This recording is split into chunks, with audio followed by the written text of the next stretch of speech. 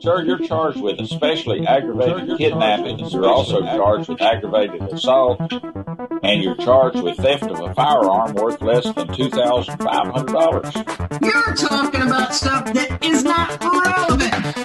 Hello and welcome to the Court of Public Opinion. I am the Recovery Addict, and boy do I have a case for you today. Why is the dog chewing on this guy? I think they have got the wrong guy there. Got the wrong guy, and the dog was biting him. He roughing him up quite a bit. There's a lawsuit.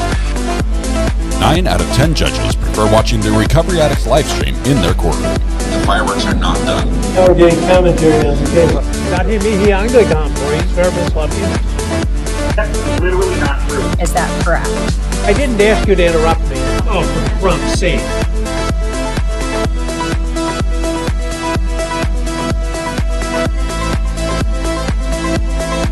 Good morning, good morning. Welcome to the Court of Public Opinion. I'm the Recovery Addict. And my shirt is two different colors. It's cool. I'm wearing two shirts, apparently. Happy Monday. Ireland's Princess, good morning. Hope you had a wonderful weekend. You as well. Special good morning to, I believe it's Angelique this morning. Angelique, first in chat. A little eager, a little over-eager maybe, Angelique, for being here. And we're going to punish you accordingly. I saw a chicken fight. Saw a chicken fighting. I'm going to punish you by assigning you the internet ownership. You're responsible for maintaining everything IP-related worldwide. Okay, everything's in focus on my end, guys. So if it's not working on your side, I don't know how to fix that. Taking it easy. It's YouTube's doing its YouTubey things. That's all I know. My shirts are clashing. I might have to fix that here because it's clashing with my sense of normalcy. Let's see. Do we have access to that? Have them send someone with more experience. Maybe I can. I'll have to make it look a little bit greener. Because I think, yeah, this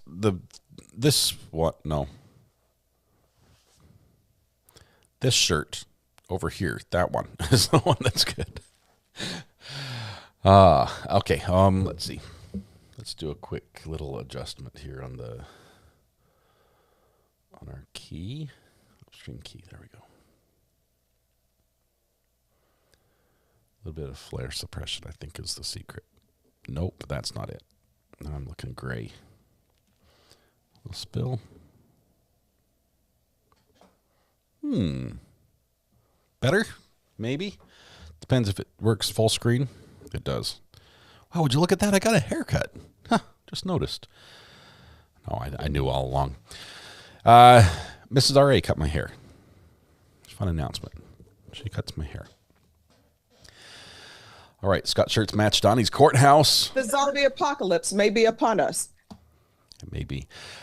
Good morning. I want to say welcome. Happy Monday to all of you. Hope you had a fantastic, wonderful weekend.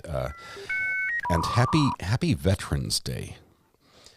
Today is Veterans Day, which means court hopping is going to be probably abbreviated, as most courts are not in session today. Some are, most are not. But we'll see if we can find something interesting to watch together as we're getting set for our new trial.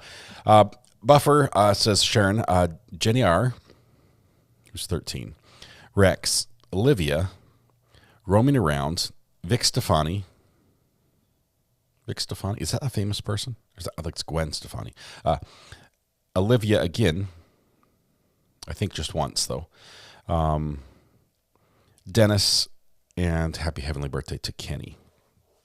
We're going to include all of them on the singing, although I'm not sure if they do free pancakes in heaven. I'm pretty sure it's free pancakes in heaven every day for Kenny, so I will include that as well. So let's join with me if we will. We're going to sing together the birthday song to all these wonderful people, and by we, I mean all of us. So please, wherever you are, if you're able, please stand, take a deep breath, shoulders back, project your voice to the back of the room, blend your voice with your neighbors, warm up with me if you will. La la la la la la la. There we go. Wonderful. It's going to be great. Dancers, if they're ready. Here we go.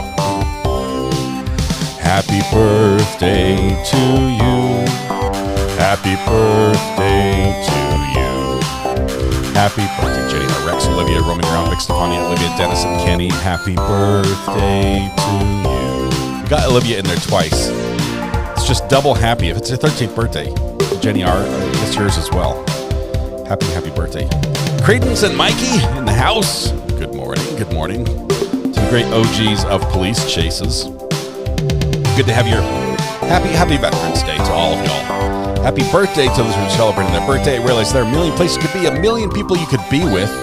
We've chosen to be here with us. Oh, we have a late arrival of Steve N for the birthday song. Here we go. Happy birthday to you. Happy birthday to you. Happy birthday, dear Steven, even though you're late. Happy birthday to you. We'll point it out, but we won't hold it against you, Steve. Happy birthday to you as well. To all who served and the families of those who have served, happy Veterans Day. If you have the opportunity and you get to meet someone today who has served, please thank them for their service. Regardless of where and when and how they served, they were willing to do the difficult thing of putting their name on the line and putting their life on the line. And we'd like to thank them for doing that. So, had the opportunity to thank a veteran, a good friend of mine, yesterday. It's funny, we talk a lot, and we don't often talk about that. So yesterday we got to thank him for his service. And it was a neat experience. Let's see. Melissa P, thank you for sharing Kenny's heavenly birthday with us. I think we have a drum solo coming up. Picked a terrible time for my milestone. I'll find it. Hang on one second. Here's the drum solo. The birthday song, not only are you expected to sing together, all of it, you also expected to participate in playing the air drums at the end. And here we go, around the toms and then the crash.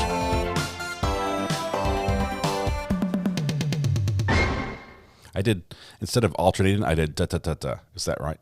It was like, they call it a paradiddle. I forget what it is. I did a different, it sounds the same, but I used the air drums differently.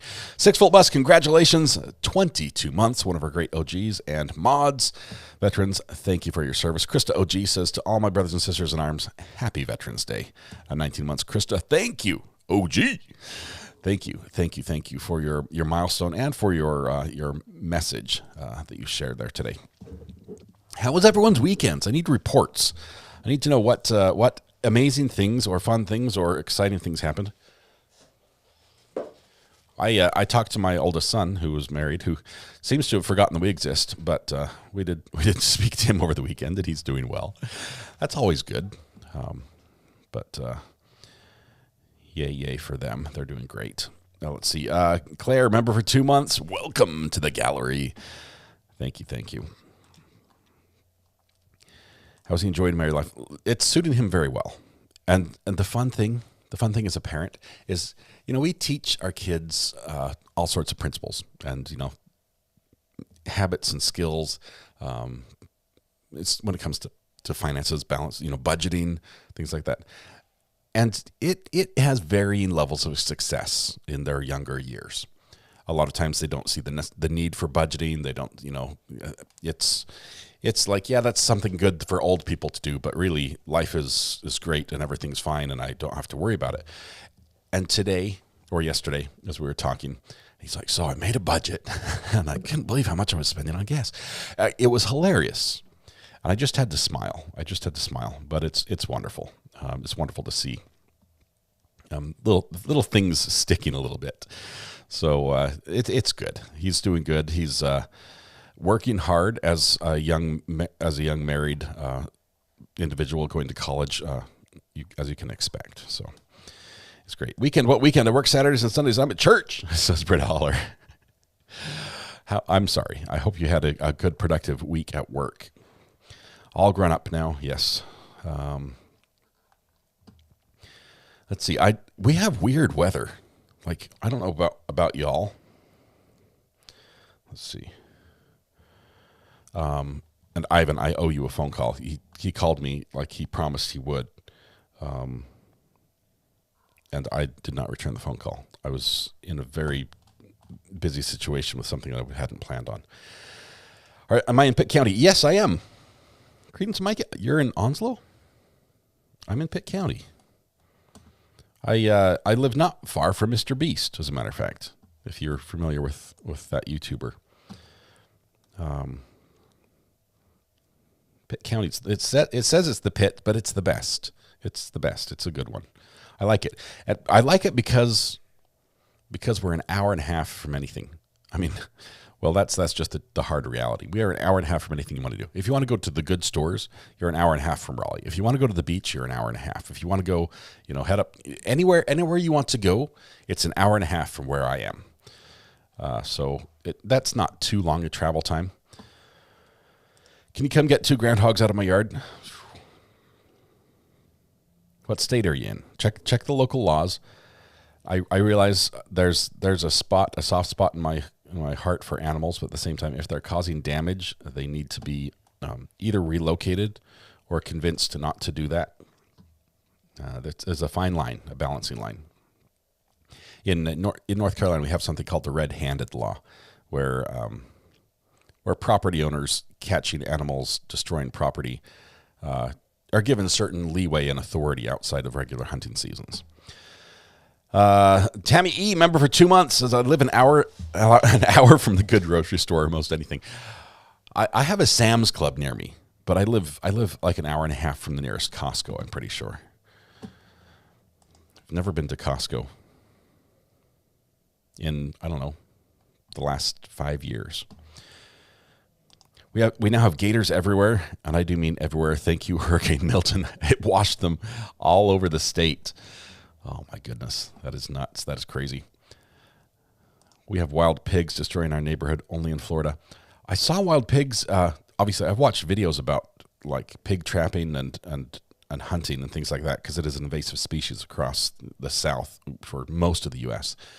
But when I was driving through Georgia on the way down to Florida, that's the first time I actually saw wild pigs, and they were just on the side of the road, just like rooting up the side of the road. It was wild. They were wild. I'd never seen them in person. Wild pigs are mean. They scare me to death. I read a book that has wild pigs that nearly kill a kid when I was a little kid, and it was quite impactful on me as well. 2 hours from Costco, an hour from Sam's. Christy, you're in South Carolina? Just met a new guy moving up. I met a guy a couple weeks ago, and he was asking about living in this area, and he was looking for a house, and he found one. He found a house that was perfect for him. Of course, his budget is much larger than mine, so he was able to find a house with 2 acres and amazing, walk-in closets and everything else, and it's perfect, and he's not far from here. So we're really excited he's moving up. He's got some kids our age, but he's moving up from Atlanta, Georgia. So, but he skipped South Carolina totally. He just hopped right over here to North Carolina. All right. I hope everyone kicks Monday's butt and have a fantastic day. Remember, you're a rock star. Thank you, Angelo. Appreciate that message.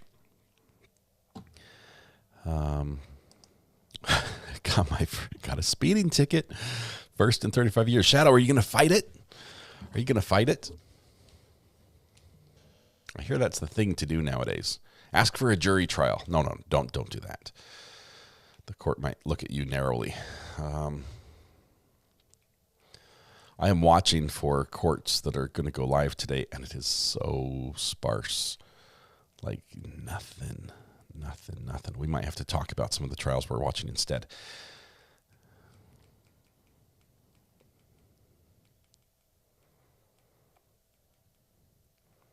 Maybe if Credence and Mikey could arrange for a high-speed chase this morning, we could follow that. I know they've got connections. That's how they find it so quickly.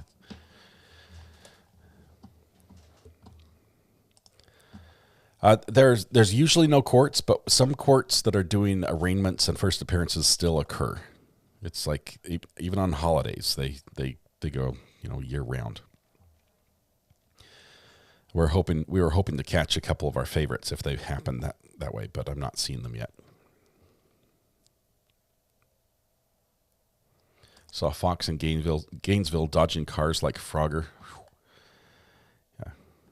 Cars. most animals don't understand freeway speed. I know my cat doesn't. Update on my cat. I guess he's not chipped. I thought he was chipped because I thought that there was a little spot where I thought there was a chip back there. He's been gone for a couple days, and he came back with the nip on his ear. With the vet nipped his ear. So I think he got picked up as a stray, and now he's a little more relaxed. He's just chilling. I guess he was broken before, and I didn't know it, and now he's fixed. So I no longer have a broken cat. All right. So that happened. Glad he came back. Yeah, I think they like the cats generally. We don't have so many cats in town that they would be a nuisance, but they do, keep the mice and everything down, and it's good. Angelique, do I have to grab my keys, head to Detroit to get a high-speed chase going for entertainment, or am I just liable for the internet? You're just going to do the internet today, but if you know somebody that can take care of the high-speed chase for us, I have to officially say I don't recommend it, but, wink, wink. No, don't do that. Don't do that. It's not worth it. Nothing could mess up your driver's license like a high-speed chase ending poorly for you.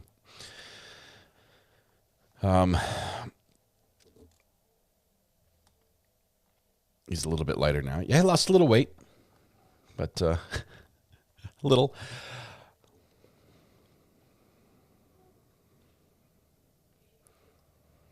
My kids are like, what happened to his ear? Did he get in a fight? He's like, well, sort of. Sort of. It's most likely he fought the vet, maybe scratched somebody a bit. But Holly Mack, thank you very much, Holly. Gifted 5 memberships this morning as we're sort of kicked back and chilling. Thank you, Holly Mack. Very generous of you.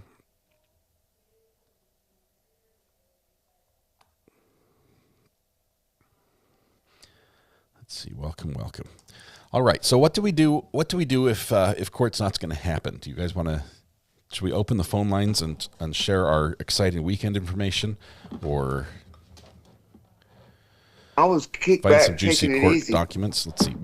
I think we read most of. Have them send someone with more experience. Let's see. We read most of the. Oh, guess what happened? Oh my goodness. Lori DeBell, Vallow DeBell. I forget which order she says it in now.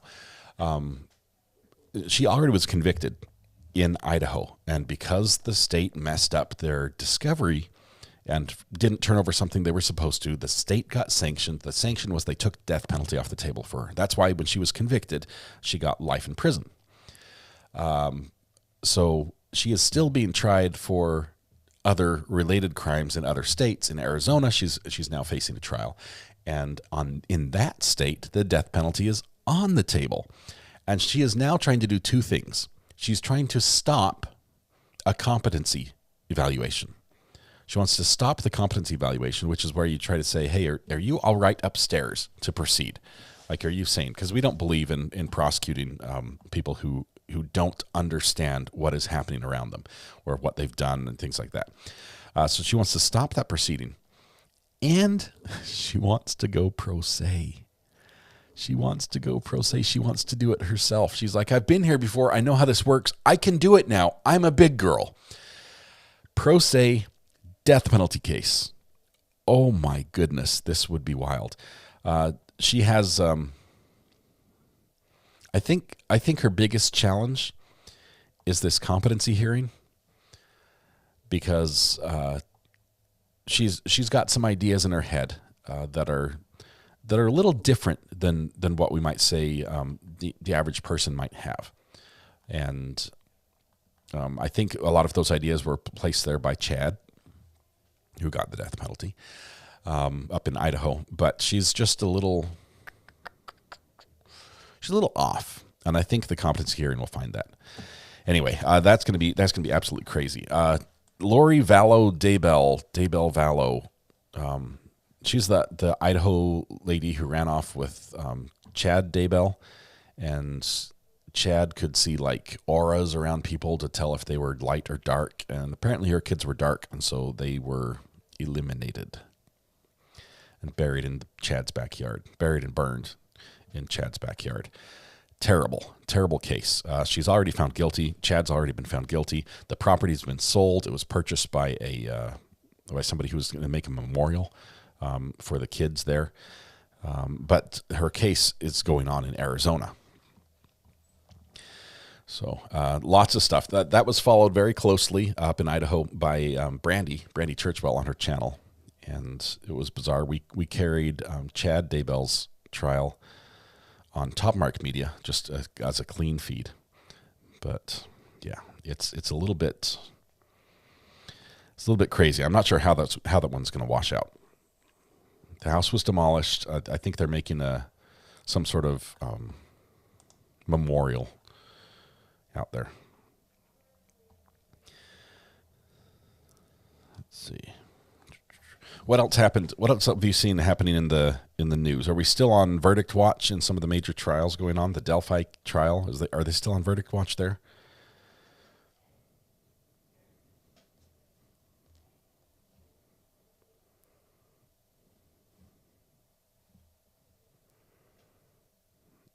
Let's see. Yes, up there, 14 hours deliberating. I saw Judge Stephanie Boyd in the trial she had, which I think involved children. I think we popped in and heard a child testifying. That they were deliberating on Saturday. She brought him in over the weekend, so I'm not sure if they reached a verdict there. What's been happening with the monkeys? I saw a chicken. Fighting. With the monkeys, I think over half of them, or about half of them, have been captured. These are the monkeys in South Carolina. Right? Was it South Carolina they got out? Was it Georgia? And it's one of those two states. A bunch of monkeys escaped a research facility, and most of them have been returned, or at least half. There's like 24 or so. You can check out the property and keep you up to date. Thank you, Tammy. Appreciate you keeping us up to date on the Daybell property. She's half a bubble off plum. A few fries short of a Happy Meal is how we used to say it. But they've captured like 26 of them.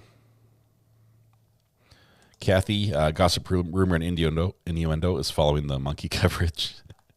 25 captured now. I want a monkey too. As a kid, I wanted a monkey. I thought it would be a wonderful pet. I had no idea that they...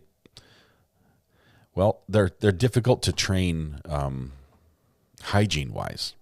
Although you can train them to do amazing things and fetch for you and things like that. So you pretty much they're in diapers perpetually, is what I understood. I want a free monkey, says Melissa. You get a free monkey and you get a free monkey. I don't think these are the kind of monkeys that you keep around as pets, though. Not my monkeys, not my circus.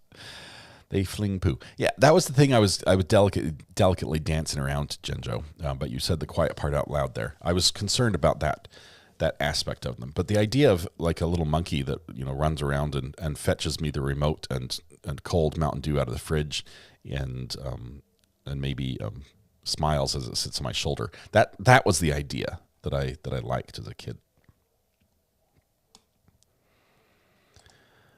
Did you know you can get one as a service animal for free? I know they are trained as service animals for some situations, and it's amazing. I'm the head monkey. Yes. I'm not a camel. All federal buildings, schools, etc. are closed in Canada for Remembrance Day today. Remembrance Day in Canada, Veterans Day in the United States.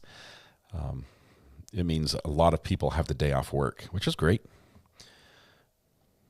If I didn't have cats, I would have a monkey. Can you not? Monkeys and cats, they don't mix? Jamie's having a Diet Mountain Dew this morning. A rare treat, but I love them. Guilty pleasure of mine as well. Adam, she did fetch me the last...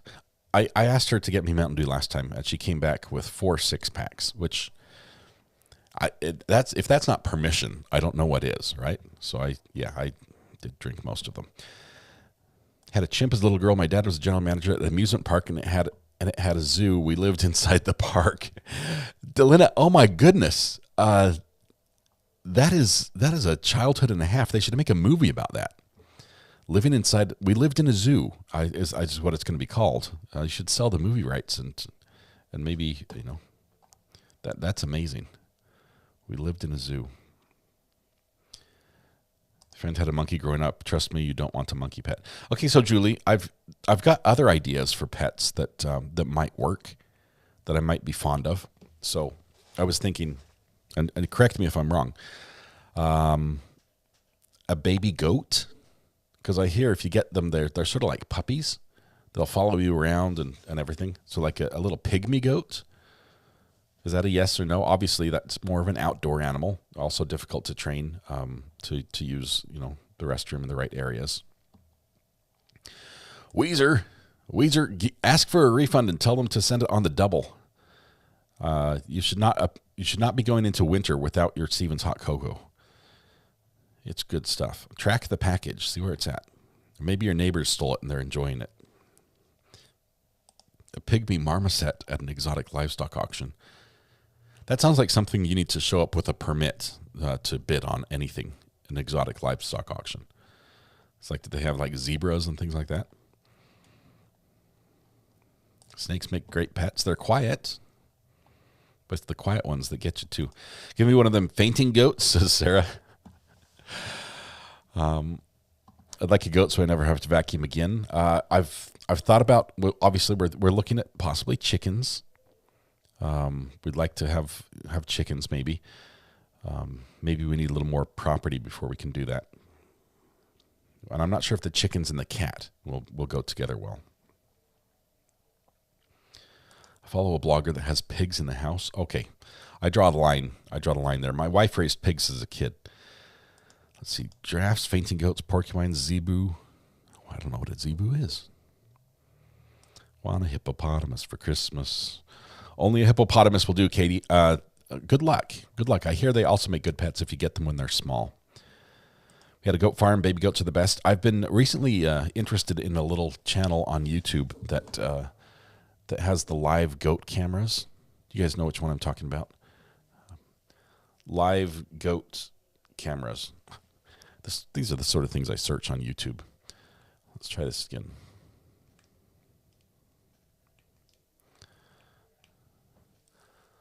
Live goat cameras. Let's see if I can find this one. Simon Says Farms. Simon Says, S-Y-M-A-N, says, S-A-Y-S, Farms. They have like 24/7 live cameras of goats, and there's like always like baby goats and everything else. As a matter of fact, there are 13 people watching right now on one of their cameras in the bunk bed where the goats sleep out in the barn. Interesting channel. Mostly I was interested in the tech and how they were live streaming 24/7, the cameras and everything. I think I might buy one or two of them because they're really, really inexpensive, like cheaper than a GoPro. My son keeps threatening to go hunting for the wild pigs, but we live in an HOA. I can't do an HOA for that reason. I need to be able to hunt wild pigs if they invade my property. I have to defend my land. I really want an otter. They look fun at the zoo. They just look like they're always enjoying life. Although, I was fishing once on the river up in, I was on the Weber River in northern Utah, fishing for trout on a beautiful, beautiful clear river. And there was a mink that was running up and down the river. I'm not sure I guess mink can be really vicious, but they also sort of can be cute, as the Mink Man on YouTube has proven. But the mink was running around my feet, like constantly, just like it knew I was there. I was moving and everything, and it saw me, and it was just darting around. It was diving out in the water and coming back, and it was waiting for me to catch a fish. And so I caught a small fish, and it took it. Like, huh. I guess it does. It knows fishermen bring fish, and it makes it easier than catching one wild. Turns out the mink live on the Weber River because up river a ways there was a mink farm, like a proper mink farm where they grow mink for their pelts. And some environmentalists went in there and let them all out, and they live in the wild there. They love the river, so there are mink all over there. What I wouldn't give to see RA's search history. Oh, it's bizarre. It's wild. Mostly because I have squirrel moments and seeing there's like no logical jump between items. Fun fact. I have to show you. I got a package. I'm waiting to open this package, okay? And in doing so, I'm not sure if you guys can even see this.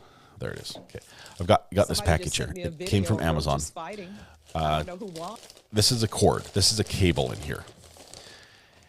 And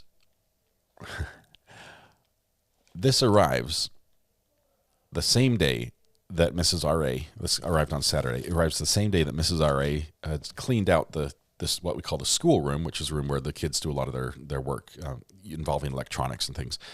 And in that room, there may or may not be some cables. She literally was grabbing the cables that we didn't need anymore, things that were broken, old routers, and I've just got wild stuff, cable modems. I don't even have cable internet anymore. So we're trying to get rid of all this old junk. And she's throwing that out. And the same day she was throwing out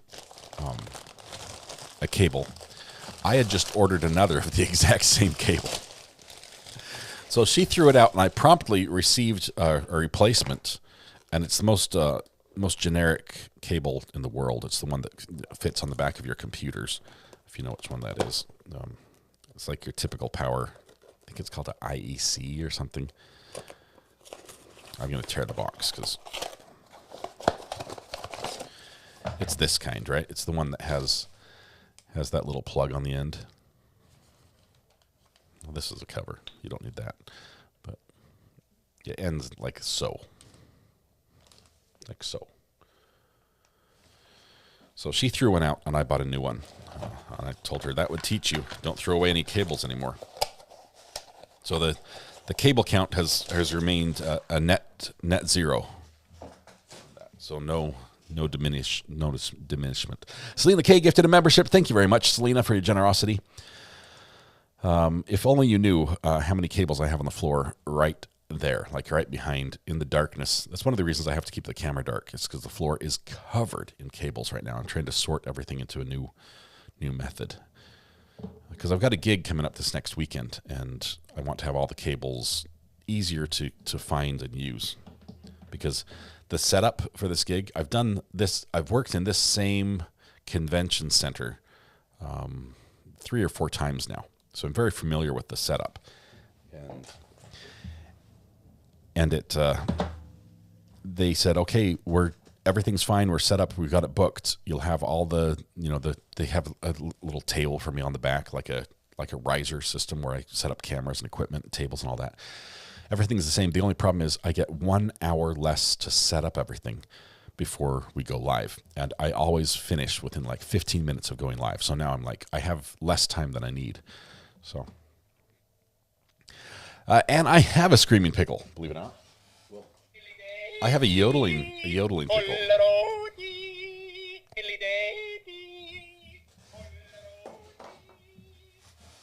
I don't have a screaming pickle. Artie, I believe we have a new trial this week, possibly starting on Wednesday. We've got our fingers crossed. It's out of Florida. I guess I can tell you the case. It does have, it's a, can't even remember the guy's name now.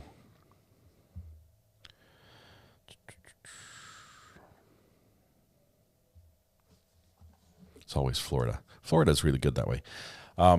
It's a guy that was peeping Tom. Girl went out for a run in the morning and didn't return. And they called 911. They found her body. And there may be an element of assault there, but we're going to follow this one. The fingerprints. I mean, she called 911 and then the call was cut off. Yeah, we'll go into that. I wasn't ready to talk about it today, but the jury selection starts on Wednesday. So I think Trial TV Live, as a matter of fact, is covering, has been covering some pretrial motions on that one. It's like Herrera. What is it? I think it's Herrera.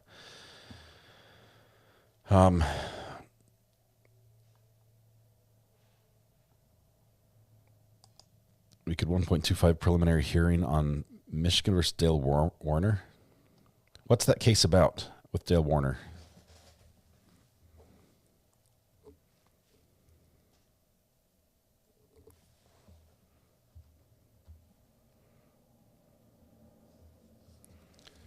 Let's see.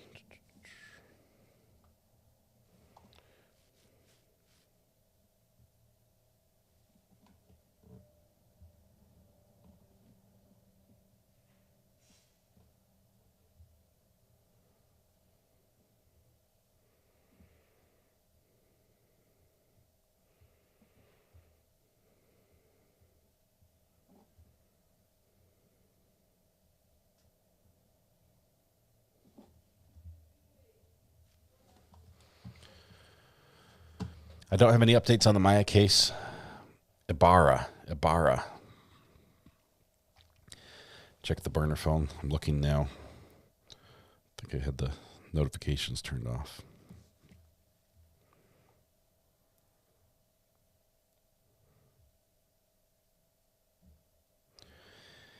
Let's see.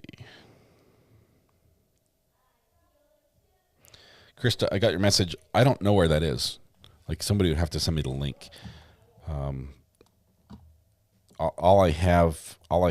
She's asking for me to play the clip where Judge Schroeder called us out during court. All I have is the sound effect. When are we going to break for lunch, Judge? That we use in the beginning. 9 out of 10 judges prefer watching the Recovery Addict live stream in their courtroom. This one. The fireworks are not done. Now we're getting commentary on the case. That's all I got from that.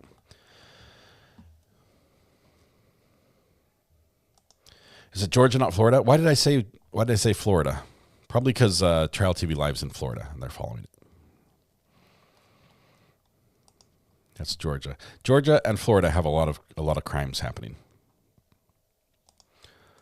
That's the one. Jose Ibarra. I think we're going to pick up starting Wednesday if we can see jury selection. If not, as soon as the jury's selected.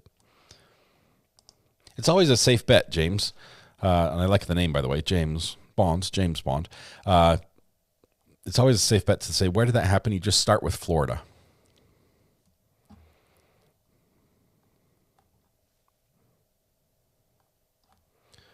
Wrong effect.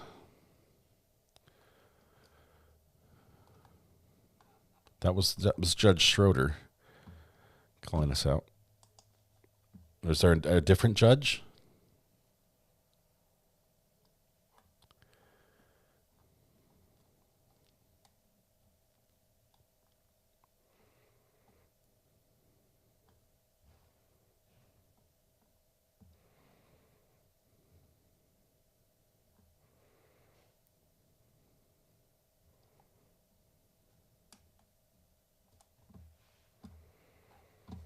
Let's see.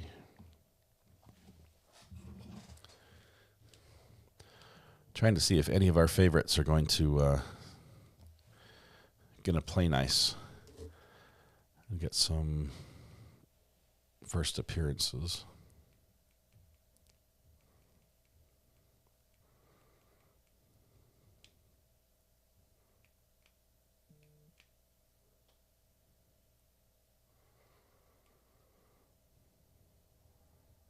Judge Boyd was live on Sunday. She's keeping the jury over the weekend. I wonder if they reached a verdict.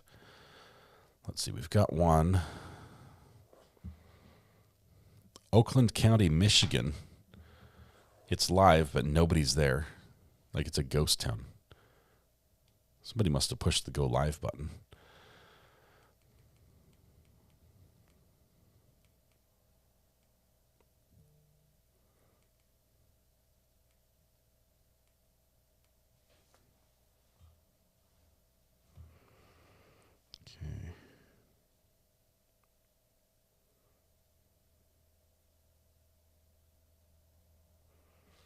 Let me look at this Michigan v. Dale Warner.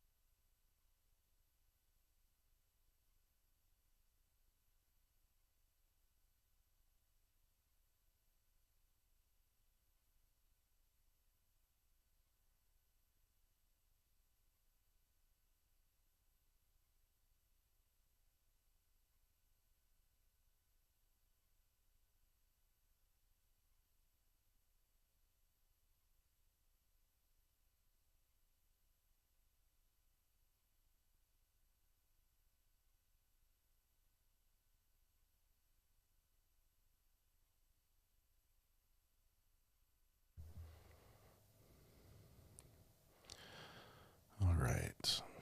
Dale Warner appears for court first time since discovery. Preliminary hearing for Dale Warner, accused of killing his wife. That was 6 months ago.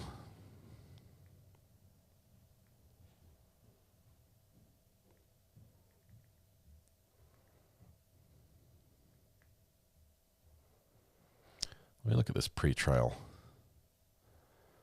Dale Warner, 12 days ago, there was something that happened here. I will appoint the public defender's office to represent you. Ms. Underwood, have you received copies of the warrants for Mr. Raymond? Let me fix the audio here, just 1 second. I did, Your Honor. Okay, I will put you in a breakout session with Mr. Raymond right now.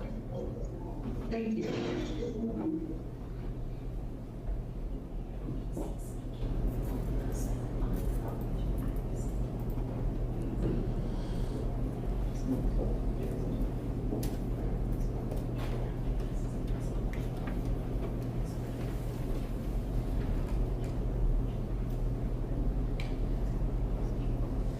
Okay, let's see if this is the right one.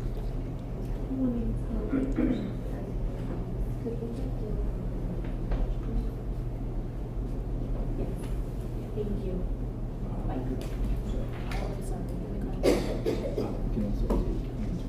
They've got a couple of rooms.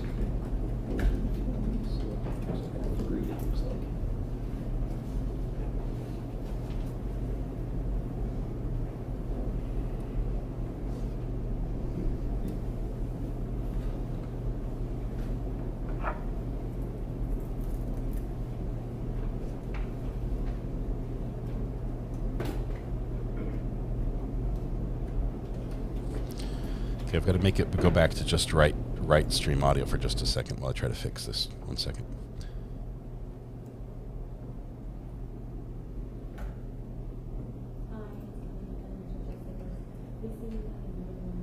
Okay,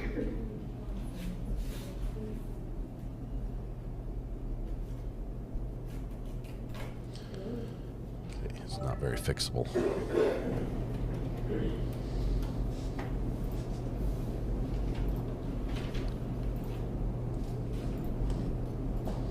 I'm going to fast forward just a little bit and see what we've got.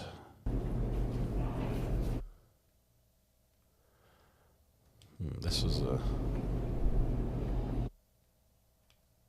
breakout session with Ms. Underwood. These are just breakout sessions. Okay, here we go. This is the guy. This is the guy we want.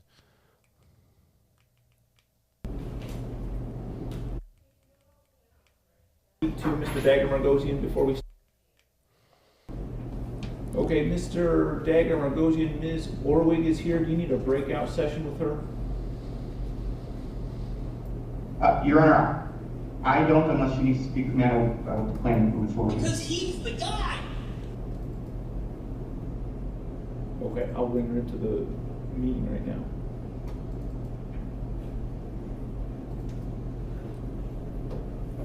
All right, Ms. Wood, do you want to speak to Mr. Dagger-Margosian before we start? If I could, Your Honor. And Judge, I just wanted to give you a heads up. This one is potentially a hide-up plea, and I know sometimes you clear your courtroom for those, so just logistically, it may make sense to do it a bit later. Okay, I appreciate that. Thank you.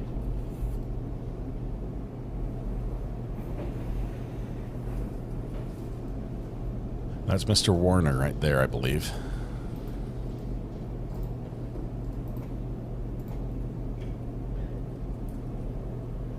Okay, Ms. Chardy, are you ready to proceed with Mr. Warner? Yes, Your Honor.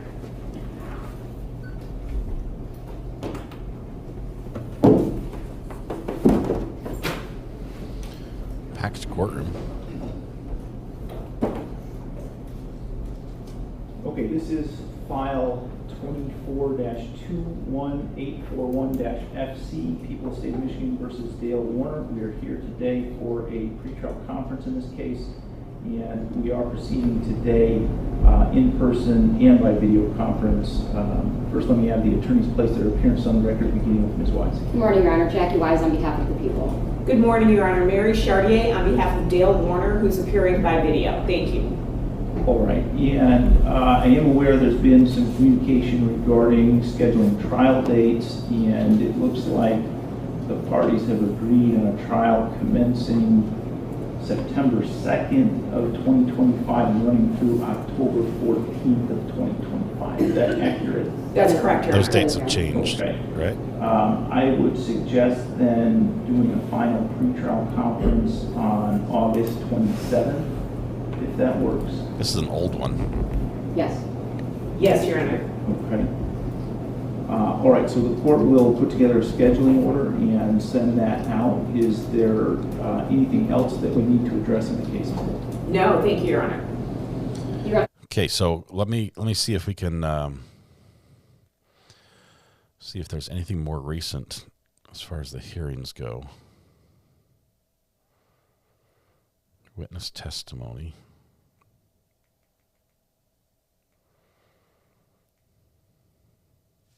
Let's see, this one goes. Warner trial set for 4th of October or October 15th. That can't work. Warner trial set for September 4th. I'm trying to see what this is. Trial set for September 4th through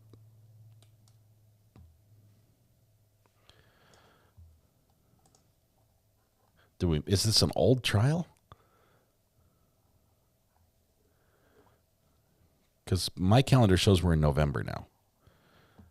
And the way I remembered learning it in school was September, October, November, in that order.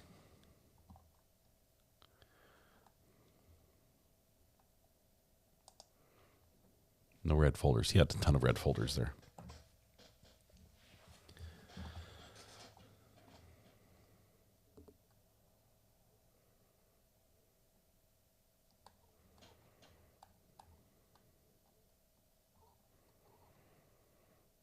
Oh, 2025. Okay, I was thinking it was 2024, so it's next year. It's a ways out.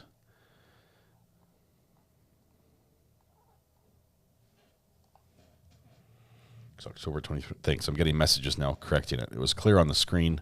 I just was not reading it correctly. No verdict in Delphi yet. Treehouse case, I think, is the beginning of next year. Got pushed back a little ways, I thought.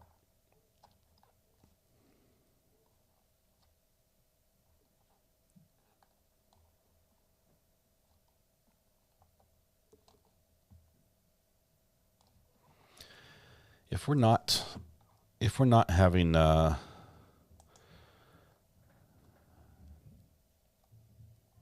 next hearings on Wednesday.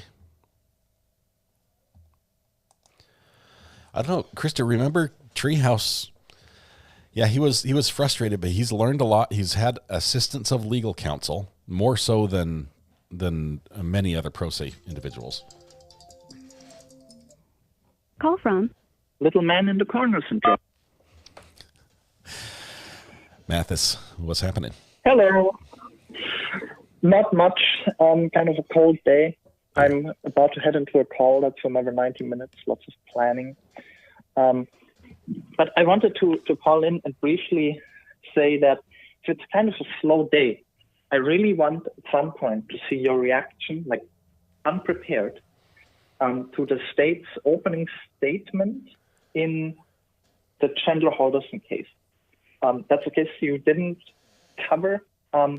It's not super interesting beyond the state's opening statement, because it's about as it's so good. It's one of the best opening statements you will ever see. At the end of the trial, at sentencing, the judge said, well, if there's any good thing that came out of this case, it's how amazing the investigation was. It kind of put us on the map. So if you don't know what to watch, at some point, if you have an hour, that opening statement is crazy good. It's like 60 to 70 minutes.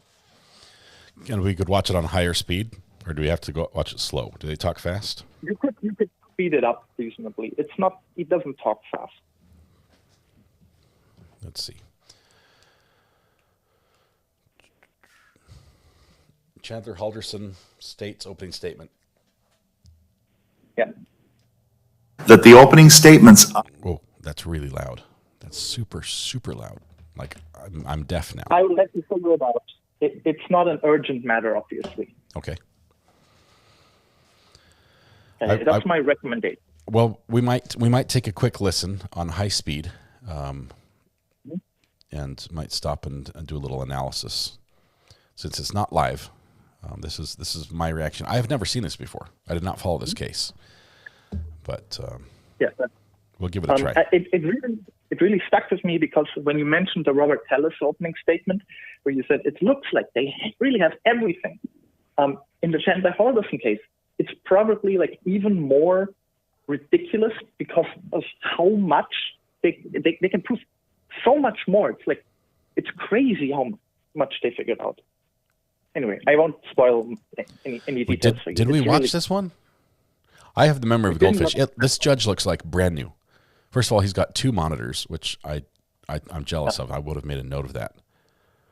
You might have watched it with Brandy. I think she did follow this one. It's out of Wisconsin. We'll give the opening statement a listen. Yeah. Okay. Mathis, thanks for the recommendation. Yeah, have fun with them. See, I don't always ignore you. I don't always ignore your suggestions.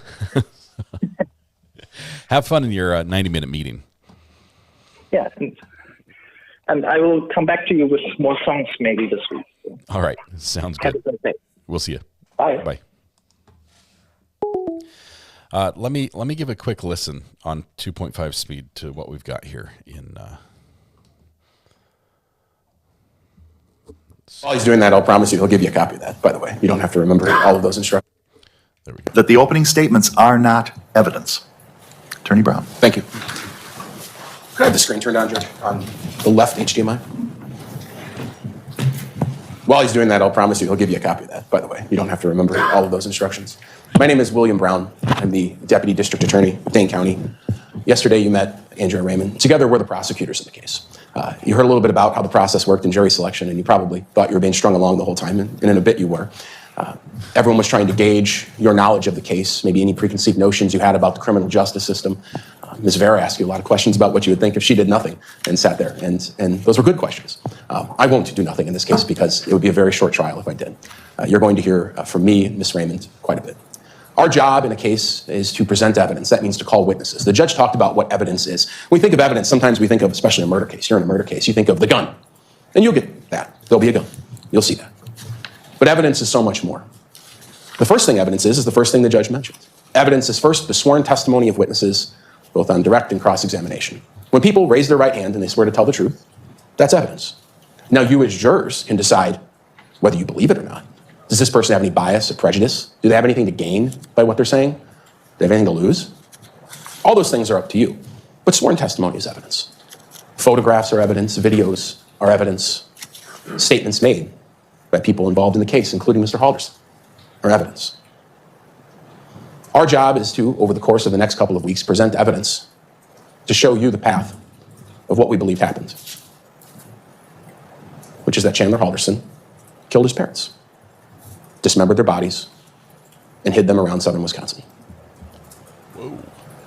We've been talking about Bart and Krista Halderson. You've heard their names mentioned numerous times by the judges here. That's Bart and Krista Halderson. I'm going to try to use some photos as I talk to maybe guide us along. Some people are more visual learners, some aren't. That's Bart and Krista Halderson. A couple in their early 50s. living in Windsor, Wisconsin, on a quiet street, in a quiet house, kind of in a quiet town. If you don't know Windsor, think just south of DeForest, or maybe if you're heading up toward the Dells, when you see the Fleet Farm on your left, if you looked right, that's Windsor. That's the Halderson home. At this point, perhaps it would be best if I told you a little bit about the Halderson family. Bart, the father, Krista, the mother. They have two sons, Chandler, the defendant, and his older brother, Mitchell. Chandler and Mitchell are close in age, but Mitchell's a little bit older. The time this all happened, living in the Halderson home, was Bart Halderson, Krista Halderson, and Chandler. Mitchell had moved out. Mitchell had a job working as an IT person for a local corporation, doing pretty well in life. He's engaged, doing pretty well in life. Buying a house, adult things, growing up. But in July of 2021, it's Bart and Krista living in that house, and their adult 23-year-old son, Chandler Halderson, living in his room. Now, all of the events I'm going to describe, for the most part, take place during the first week of July, from the 1st to about the 8th. So I put up a calendar. This is not evidence in the case, I suppose. It might be. Maybe I'll mark it as an exhibit. But it's to provide some reference, and I put the little flag on there, because if you remember this year, the 4th of July was on a Sunday. Everyone celebrated, of course, all weekend. A lot of places celebrated on Saturday, but the 4th of July was on a Sunday. Now, I'm giving my opening statement. The judge told you opening statements aren't evidence. And in fact, that's the reason you don't have notebooks. I'd like to think so, you have to pay attention to me, but that's not true. It's because nothing I say is evidence. It's very personal. So as I say personal. things up here, what I'm saying is what I expect to prove in the next couple of weeks. But what I expect to prove beyond any reasonable doubt is that on July 1st, 2021, somewhere between 3 p.m. and 5 p.m., Chandler Halderson murdered his parents. It's an important date, and it's an important time to remember. July 1st, between 3 and 5. But the story doesn't start there. And this trial wouldn't be 3 to 4 weeks if the trial ended there. The story starts a week later, on July 7th, 2021, nearly a week after killing his parents, but no one in the world knowing. That's where the story starts. Chandler Halderson walks into the Northeast Precinct of the Dane County Sheriff's Office and says, I'd like to file a missing persons report. He sits down with sheriff's deputies, and you'll meet them today, and he gives a long story. My parents, they just haven't come back from the cabin. They were there this weekend. We have a cabin up north. It's in White Lake, up in Langlade County. It's pretty far up north, a couple of hours. They just haven't come back yet. They were going to come back Monday or Tuesday, and I don't know where they are. Who were they with? The deputies ask. I don't know. I helped them pack Thursday night. They must have left Friday early before I woke up at 6. Who'd they go with? I don't know. Where are their cars? Well, they're still at the house. What'd you help them pack? Bottles of liquor, lots of money, tools, silver bars. Why were they going up there? Some people they were fixing a window. Some people there was a plumbing issue, storm damage. The story varied. Sometimes they took just money. Sometimes they took just liquor. But over that day and the next, talking to numerous sheriff's deputies, detectives, including those detectives, he gives this bizarre story of his parents leaving in an unknown car, going to a cabin with an unknown couple, with an unknown amount of money, for really an unknown reason. Silver bars and liquor. So sheriff's deputies do what cops do, which is they ask him, have you heard from him? And he says, yeah. I got a text from my mom. And he did. He showed him his phone. Made it safely. This is from Krista Halderson to Chaz. That's what his family calls him. Not Chandler, they call him Chaz. Made it safely. Can't get anything through, though. Yes, it's packed. Going to White Lake today for the parade. We'll be home Monday night, Tuesday early. I love you lots. Wonder what the geolocation So at this point, the sheriff's deputies don't know what they're dealing with. These folks get up there and decide, now we're going to go to the casino for a few days. We're going to play hooky. Didn't make a lot of sense. They started talking to coworkers and realized these people had never no-called, no-showed, missed work, which they both did on Friday. Weird. Did they crash their car? Did this other couple kidnap them? Where the hell are they? But what good police do, and what they did in this case, is they start looking into the people who saw them last, who were with them last, who reported them missing. And in this case, all three of those things, the person who purportedly saw them last, was with them last, and reported them missing, were the same person. There's Chandler Halderson. So what the police did was started to look into Chandler Halderson. This is all occurring in the same 24-hour, 48-hour period. And what they learned about him Isn't suspicious at all. He's a Madison College student, MATC, they go by Madison College now, if you didn't get the email. Madison College student, he's about to graduate. He's studying renewable resource engineering, kind of a hybrid IT degree with solar panels, things of that sort. He's about to get a certificate. But things had looked bright for him. He'd recently been working at American Family Insurance. He's working from home like most of us the last couple of years. But he's working a good job at American Family Insurance. And not only was he working a good job, Chandler had just gotten a better job. He got hired at SpaceX. Ooh. He was about to embark on a career that people in the IT field could only dream of. He's planning to move to Titusville, Florida. That's where SpaceX operation is, down in Florida, with his girlfriend. They'd rented an apartment. They'd bought a car. And not only was this not someone who was antisocial, he was pro-social. He was working with the Madison Police and the Department of Natural Resources on their rescue diving team. He was a scuba diver, working with the police. The only thing that was a bit odd is he'd recently suffered a head injury. He'd fallen down the stairs, had terrible concussion, was unable to move for the most part, had to wear a neck brace. He was permanently, perhaps injured. All of those things threw police off from thinking it was Chandler. He had anything to do with this. And at that point, for all they knew, as sad as it is, Bart and Krista and an unknown couple were crashed into a ditch somewhere between here and White Lake, Wisconsin, dead from a car crash. So they started looking. Deputies are sent up north. The Langlade County Sheriff's Department is searching a cabin. No one had ever been there. It didn't look like anyone had been there at all in years. It was run down. The grass hadn't been mowed. There was no food in the refrigerator. No one had been there. So the police expand their search, and they start talking to not only just Chandler, people about Chandler. They start talking to people who were with Chandler that weekend. Specifically, they talked to his girlfriend, a young girl named Catherine. She goes by Cat. And Cat says, Cat and Chaz. I was with him like all weekend. We had a normal 4th of July weekend. We went out to my family's farm. We got a farm. There was a pool. We ate dinner. Chandler was having the concussion issue, and he couldn't really move his legs, and so he asked to use their pool the next day because he thought that was good therapy. So the police, what do they do next? They go talk to the person who owns the farm. And they say, was Chandler out here? And she goes, yeah, he was out here on the 4th of July. But you know what? He showed up the next day by himself. He showed up the next day by himself. I told him he could come back anytime, as we just say to people, not expecting they're going to roll into your house the next day. She says he was acting bizarre. Said that he had a doctor's appointment, and they'd given him some bad news that he was going to lose his job at SpaceX because he couldn't travel. He couldn't attend orientation to start. And she goes, he asked to use the pool. And of course, I said yes. This woman will testify, and she'll tell you that she sat in her house for a while, perhaps a bit weirded out that someone had just shown up at her rural farm. But she let him have his space. But about an hour later, she goes down to the pool to check on him. He's not there. No one had opened the pool. No one had been in the pool. But she sees his car. And it's parked out in the field, away from the pool, backed in toward where that grass is a bit longer, and had its hatch up. She thought, boy, that was strange. But she thought maybe he's just on a walk. So she goes in the pool. She said, I'm just going to go in the pool. If you remember that weekend, it's extraordinarily hot. She starts swimming. She says, then I see Chandler. He's walking out of the woods in that area. Now, at this point in the investigation, the police are out there with this woman. They're out on the farm. And she says he walked out over there. And you'll hear from the detective, Detective Brett Baverstock, who was out there. And he'll tell you that his eyes kind of shifted up, and he saw vultures. And I promise the photos are only going to go this far for right now. But the police walked about 20 yards into the woods, and in that pile of debris, under dozens of sticks, bushes, and dirt, they found Bart Halderson.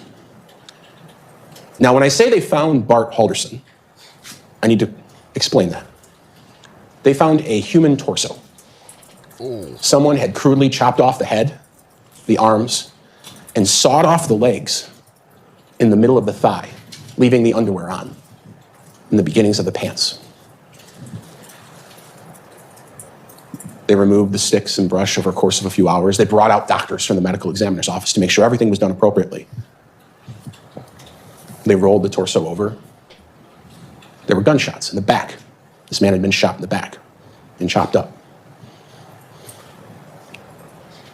At this point, the farm, beautiful farm, cultivated for years with wildflowers, kind of an Eden of sorts, was turned into a crime scene. Police swarmed the place. Drones were in the air. Cadavers, dogs were on the ground. Everyone's looking through absolutely everything they could, but it's a farm. There's a million places things could be. But one detective said, really good in this. Look at that in the woods. Is that a garbage can full of a tarp? It was. And I'll tell you that tarp was taken to the Wisconsin State Crime Lab eventually. Bart Halderson, Krista Halderson, their blood is all over it. Another detective said, that spot where Chandler was walking out of the woods, there's an oil barrel there, like an old fuel tank with a hole in it. That's right where the car was parked. So she peeks her head in. And that's what she sees. Broken saw blades, hand saws, scissors, tree loppers, all of them tested by the State Crime Lab, all of them covered in human flesh and blood of Bart and Krista Halderson. The farm was searched extensively, and I'll tell you that some months later, things were even continuing to be found. Up to this fall, in October, the homeowner, the person who owns the farm, was tearing apart a barn trying to clean it. And there in a barn about 100 yards from where Bart Halderson was found, the murder weapon, behind a bunch of boards on the side of the barn. At this point in the investigation, the police knew they needed to start talking to Chandler. He's seen coming out of the location where his dad's body was, just brutally chopped apart. The tools, the cutting instruments are found there. So they do what police do. They bring him downtown. But they ask him, and he's at the house, and they ask him and his girlfriend to come downtown with them. And they do. And that girlfriend, Kat, is in one room, and Chandler is in another. Chandler, and you'll see this, we'll play it, for over an hour meets with police, and again regurgitates this odd story of his parents with this missing couple in a random car, going places that no one really knew. Or Kat, in the other room, she's vomiting information to the police. Literally vomiting at times, but also vomiting information in terms of she has her phone out. She's giving them pictures. She's providing every single detail she can because she'll tell you when she testifies. She's one of these people that watches these crime shows. And she knows when someone's missing, you got to exclude the people closest to him first. And she thought, that's what we got to do. Chandler didn't have anything to do with this. I didn't have anything to do with this. We got to get to the people who did. And the first step is we got to exclude us. She didn't for a second think that Mr. Halderson had done anything wrong. She thought she was with him most of the weekend. And I'll tell you right now, Kat did nothing wrong. Kat was an unknowing, unwilling accomplice to some of this, but she did absolutely nothing wrong. And she'll tell you, she liked Mr. and Mrs. Halderson. There were the normal disputes you'd have with your boyfriend or girlfriend's parents. Maybe you want to go out a lot and they don't let you. Maybe you want to hang out more than they don't want to. But she liked them. Her phone is full of messages between her and Mrs. Halderson. Friendly in all respects. Kat meets with police not just once, but multiple times. And in one of these meetings, she says, you know what was weird? Is this weekend, when I was with Chandler, while his parents were at the cabin, I left the house early one day, on Saturday, in fact, Saturday, July 3rd. And she says, he told me he was going to do chores that morning around the house. But when I looked at my Snapchat, I saw his location was in a weird spot. If you don't know, on Snapchat, you can set it up so that other people can see exactly where you are. A GPS tracker on you at all times, if you will. Chandler had that set up with his girlfriend. And she goes, it was so weird where he was, I took a screenshot of it on my phone. And that's what it showed. Chandler was saved as hubby in her phone. That's perhaps a term of endearment between two folks dating in their 20s. But she said, at 8:58 in the morning, when he was supposed to be doing chores on Saturday, July 3rd, I thought it was strange that he was in what appears to be a forest on the banks of the Wisconsin River near Prairie du Sac. The police took that. They identified immediately where that location was, just based on looking at it. That's a bridge. Couldn't be hard. Out they go. The drones go up. The dogs go out. The search team starts searching. Very quickly, and I promise this is as far as the photos will go, they find the remains of Krista Halderson. Now, when I say Krista Halderson, I have to qualify that as well. Man. We found her legs. One complete leg, then somewhat farther away in another bush, a foot, a thigh, but the same pattern. Crudely cut apart with appears to be hand saws, axes, things of that sort. No more of Krista Halderson that's identifiable to her will ever be found. She's just those two legs.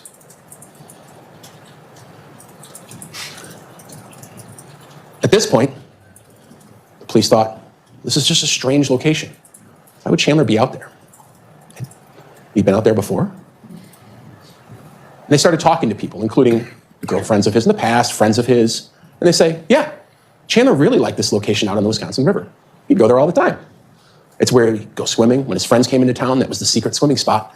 And one friend even said, you know what? Last year he sent me a picture while he was out there. Kind of shirtless, hanging from a tree with a machete. I don't know. Didn't have a lot of significance at the time when the police saw it, but eventually someone realized, the tree looks unique. Interesting V pattern right there. The hollowness of the tree as it goes down. The way in which 5 of those branches branch off. And eventually one of the detectives realizes why. Something clicked. It was the exact location he ditched his mother's remains.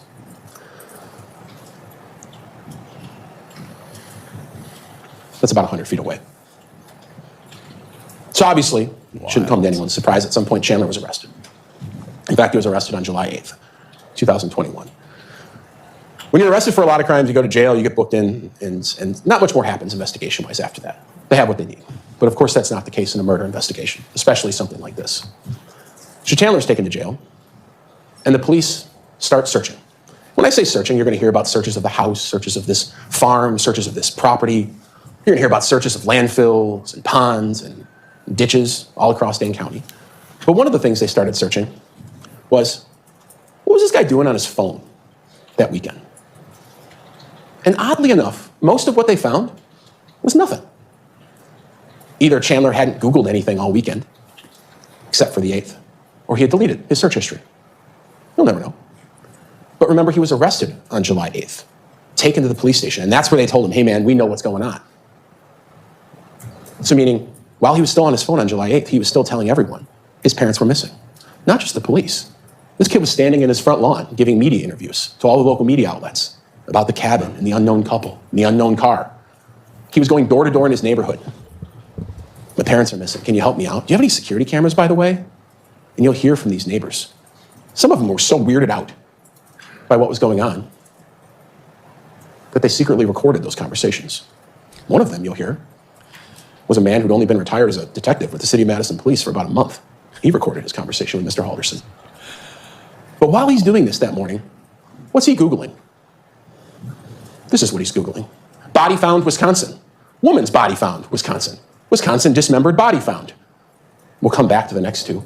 Dead body found in Wisconsin. Body found in Milwaukee River.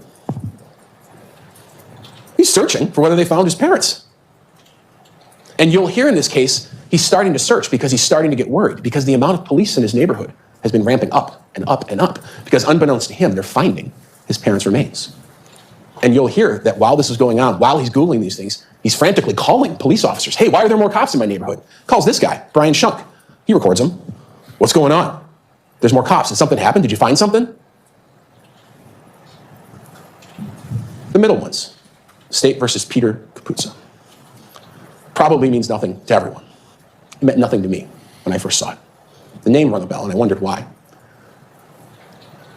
Not only did it show he Googled State versus Peter Capuzzo, it showed that he clicked on a link on the Wisconsin court's website and read something. What he read was a legal case, much like this one is the State versus Chandler Halderson. The State versus Peter Capuzzo, though, was a case that made it to the Court of Appeals based on some legal technicalities about a man who dismembered part of his family members and threw their bodies in the river. So at the same time, Chandler Halderson is going door to door in his neighborhood, crying about his parents being missing, talking to the local news, telling sheriff's deputies, signing documents saying they're missing. He's conducting legal research to get himself out of today, so that today never happens. Now, when I started with that calendar a while ago, and I said the police were initially thrown off because of one thing, and that was this text message from Krista. And it's real. I'll tell you, that text message is in all the search warrant returns from US Cellular. It's on the phone that we were able to search. We're not able to search every phone, but some of them are. Where's the Made it location safely. data for that? Can't get anything through, though. Yes, it's packed. Going to White Lake today for the parade. Be home Monday night, Tuesday. Love you lots. Sent on the 4th of July. So the police started looking into that. And the first thing they found was White Lake. The parade was on July 3rd. Remember, the 4th of July this year was on a Sunday. So everyone celebrated on Saturday. So they started thinking, well, how the hell did this message get sent? So they searched the Halderson home, where Chandler was. And in the garage, under a shelf, in a shoe, wrapped in aluminum foil, was his mother's phone, along with her driver's license.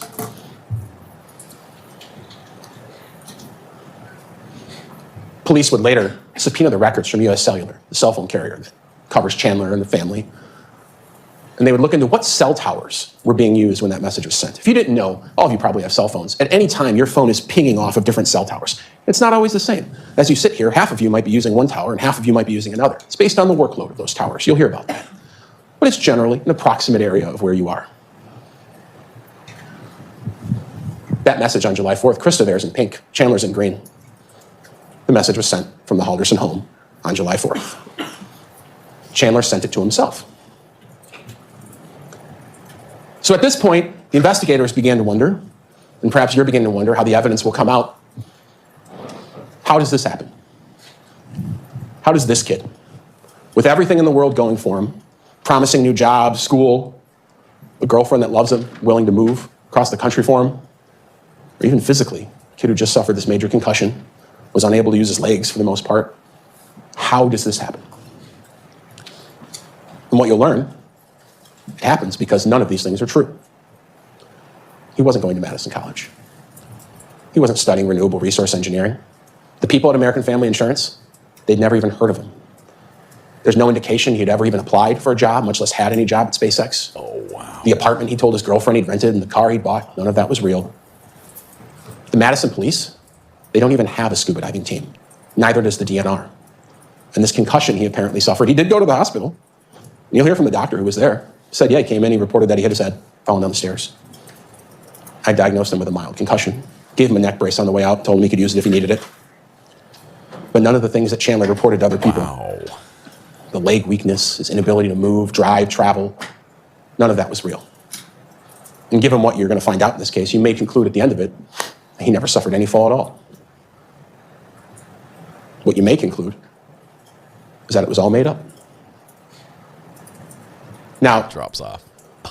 Police started looking into great use of PowerPoint. All of these lies. Because how does a person who looks so promising, was able to convince so many people of his success, how are you able to keep this up? How are you able to catfish your family, your girlfriend, your brother, your friends? And they started to find things around the Halderson home in the email accounts of Bart and Krista Halderson, in the email accounts of Chandler Halderson. When they talk about American Family Insurance, the first big lie Chandler was making up, again, the people at American Family Insurance, you'll hear them testify, they're directors of human resources. You never worked there. Never worked for any of their affiliates. Never worked for any of the companies that are associated with them. Chandler had been claiming to work there for a year. But he never had any money. And his father was an accountant. So his father would ask him questions pretty much daily. Why don't you have any money? Why haven't you paid any rent? And Chandler spun an amazing web of lies. First it was, well, I'm a salary guy, but they were accidentally paying me hourly, so they just held my paychecks until they fixed it. Then it was, I gave him the wrong direct deposit info.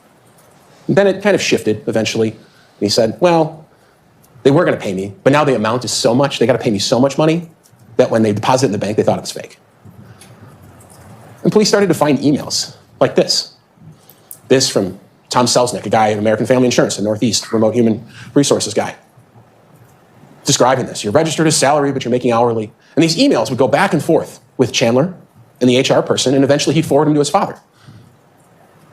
But in the way a parent looks at their child as maybe telling the truth is not the way that you as jurors have to look at this. You, like the police, maybe have to take a more critical look at emails like this. And for one, notice, why is the guy who works at Human Resources at American Family Insurance using a Proton Mail generic email address? Why is the guy who's the Human Resources manager spelling the word resources wrong, saying he's the Human Recourses manager? It's comically fake. He emailed himself back and forth, trying to explain why he didn't have any money, and he forwards it to his dad. Now here's where the story gets maybe a little more complex. Having a fake job solves a lot of riddles in your life. No one's hassling you to get a new job. No one's hassling you to do chores all day. The problem is, if your dad works from home, if he was an accountant, for instance, which he was, and which he did, you actually have to wake up early every day and go to work. So there he was. Messages between Bart and Chandler. Hey, are you up for your meetings? Yeah. Over and over again. So Chandler woke up. But he had nothing to do all day because his job was pretend. And so he sat on his computer playing video games. And I'm not against people playing video games. I'm a guy myself. People play video games. But video games, if you don't know, and some of you are of an age where you do, and some of you are an age where you don't, are a much more social thing than they used to be. When you play video games, you don't just sit on Nintendo 64 and play Mario by yourself. You're playing role-player games with people from around the world. MMO. And who's up early in the morning when Mr. Halderson had to wake up to attend his fake work meetings? People in the military who are stationed overseas. They speak English, they're American, but they're on a different time schedule. They're on his time schedule. Most people here probably play video games at night during weekdays. But every day, Mr. Halderson was able to wake up and find a group of friends to play video games with online, one of which was stationed in Germany. This friend was a guy named Andrew Smith. Now, Mr. Smith, Mr. Halderson became kind of best friends. They would talk all the time. They communicated in this video game all the time. And Mr. Smith, he'll testify, he's coming up here, lives down south, he's back in the US. He'll tell you that Chandler really liked an SKS rifle when they'd play some of these shooting games. It was just something he liked. Not a big deal, there's nothing wrong with that. But this past summer, about a month before the murders of Bart and Krista Halderson, this online friend, Andrew Smith, comes to visit Mr. Halderson. And in fact, stays at the home with Bart and Krista. This is a picture of Mr. Smith in that perhaps crudely designed yellow shirt. That's Mr. Halderson. It's the only photo we have of them on that visit. You'll learn that Mr. Smith had gotten out of the military. He was done with it. But you also learn that he really likes guns.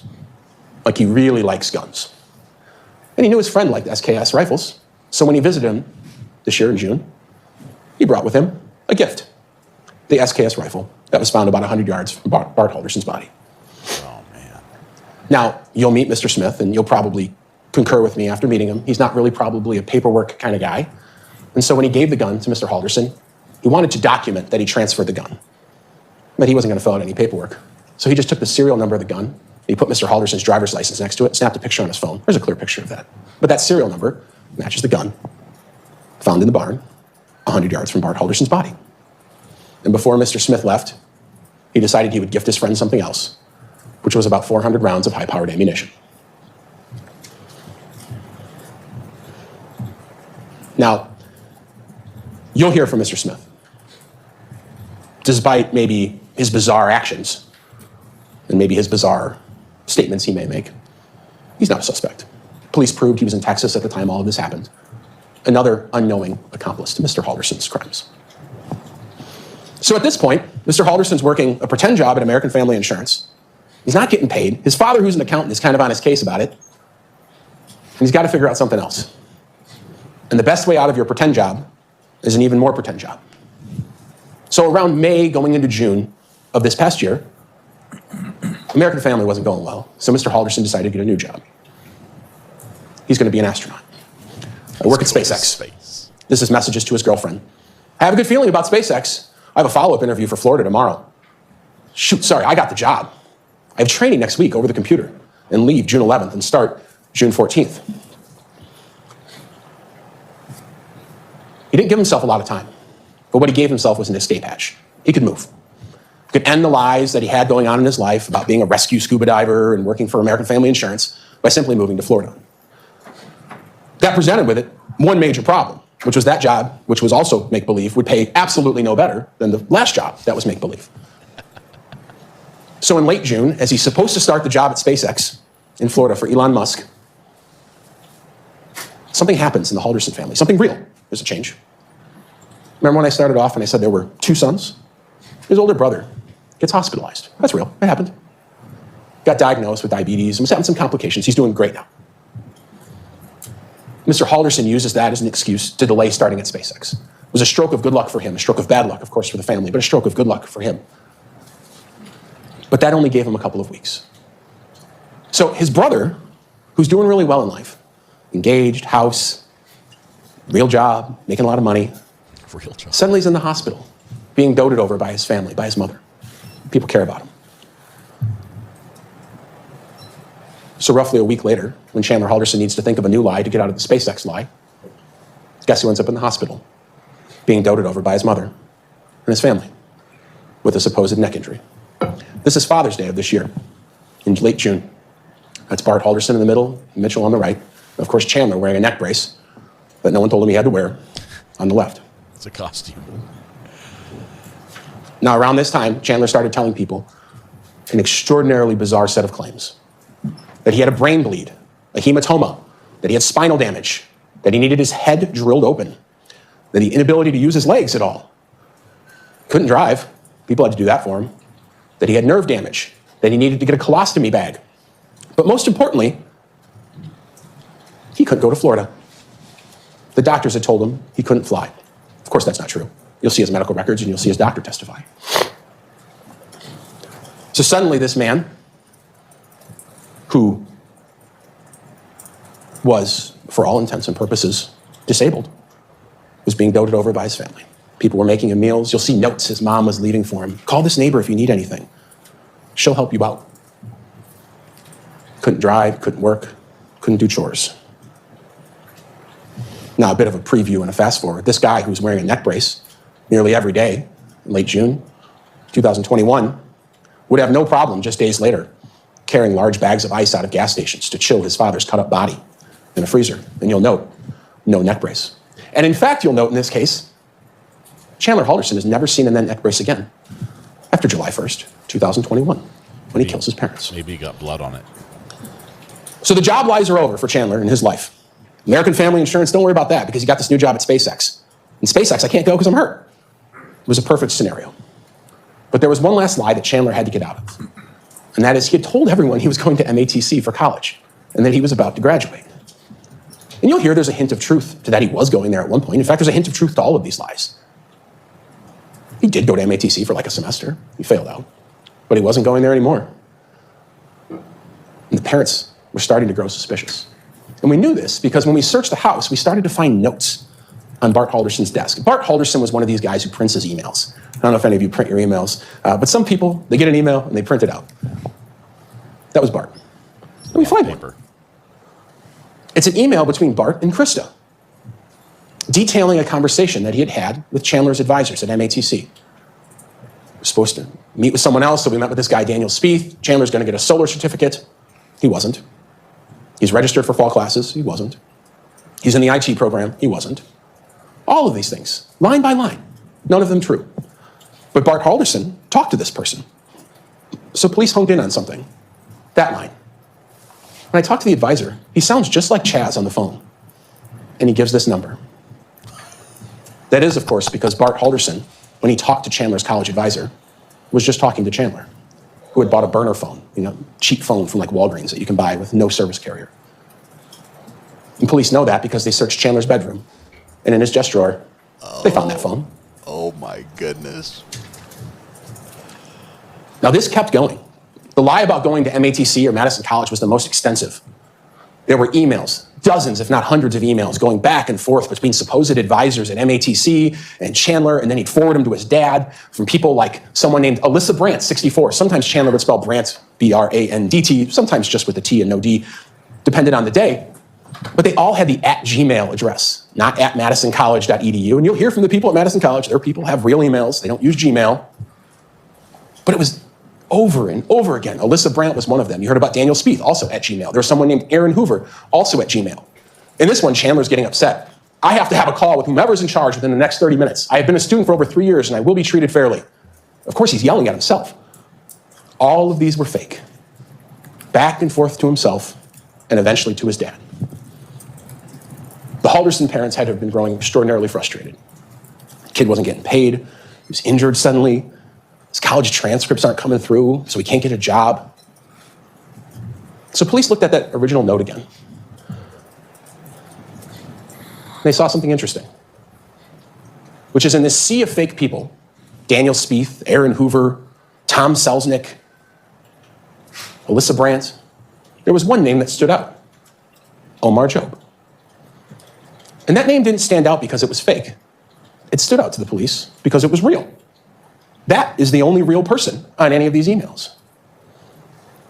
And what we've discovered in this investigation is in just the day and a half prior to being murdered, Bart Halderson, Chandler's dad, called MATC and pretended to be Chandler to try to finally get some information on what's going on.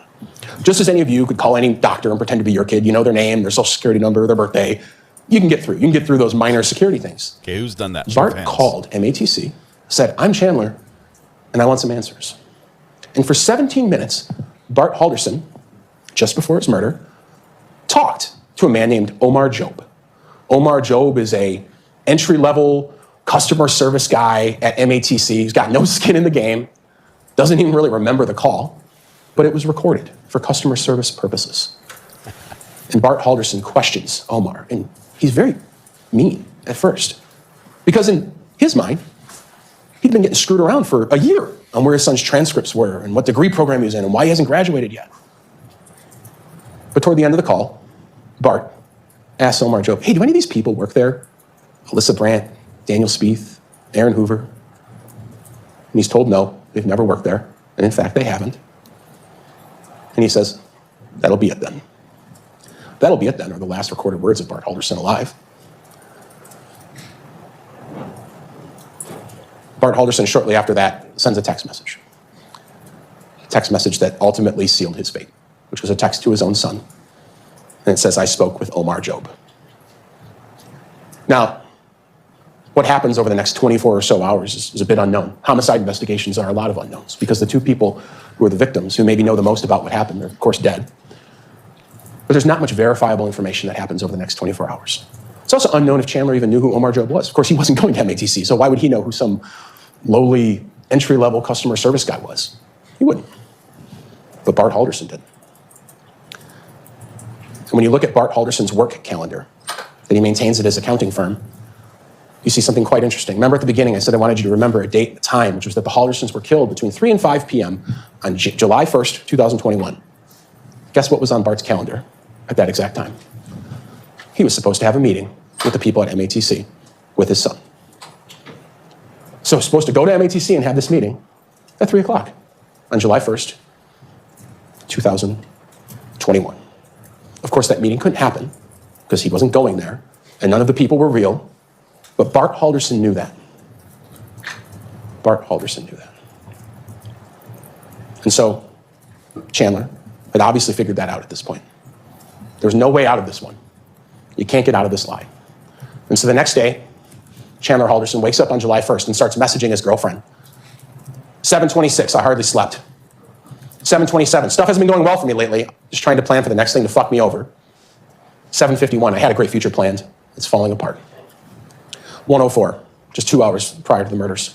I overheard they might go to the cabin with their friends, but I don't know. So somewhat of a full circle at this point, that's the moment Chandler Halderson decides to kill his parents and engage in this bizarre story of them missing at a cabin with an unknown couple in an unknown car at 1:04, July 1st. Now, shortly after this message, just about an hour and 10 minutes, Bart Halderson's getting ready to go to MATC for this meeting. Perhaps to confront Chandler. Perhaps Chandler's going to confront him. Bart texts Chandler, I'm ready whenever you are. That's about 50 minutes prior to when he was killed. Those are the last words ever recorded of Bart Halderson. His phone is never used, really. Again, he dies at some point. He never goes back to work. No one ever sees him. The neighborhood he lives in, riddled with security cameras, never see him again. I'm ready whenever you are. What the evidence will show in this case is that sometime after the I'm ready whenever you are message, and probably just around 3 o'clock when he was supposed to go to this meeting with MATC, Bart Halderson was shot in the back multiple times with a high-powered rifle. And after shooting his dad, Chandler texts his mom. Dad's phone died. Text or call me. And get soda on your way home. I have an extra hour of work. You know he didn't have an extra hour of work. But he was delaying her getting there. Because the evidence will show he needed to move things around, prepare for what he was about to do when she showed up. She responds, "Okay, I can," smiley face. Those are the last words of Krista Halderson alive.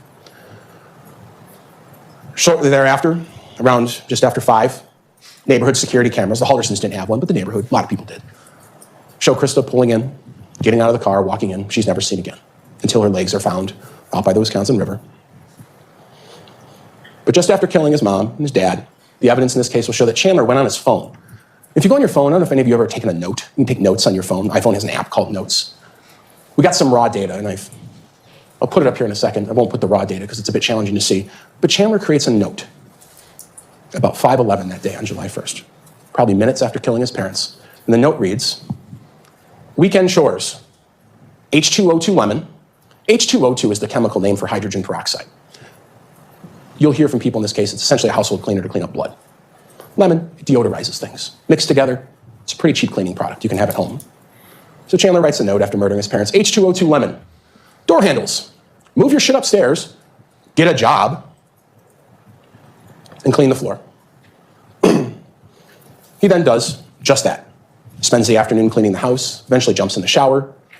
We know he's in the shower because his girlfriend and him FaceTime when they're in the shower. No judgment, but that's what happened, and the girlfriend took a screenshot. We know he's in the shower. They say they're good nights, and Chandler says, I'm going to bed. But he doesn't. He goes to gas stations. He's carrying out large bags of ice. Because what Chandler had done that night is what you all probably suspect by now. He had dismembered his parents, or at least started the process, and had to fit them inside of freezers that were in the Halderson home. And you'll see some of these freezers, they're cleaned. There's still some evidence around. That night, I'm not going to show many photographs for a little bit, just because I think you deserve to kind of be eased into some of the things you're going to see. That night, what appears to have happened, what the evidence will show, is Mr. Halderson took items from around the house and began cutting apart his parents. Saw blades covered in Bart and Krista's blood. An axe, Bart and Krista's blood. Hand saws, things of that sort, covered in Bart and Krista's blood. He cleaned the house as best he could, and you'll hear about that. But still, blood spatter found of Bart and Krista's blood around the house. And he had a plan. It wasn't a well-thought-out plan, but he had one. And that was he was going to burn the remains in the family fireplace there in the house. So it's July 1st, and if any of you remember, 4th of July weekend's pretty hot this year. People in the neighborhood thought it was a little bit weird that so much fireplace was going on, they smelled stuff. One person, this neighborhood's full of retired cops, but one retired cop said, I smelled like a barbecue, smelled like a pig roast. And he said that just not knowing what it was at the time, talking to the police.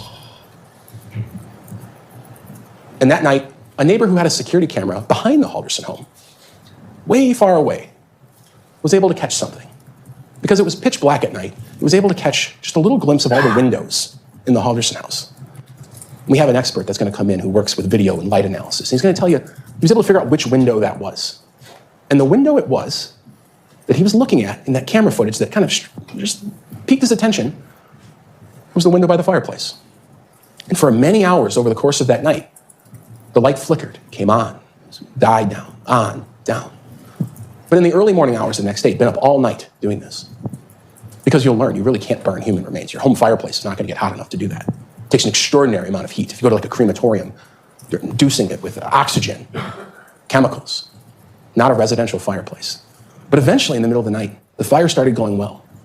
It appeared that air was being pumped into it, and you'll see when they searched the Halderson home, there was in fact a fan found right next to the fireplace, next to a tape measure, trying to make sure the remains were the right size as they went into the fireplace.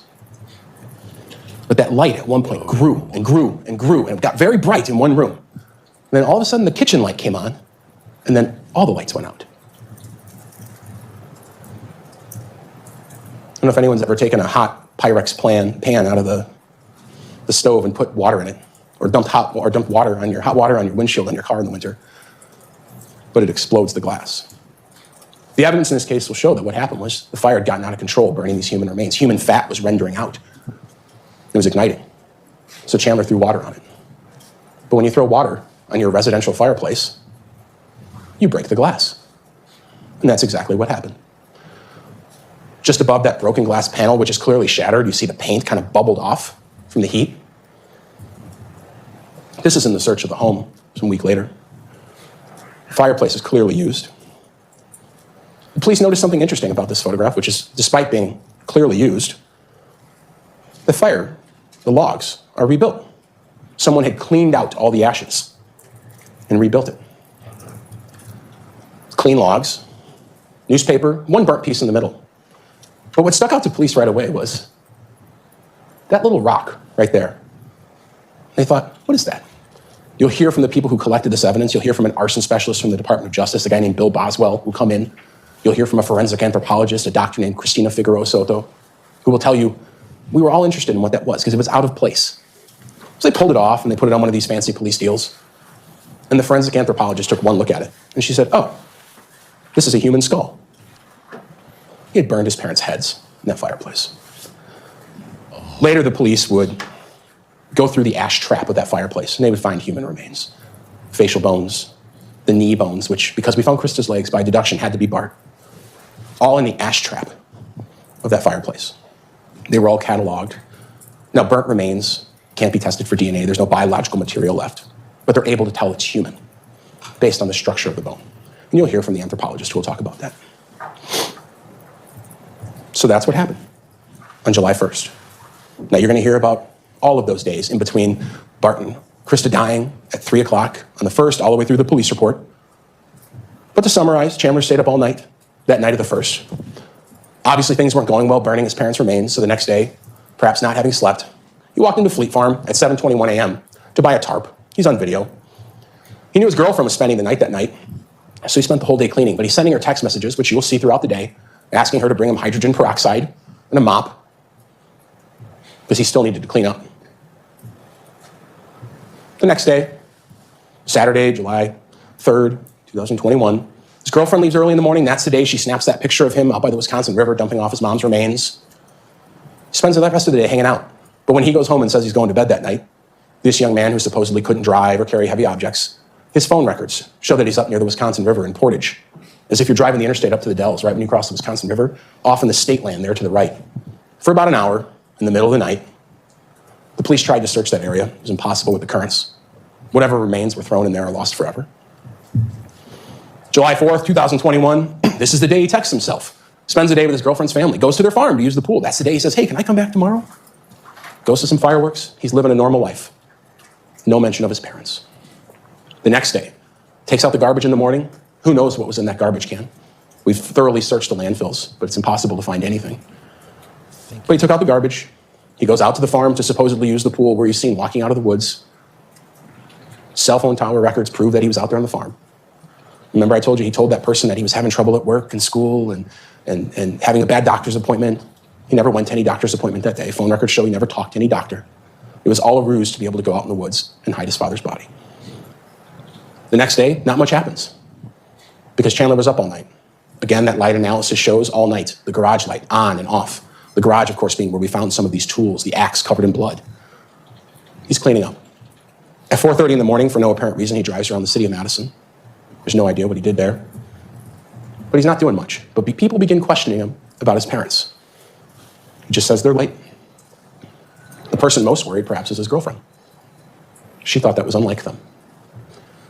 The next day, he drives back to the farm, throws a bag of bloody rags into their garbage can that's out by the street. And at 11:22, he texts his girlfriend that he's finally going to the police. We know that bag of rags came from his house because they were in the Target bag his girlfriend picked up from Target. And she did the curbside pickup. So her name was printed on the outside. It was when she brought him hydrogen peroxide. He filled the bag with bloody rags and left it at the house. The next day, he starts Googling body found, Wisconsin dismembered body found. He's walking door to door asking about security cameras in his neighborhood. And at 4 p.m., they take him downtown and they arrest him at 6:41. So that's the story. That's why you're here for a couple weeks. It's a good story, too. Like I said in the beginning, a lot of cases end with the murder. This one, it's just a small piece of the puzzle. None of the things that happen after and none of the things happened before make any sense without knowing the murder happened on a specific day at a specific time. But the evidence in this case you'll find is overwhelming.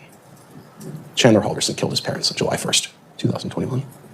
He cut up their bodies with axes and saws and knives. And he didn't even give them the dignity of having a funeral or even a final resting place in one piece or together.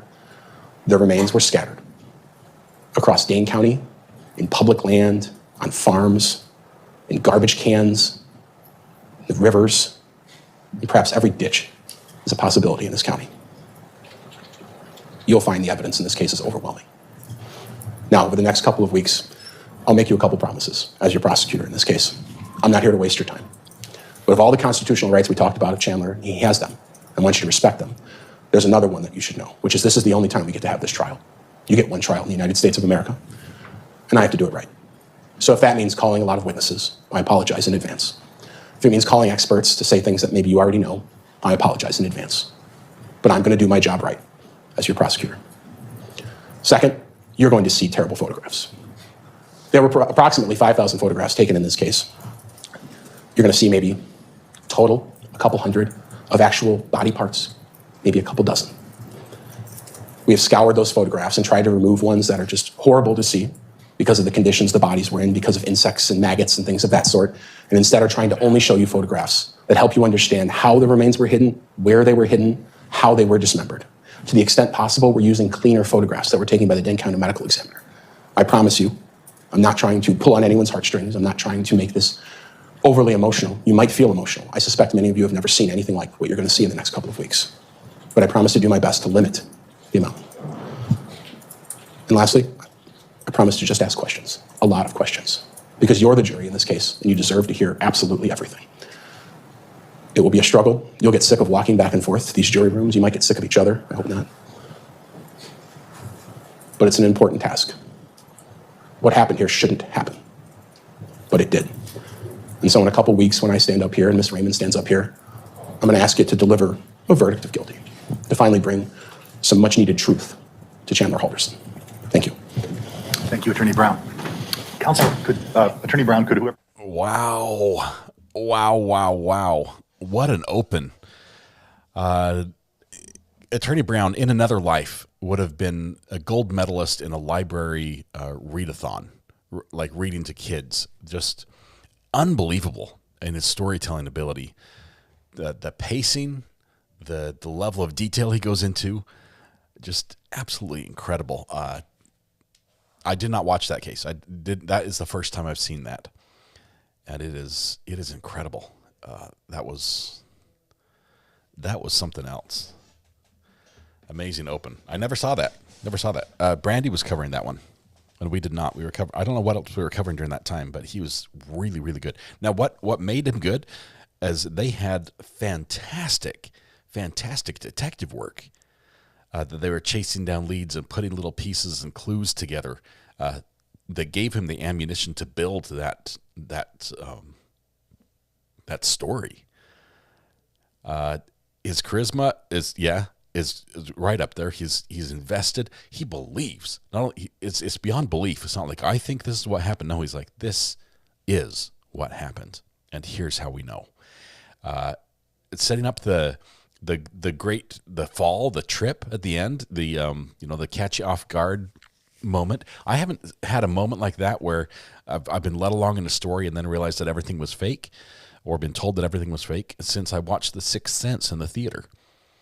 That was an amazing delivery of building up the story of what's happening and what he's doing. And I'm like, this guy must have hit his head and like lost a screw or something, because he had everything going for him. He apparently had nothing.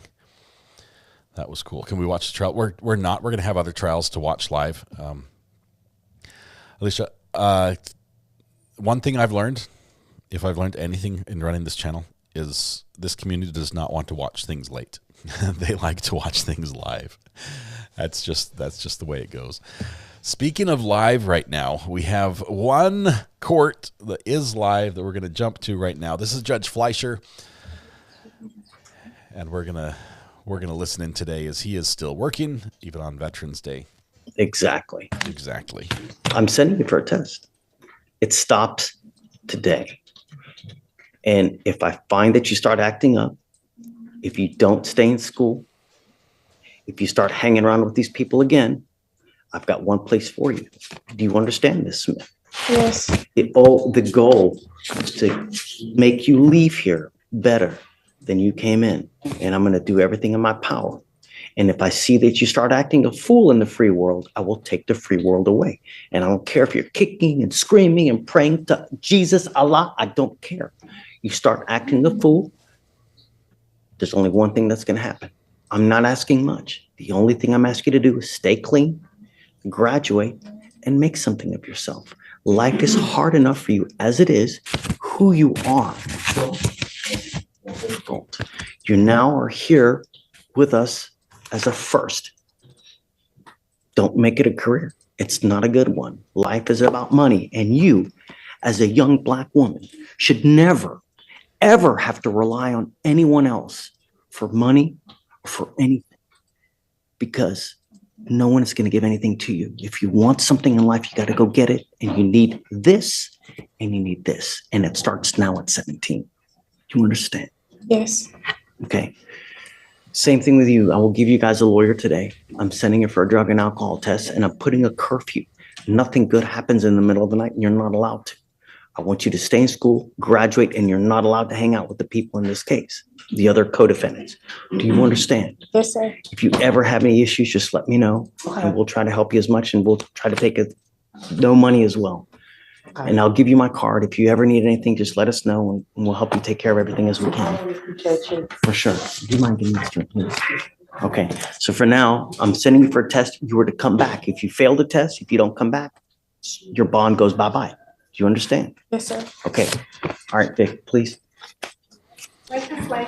Hannah, congratulations on 14 months. Vineyard, page 25. Ms. Smith, go ahead and sign for your reset, please. Judge Fleischer, back in the bow tie. He's been in a straight tie for quite a while, but All bow right, tie is Judge, go ahead and back. attempt to take the seat, and then we'll have a signature. Thank you so much. DUI. Vineyard on page 25. Good morning, Mr. Vineyard. Sir, you're charged with tampering with a government record. You're facing up to a year in jail and or a $4,000 fine. We're going to do probable cause. You have the right to remain silent. Anything you say can or will be used against you. You have the right to have an attorney present. If you cannot afford one will be appointed to you, sir. Okay. On November 3rd, 2024, officers conducted a traffic stop on the defendant's vehicle after observing the defendant's temporary tag to be obscured and wet. Upon running the tag through NCIC, no return was received. Upon being advised of the defendant that the tag was registered in Colorado, the officer ran the tag through Colorado's database, which showed a registration effective as of December 15th, 2023, with an expiration date of February 13th, 2024. However, the temporary tag displayed December 13th, 2024. The defendant eventually admitted to tampering with the temporary tag in order to avoid paying taxes. The officer observed that the December on the tag appeared to be a cutout modification inconsistent with the organization tag. Okay. Mr. Vineyard, I'm going to find that there's probable cause to go forward with the case. Do you have a valid Texas driver license, sir? Do you have valid liability insurance in your name? Yes, sir. Okay, you're not allowed to drive unless you have both of those where you're making that a condition of your bond. If you're caught driving and you don't have a license and or a liability insurance, you will go to jail. Or if you pick up a new case, likewise, you will go to jail. You will not get more PR bonds. Yes, sir.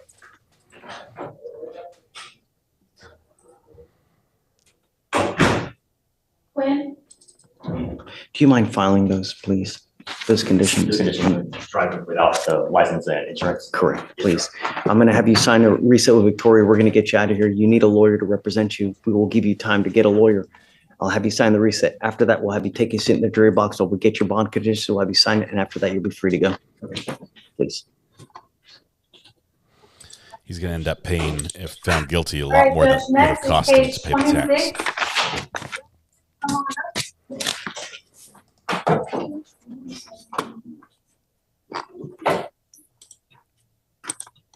Is this the last arraignment? There's one more. Good morning, Mr. Wilson. How's it going? Mr. Wilson, you're charged with terroristic threat. You're facing up to 6 months in jail and or a $2,000 fine. We are going to do probable cause. You have the right to remain silent. Anything you say can and will be used against you. You have the right to have an attorney present. If you cannot afford one will be appointed to you, sir. Understood. How old are you, sir? 18 years old. Here with anyone today? No, sir. Yes, Judge. On October 9th, 2024, the officer was dispatched to a terroristic threat call at Vape City in Harris County, Texas. The officer made contact with a witness. The witness stated the defendant, an employee, arrived and began yelling, "Where the fuck is she at? Where is she at?" The witness stated he was confused as to who the defendant was referring to and stated the defendant mentioned the name of Millie, the manager of the store. The witness stated he told the defendant the manager was not at the location, to which the defendant began yelling, "When she fucking comes back, you call me, you let me know because I got something for her ass. She fired the wrong fucking one, and I hope it was worth the fucking job. Her ass is the one on the line." The witness stated he became afraid as the defendant got louder with each statement. The witness stated the defendant tapped a solid unknown item in the front of his waistband, which the witness stated was possibly a gun. The witness stated he informed the complainant of the incident, and the complainant advised the defendant was recently fired. The complainant stated she reported the incident to management and was ordered not to go to the store. The complainant stated she was in fear for her life and felt unsafe going to work. Mr. Wilson, I'm going to find that there's probable cause to go forward with the case. If I test you now, what are you going to test positive for? For alcohol. I'm going to send you for a drug and alcohol test. You're to come right back. If you fail to come back, if you fail to take the test, I will issue a warrant. You will not get any more PR bonds. Do you understand? Understood. Okay, I'll have you take the test while you come back, and then we'll talk about your lawyer situation when you get back, sir. Is that a Chick-fil-A outfit? What's his? All right, Judge, next is page 16. He'll test positive for alcohol. There's alcohol in his system right now. He's in a work outfit, uniform. It looks like Chick-fil-A. Is that what they wear? Emma Lynch. Miss Lynch, you're charged with driving while intoxicated. You're facing up to 6 months in jail and or a $2,000 fine. We are going to do probable cause. You have the right to remain silent. Anything you say can or will be used against you. You have the right to have an attorney present. If you cannot afford one, one will be appointed to you, man. Yes, Judge. On November 3rd, 2024, an officer was dispatched to a possible intoxicated driver. The witness, a Harris County toll authority record, advised that he observed the defendant's vehicle stopped in the entrance ramp of West Little York Road to the West Sam Houston Parkway North, and observed the defendant's motor vehicle stop erratically on the roadway and jump over the curb on the service road. The officer conducted a traffic stop on the defendant's vehicle after observing it to have been traveling at a low rate of speed and failed to stop at a designated stopping point. The defendant initially accelerated as the officer approached. Upon contact with the defendant, the officer observed her to have a strong odor of an alcoholic beverage, slurred speech, red glassy eyes, and major disorientation. The officer also observed the defendant to have been swaying and have difficulty keeping her eyes open. The defendant's passenger advised the defendant was drinking. HGN was performed, 6 out of 6. The defendant denied to perform walk and turn and one leg stand. The DIC was read, but the defendant refused, and a blood warrant was signed and executed. Okay. Any prior to be honest? There was a dismissal out of Bryan County in 2023. Anything else? No, Your Honor. Yes, that was the only other DWI judge, but she also had a failure to ID, giving false or fictitious information, also out of Bryan County, and she received 12 months probation from that. And those were both out of the same transaction. Yes. Got it. Okay. Ms. Lynch, I'm going to find that there's probable cause to go forward with your case. I'm ordering you now. Let me ask you, do you have a Texas driver license? Do you have liability insurance in your name? Yes, sir. Can you run her license, Alex, please? I'm now placing a restriction on your license. You're not allowed to drive any vehicle that doesn't have an ignition interlock on it. If you're caught driving a vehicle that doesn't have an interlock, then you will go to jail. You will not get any more PR bonds. I am filing paperwork now with the Texas Department of Public Safety so that every officer knows you are supposed to drive a vehicle that has an interlock. If you're caught driving one that doesn't, they will take you to jail. She's eligible. Got it. I am also ordering you not to consume alcohol, illegal drugs, unprescribed controlled medication. You will be randomly tested.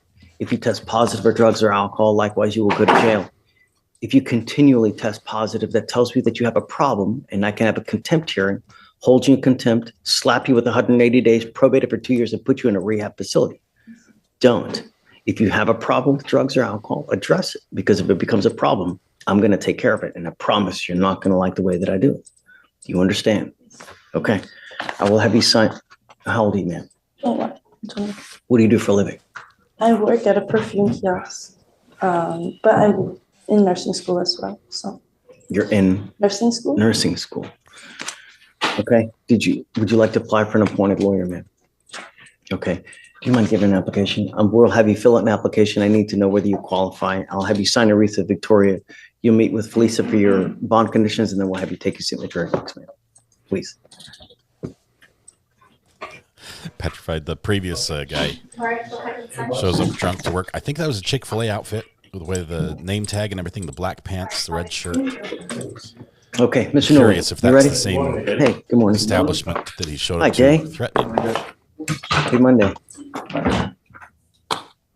Who are we talking about? CHU. It's the fugitive case. Should I go get him? Should we get him? I think so, yeah. You mind grabbing? It is An African, Chukukere. Chukukere. He speaks English? Oh, yes, an engineer.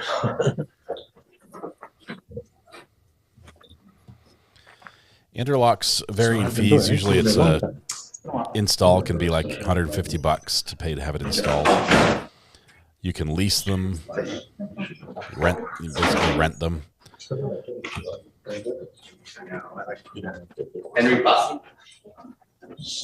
Usually probably about at least $100 a month or so.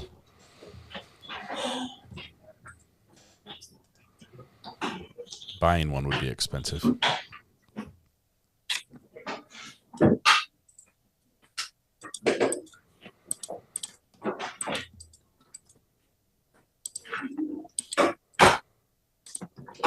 So the kid's going to be back today. I don't know how long it takes to do a drug test, but probably later today he's going to be back in front of Judge Fleischer's court. I say kid, the terroristic threat defendant. Yeah, implying that you have a firearm and threatening someone with it, that puts it right up there in terroristic threat. I don't think that's overcharged in any way.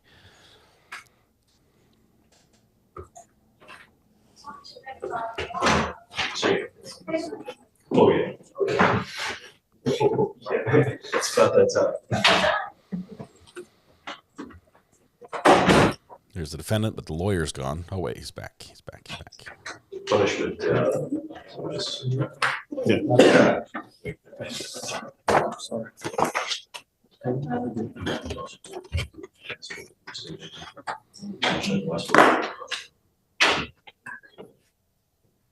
You are, is it Enyahi Chukukere? Yes, sir. Yes, sir. Good morning, sir. We brought you out. Your lawyer's asking me to set you a bond. I don't know, though.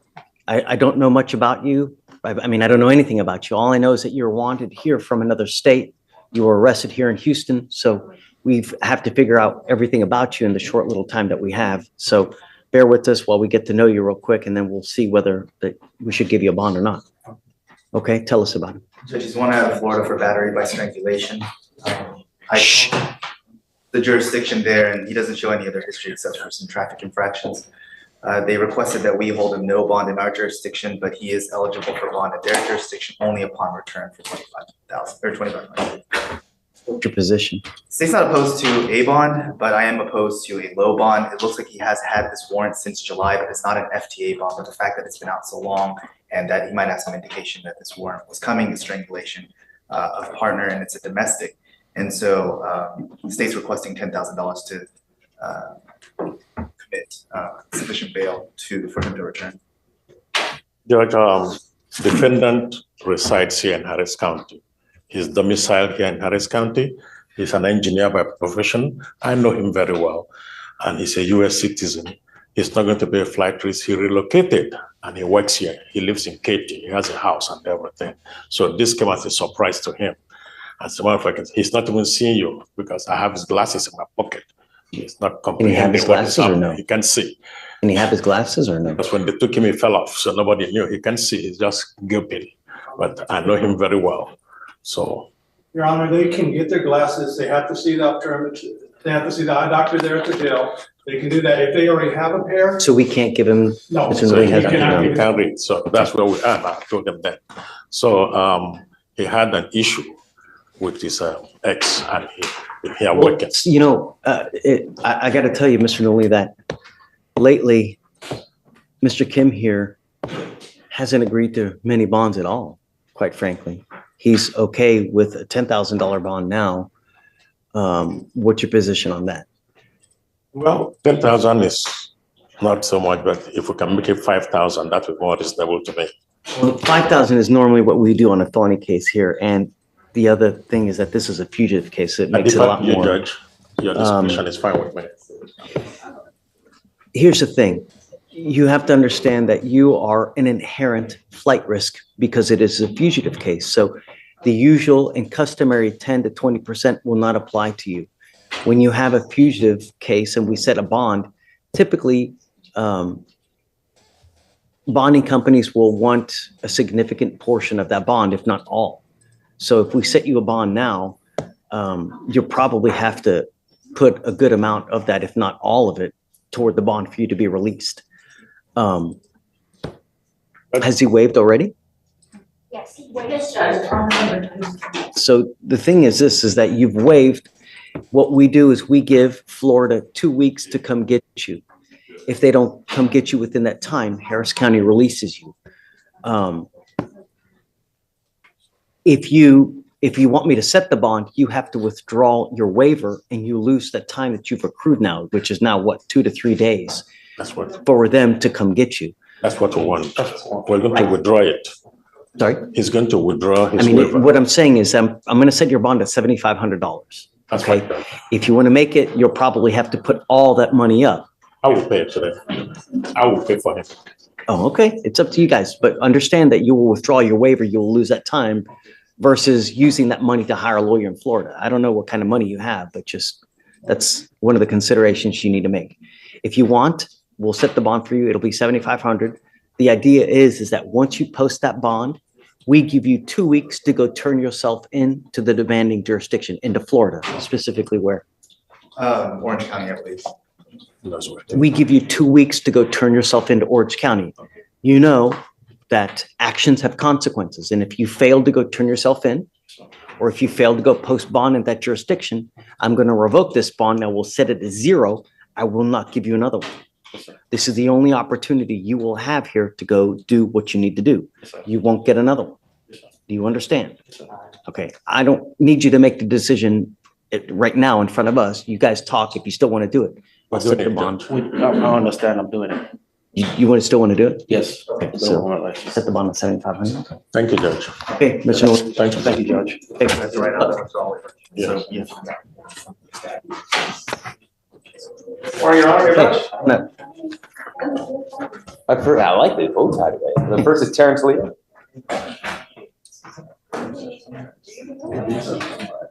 Liam is the last name? Leo, Terrence Leo. He had a violation of his PTI.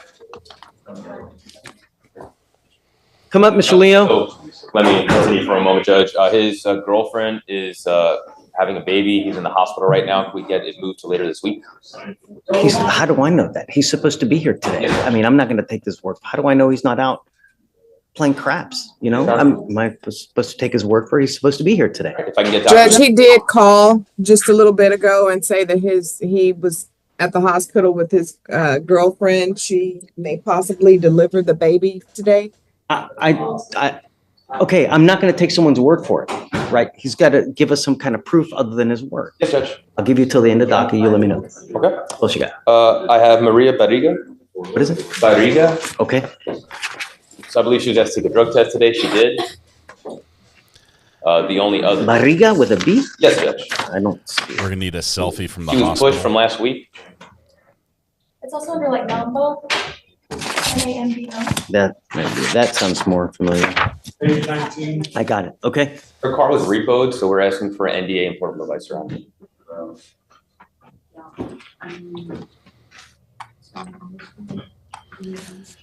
So he's with his girlfriend at the hospital. We need proof of 2 things. Is the baby his? And is it really his girlfriend at the hospital having a baby? He might get bad news on 2 fronts today. Okay. And she tested today? I believe she did. Okay, good. All right. We'll give it to you. Thank you, Your Honor. Maybe excuse. That's it? Okay. All right. Hey. Hi. Judge, I have Isaiah Montez. Okay. Judge, they offered PTI, provided he's mitigation package. That's what we're going to do. So, Judge, at the last setting. Yeah, we've been to consider since August, you know? Sorry, Judge? Tell me. Go ahead. So we told him that he could submit an informal mitigation packet, and then upon reviewing that, we would consider a PTI. We're just approaching you. But it's 180 days. It's supposed to do this like long, like. This is the first time they've offered that, Judge. Where's your client now? He's here. Okay. Can you bring your client up, please? Sure. We need to like start doing this earlier, not at 180 days. Like probably 120 days. You go, hey guys, if you want to, and I mean, It looks like the last, this is only his like, fifth setting, and the last one was before I was on the court. I have here to consider the, okay, Mr. Montes, I'm giving you 2 weeks to get the mitigation packet ready. Your case is 180 days old, and we set cases for trial at 180 days, or they set the plea. I'm not doing this, and I'm not giving you any more time. You have 2 weeks to get the mitigation packet in, and if you fail to get it in, there's no more offers. You will either accept something or we're going to set up a trial. But it's now, by then, it'll be nearly 200 days, and that's it. Do you understand? You have 2 weeks to get this packet together. It's your responsibility to get in touch with everybody to figure out what you need to do to get it done. Do you understand? Yes or no? Yes, sir. Okay, all right. Let's see you in 2 weeks. Judge, we'll try to get the offers out earlier, Judge. Hey, Mr. Stoll. Cardona Barrios. I'm here for Luis Cardona Barrios. So they're currently doing an eval on it, and hopefully we can get this matter resolved. Last name, Mike? Cardona Barrios. What page is that? Luis. I don't see it under Barrios or Cardona. Would you like a cause number, Your Honor? Yeah, let me have it. Yes. Oh, he's in jail. Yes, sir. So there is, ICE is involved here, and then this court is involved. He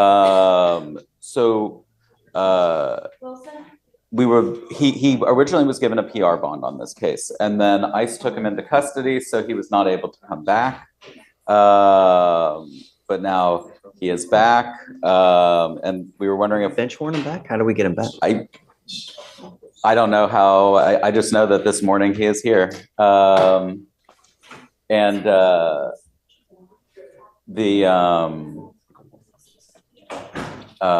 if he did have a PR bond.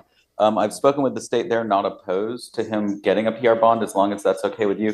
But as the complaining witness now lives out of state, as far as like what I've been told, and I'll let the state discuss the cooperativeness of the complaining witness. But if we could, as a bond condition, even just for everybody feeling good, keep him in Harris and the surrounding counties. He still has an ICE hold, right? That if he's back here, the ICE hold might be lifted, and he may be working out the ICE issue. Showing it's not been lifted. It has not been lifted. On our end, it still shows it as well, Your Honor. Okay, so I mean, I can't. Could we? Because ICE might just be saying, "Hey, figure out Harris County," but could we just on paper put in a PR bond?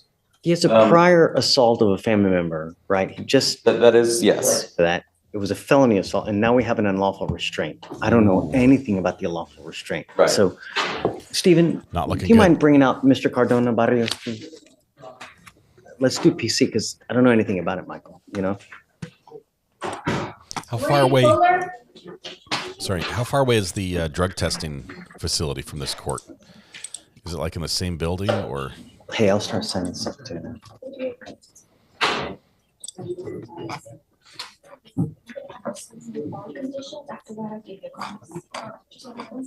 Oh, we're gonna need I don't know. Oh, do you need a translator? I think he's been here a while. He's been here most of his life. He learned English or what? I assume so. I've been speaking with his brother and a close family friend.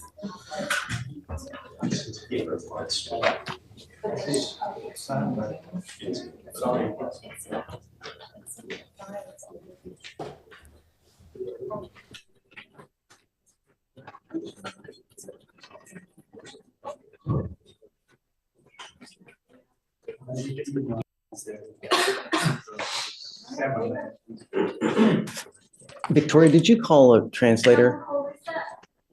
Vic, can you call it for a translator? Joaquin, do you need a translator? I do not. No? Okay. Your Honor, he does not need an interpreter. Okay, come on up, guys.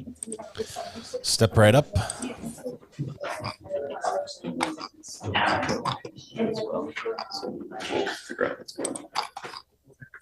Good morning, Mr. Cardona. So you're in front of us now. You've picked up an unlawful restraint. You're facing up to a year in jail and or a $4,000 fine.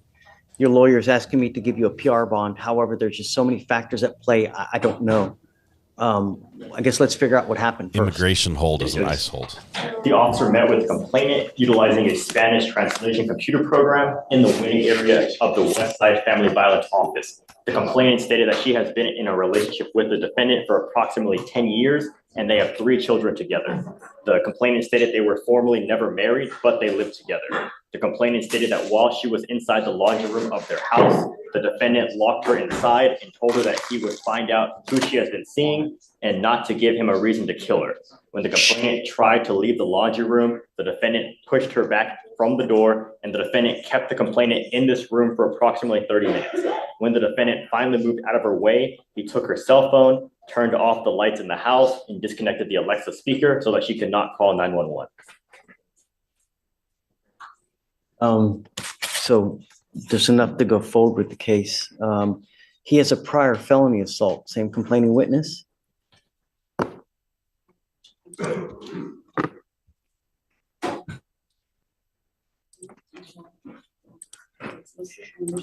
me see. So the person in this case would be a Miss Garcia.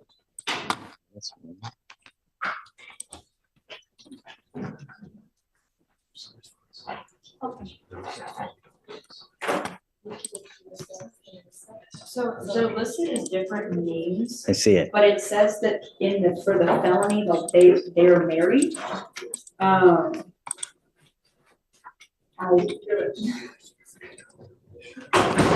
So you don't know.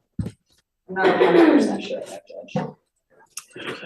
The problem is compounding this, it looks like you have an immigration detainer. So my fear is that if we give you, I mean, you have a bond that's set now. It's $2,500. And he's taken off on us once. No. He never took off. They shipped him off to immigration. Right. He was up in Conroe. Okay. That's why it's not that he wanted to come to court. He just was detained by immigration. I don't know how we got you back. I've spoken with his immigration attorney, and I know that there were some things working on with the immigration court where, you know, in order for C to happen, A and B needed to happen, but then, you know, with it being immigration, B can't happen without A, and then, you know, then here A can't happen without B, you know, so it's just, you know, that each way. We didn't bench warrant him back. We got him back somehow, but my fear is that you still have an immigration detainer. If I give you a bond, it's very possible they take you back to immigration, and we don't want that to happen. We want you to be able to take care of this case first. So you guys, do you have an offer on this case? Do we know where we're going? I mean, I think that we're very, very close to it. And short reset to see if you can work something. I mean, could we just put the PR bond in place and then have him come back in a month? No. And then if not, to do that, because I don't want to lose him. Okay. I'm not going to do that. All right.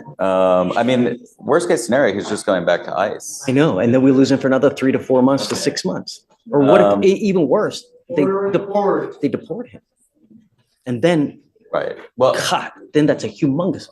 You won't get back. I do know that he does have a detention hearing, or like they are working on the ICE bond, the immigration bond, and that he does. I know that there is. I talked to his attorney, his immigration attorney, and there is a hearing in the future.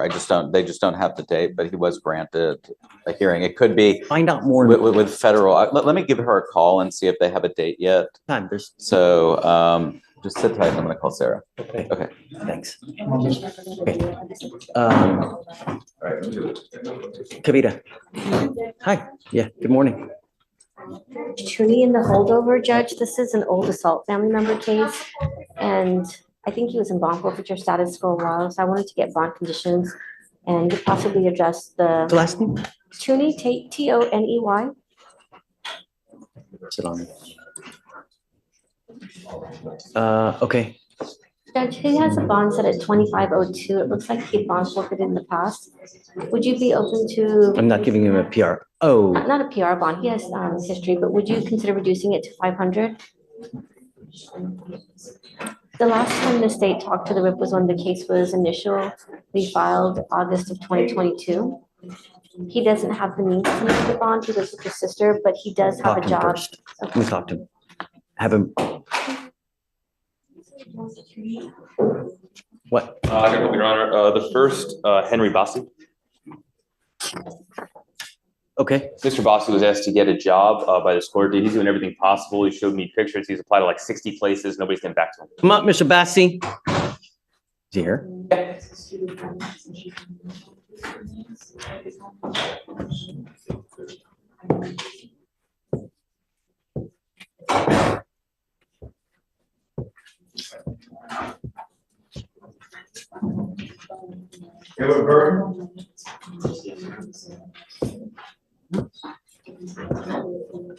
How you doing, Donna?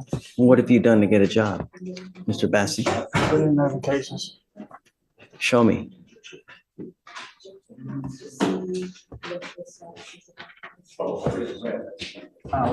Going left. Okay.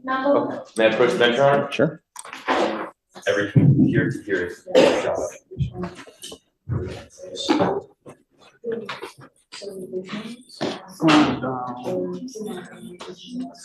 It's one of the rare times where the attorney job. bumps the camera. So what happened? How come you? And it's better. Have you ever called them back to say, hey, man, what have you done with my application?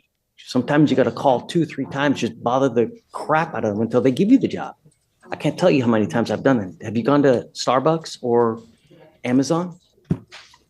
I went to Starbucks, but everybody told me to put it online. You gotta go online. Go to Starbucks. Try Amazon. They hire like crazy. They're always hiring, and they pay you like 17 to 20 bucks an hour. Try that. Good job. I'm glad that you're trying it. I mean, keep it up. I mean, really, just at some point you'll get it, but start with lofty goals. Don't start down here. You know, Domino's, which is nothing against Domino's, but right. Some places pay like great, and you can really work your way up. Amazon, go to Starbucks. I'm telling you, these places, they kill it with how they treat their employees. All right, good job. We'll give you time. All right. One more quick thing, Your Honor. Tell me. You got it. Good job, Mr. Bassett. Keep it up. This Barriga that I approached on before, she's told she has to come in for drug testing Mondays and Thursdays. Yes. She's about to lose her job, as you can understand. She needs to tell her employer how long this is going to last for. Do you know? No. I want to make sure that she's not using. Yes, right. Have you? Got it. You okay? You okay? Good morning, Mr. Tony. I got a speech impediment, sir, but shh. It's okay. Yeah, Judge, why don't you show up? Judge, I can answer for him, Judge, since he has a speech impediment. He was confused. He said he went to court 5 and they told him to go to court 11. And after that, he just lost track. He's been struggling with a place to live. He's living with his sister now, and he's been working for the last 15 months at the Men's Warehouse. The complainant is the suit store. a previous girlfriend. They do have a 15-year-old together, and he went over there to get money. Allegedly, they had some argument, but we're trying to resolve the case. But we're just asking at this time if you would consider reducing the bond so he can get out. So we don't know how long the case is gonna. Hopefully, it won't be too long, but we don't want him to lose his job, Judge. The problem is, Mr. Tony, is that this is not the first time we've had this where you take off and you don't come back. The prior 2 cases were the same thing. We give you a bond and you leave and you don't come back. Do you have the transportation to get to court? It's okay. Just go slow.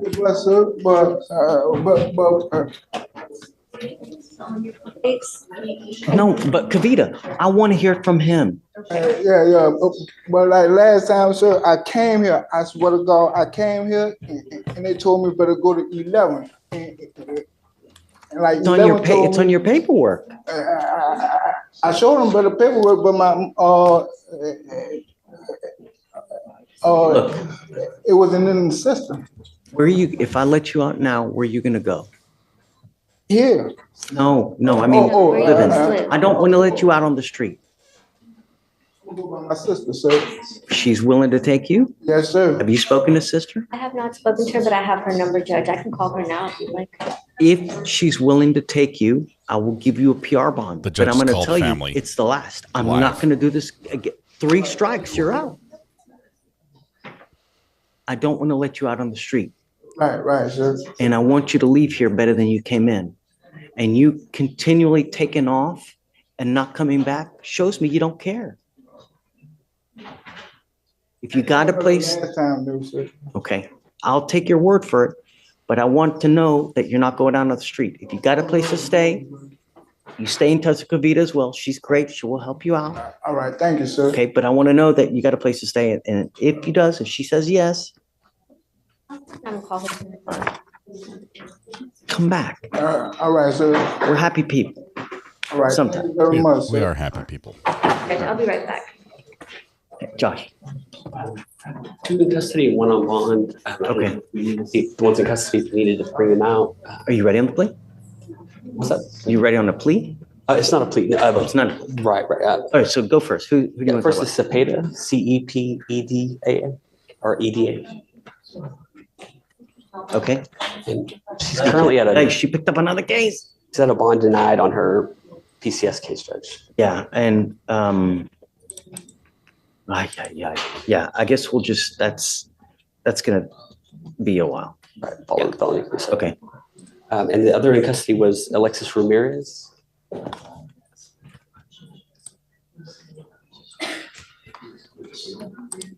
Okay. Hey, Judge, I spoke with the state. They still have a PTI offer on the table, but we wanted to see if you would still honor that or if we needed to work something. I'm not giving him a PR bond. I mean, how long's he been gone? The case is. I'm sorry, Judge, the PTI offer is what we were. Is he gonna bond out? I'm not giving him a PR bond. Understand. You know, because just the case is from what? June of last year, right? How many? He's had literally for in a year and a half to consider the PTI offer and he's done nothing. So whatever you guys want to do, I'm happy to, but I'm not giving him a PR bond. So, okay. And my last one is Jeremy Miller on bond. He's in the jury box. That's another one. The case is 550 days old. We've given him PR bond after PR bond. I've even reinstated his bond. I don't know what he wants to do. If there's something he wants to do today, if you want more time.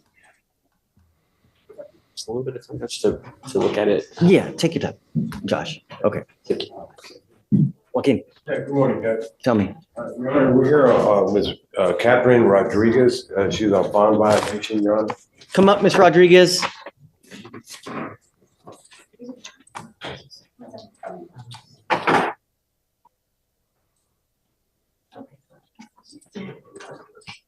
What is the one thing I ordered you not to do? And why are you here? So one of 2 things is evident. Either you don't care about bond conditions, you don't care what judges say, or you have a problem.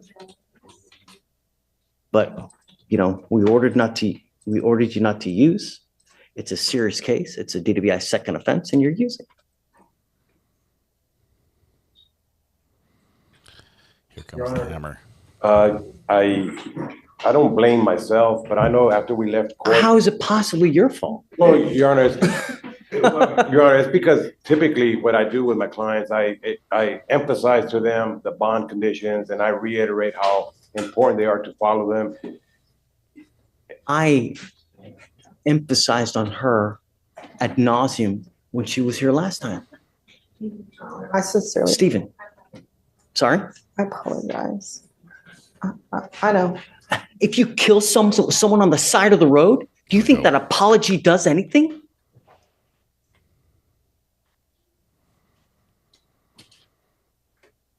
The whole court went quiet. If I had one strand of hair for every single person that told me sorry in here, holy moly, I would look like Gene Simmons. But no, Bond conditions are in there for a reason, right? And when you fail to live up to them, there's one thing that happens. It goes with you.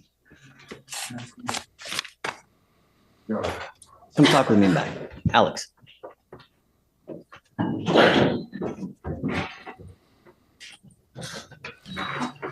Judge steps off for a little, the reporter just runs after. Wait for me. Court recorder.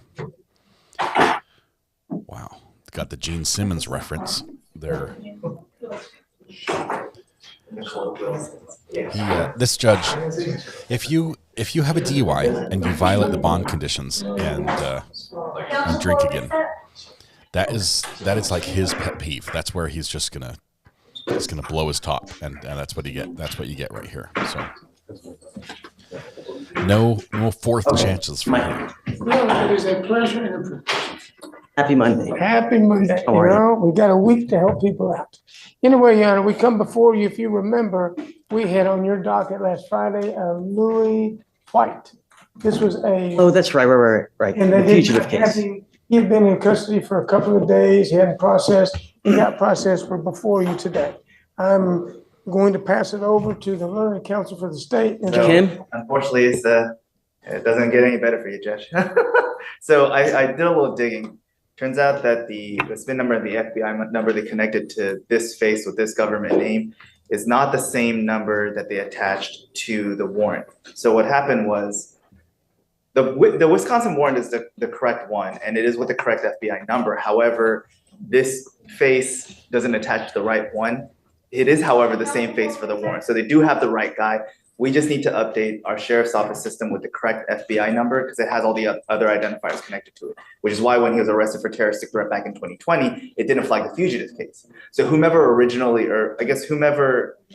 him now looked up enough independent identifiers, HPD, to find out it is the correct person. So it is a right warrant, and I even showed Mr. Monks a picture.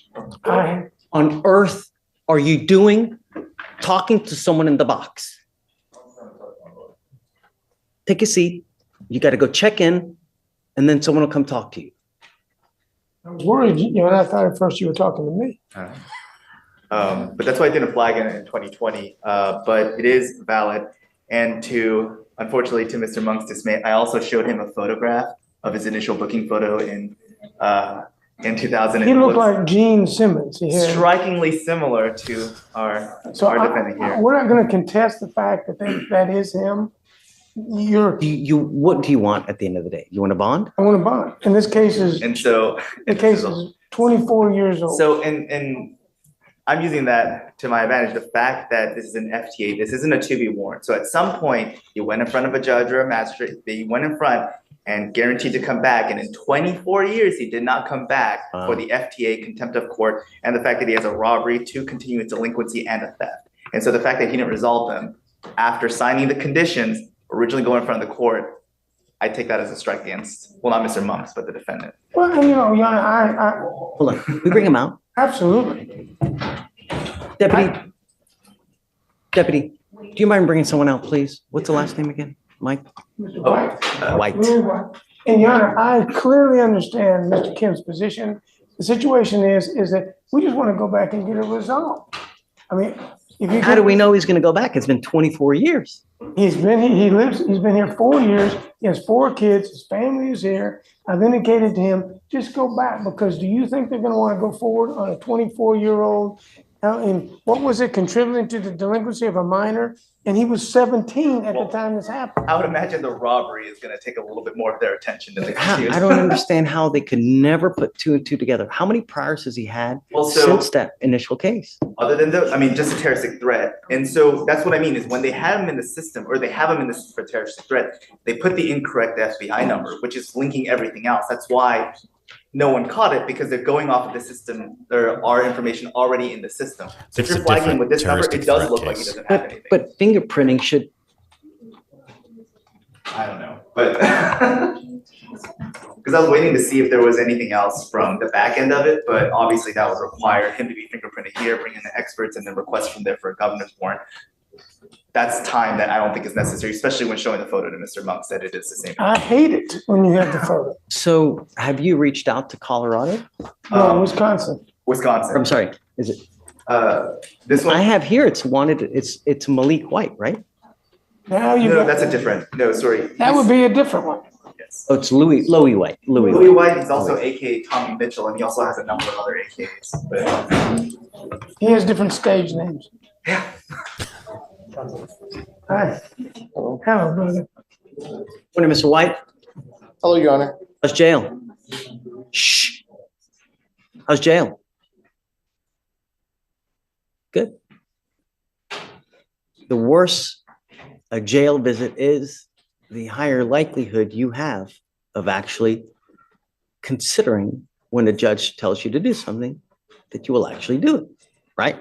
You, my friend, have been on the lam for 24 years. Sir. 20. I don't think we've ever had someone with that kind of just. No, this is a record. I don't want the record. I don't want it, but this was also unusual because they had a misidentification of an FBI number, so it's 2 for 2. But he's got to know at some point you can't just continue to run. That the long arm of the law is at some point. Yes. It's it, right? Absolutely. But as I said, Your Honor, he's here. He's got his family here. His son is here. He has 4 kids, and he's working. And I've told him that he must go to Wisconsin, and they're going to hire an attorney up there. I bet you a dime to a dollar. Why haven't they hired a lawyer already? I have an attorney. That question, and I to do try have to an figure attorney. out. Well, I mean, Your Honor, I don't know. So you remember practicing law. Sure. Sometimes they just put their head in the sand. Right, and I guess at that point, the counsel is to be proactive because you know that. Right. So Dave, what do you think? Well, just. I have a hard time giving someone a bond that's been on the land for 24 years. I'm going to say that now. I really do, Mike. As much as I love you and appreciate you and your tenacity. Yes, sir. And I'm going to be tenacious because 24 years, he was here 4 years ago. They took him into custody on the terroristic threat, a misdemeanor. And it's done. I mean, and I understand he's still here. And so I hear what you're saying. I just know that if you're taking care of your kids, if you're living in the same place for a period of time, I think that he's going to take care of his business. The purpose of bail is to ensure his appearance in court and to secure his appearance up there. If we leave him in jail here, and that's the alternative. Well, it's not leaving him. It's just we are now going to ensure that Wisconsin gets their man. No, because we're if ensuring that he's available for Wisconsin to get him. We don't know if Wisconsin's going to come. They're gonna. Say it again. They confirmed the warrant flag. They're intending on coming unless they change their mind in the last 24 hours. Right. The DA's office does want to judge. Yeah, I mean, everybody says that. I can't imagine after 24 years, they're going to say, you know what, just forget it. Well, I can't imagine prosecuting a delinquency of a child. Well, one of the cases is a robbery. Yeah, but we don't know the extent where it's not aggravated. It's right. We don't That's know. not what we fight here. No, I understand. I just think he should be entitled to a bond. He's going to take care of his business. He goes and takes care of it now. You give him 2 weeks. I promise, And Mike, Judge. I'm sorry? Promise. Yeah, you promised before. When he was 18. When you were 17. And then, the thing is Mr. White, don't try to throw other people under the bus. That's not cool. It's all on you. And for you to try to blame it on anyone else is just disingenuous, man. The case, it's 24 years. You've had 365 days for over 24 years. You've had that in the little back of your mind thinking, God, out of sight, out of mind doesn't work with the law. I've actually hired an attorney prior to this in Milwaukee, Wisconsin. He was working on a deal with the district attorney's office there. Okay. I hired him. He's been hired on there $5,000. I paid him the contact to work a deal with the district attorney's office and told me he was working a deal with them. What's his name? Hold on. Is my son here? Yeah. He knows, no, he knows his name. I have his number. It's irrelevant. It doesn't matter. The name just, what matters is action. You know, you telling me something is going to go in there, go out that ear, because I know that you've done this before and you've never followed up. I can't in good conscience give you a bond, man. It's 24 years. My son, I have a 2-year-old son. And he's going to Texas Children's. He has a genetic disorder. Yeah, I can't leave here because his life depends on it. He has a rare genetic mutation. His name is Mariano. He has a rare genetic mutation, and his condition is life or death. I've sought the best doctors in the country for him. I came here for him to treat my baby. His name is Mariano. His doctor is Gary Clark, neurologist at Texas Children's. That's ironic. Gary Clark is my running buddy for 30 years. He'll be back from San Diego next week. I know Gary Clark. I understand, and the good thing that you have.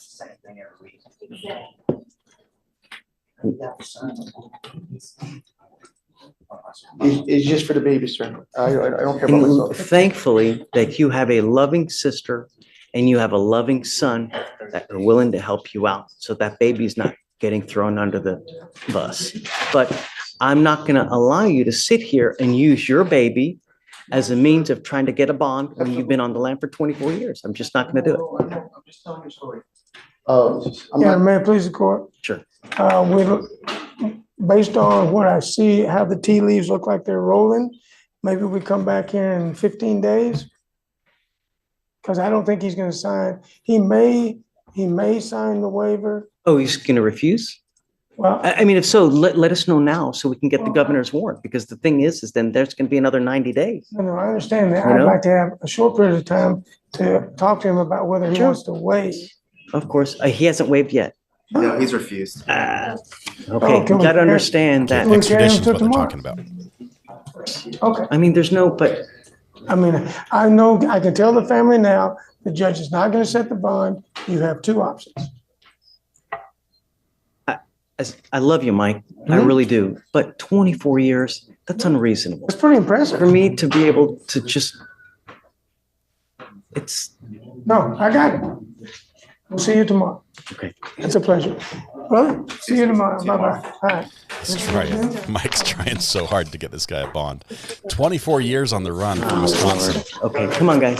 He's fighting Judge, extradition I'm right approaching now. on Jeffrey Thomas. State's offered time served. Did you even get a hold of him? Yes, Judge. He's here in court today. Oh, there he is. I got a hold of him over the weekend. I told him that he needed to be here today. You want to do it today? We do it today. Yes, Judge. Thank you. And would you be willing for the suspension length? How long would you do, Judge? Could we do the minimum 90 days? Is it a second or is it a first? It's a first, Judge, no accident, and the blood's relatively low, 0.117. What's all the playing that we're doing, man? I'm sorry? You know, all the playing, all this toying around. You Well, know? Judge, I couldn't reach him for a while, and so then when I finally got a hold of him, We'll talk. We'll talk. Bring him up. I did put the plea paperwork through, Judge. Okay, thank you, Judge. Come on. Judge, I've got a brief off-docket matter, if I may. Okay, what is it? 253-3720, Jose Arredondo. Judge, I came in here like last week because when my client was originally arraigned, you ordered that he, because he didn't have possession of the vehicle, scram. I thought it was a scram, but in fairness, he's at a 2.6. So when I came in, I asked if you could. You ordered him right now to have both a scram and an in-car. I misconveyed to him because I thought when he got the in-car, you would take off the scram, but I just wanted to clarify if you did want, like, you want the scram on, or if you ordered that. No. I mean, he's got it in a car now? He does. It's operational? Yes. Okay, you can take off the scram. Sure. Is that what you want? That is what we want. Okay, Mr. Johnson. Thanks. I appreciate that. Sure. Thank you. Hey, Judge, good morning. Hi, good morning. Judge, I've got Ms. Hernandez Rubio on your docket today. She's set for DPIH. She's 255 days old. He's choking. 255. What? She's still lacking stuff? She's got an appointment today. We're getting wrapped up. So if you give us until the end of the week, Judge, We will make sure this gets across the finish. Is she here? She is, Judge. Hernandez Rubio, come up. The lawyer's like,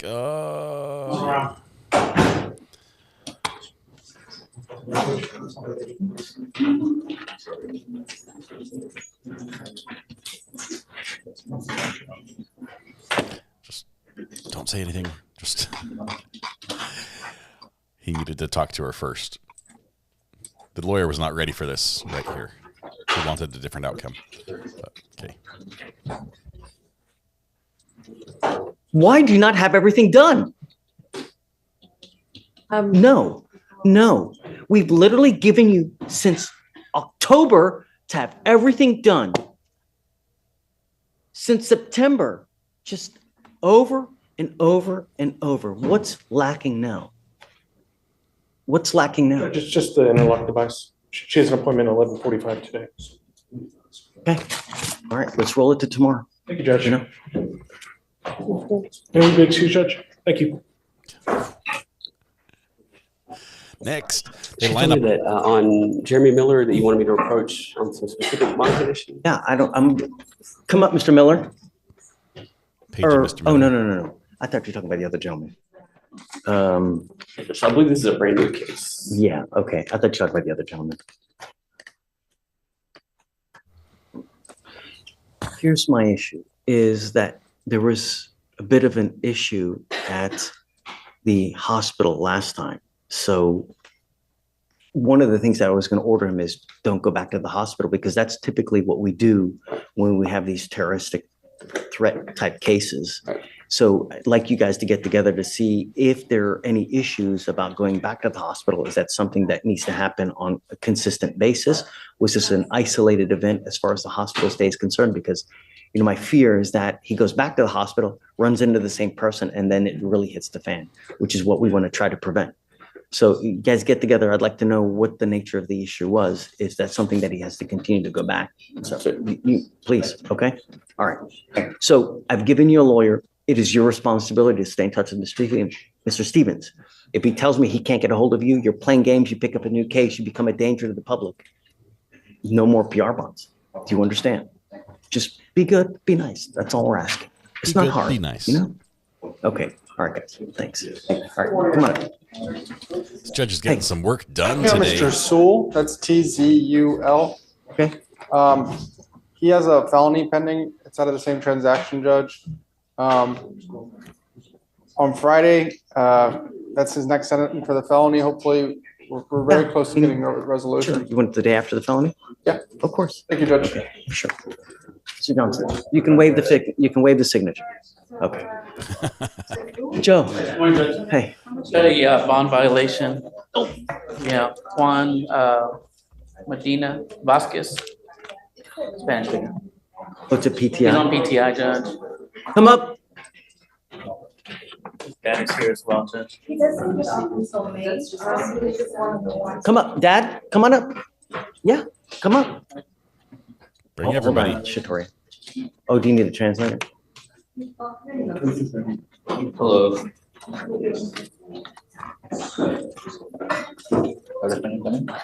The one for alcohol, Judge, and then the other one for THC. He does admit to the alcohol consumption at a party. As far as the THC, Is it on docket today or no? we were ordered to come here, Judge. And I let the court know that we were going to be here today. Do you need a case number? No, I got it right here. I have to spin. So he had started PTI in May, the 1-year PTI. As far as the THC violation, he alleges he went to a Grinders coffee bar that serves coffee with CBD. He says that's the only thing that he's You had. really think that we're supposed to believe that? You were in a great, you were in a great program now that if you complete it, you don't end up with a conviction on your record.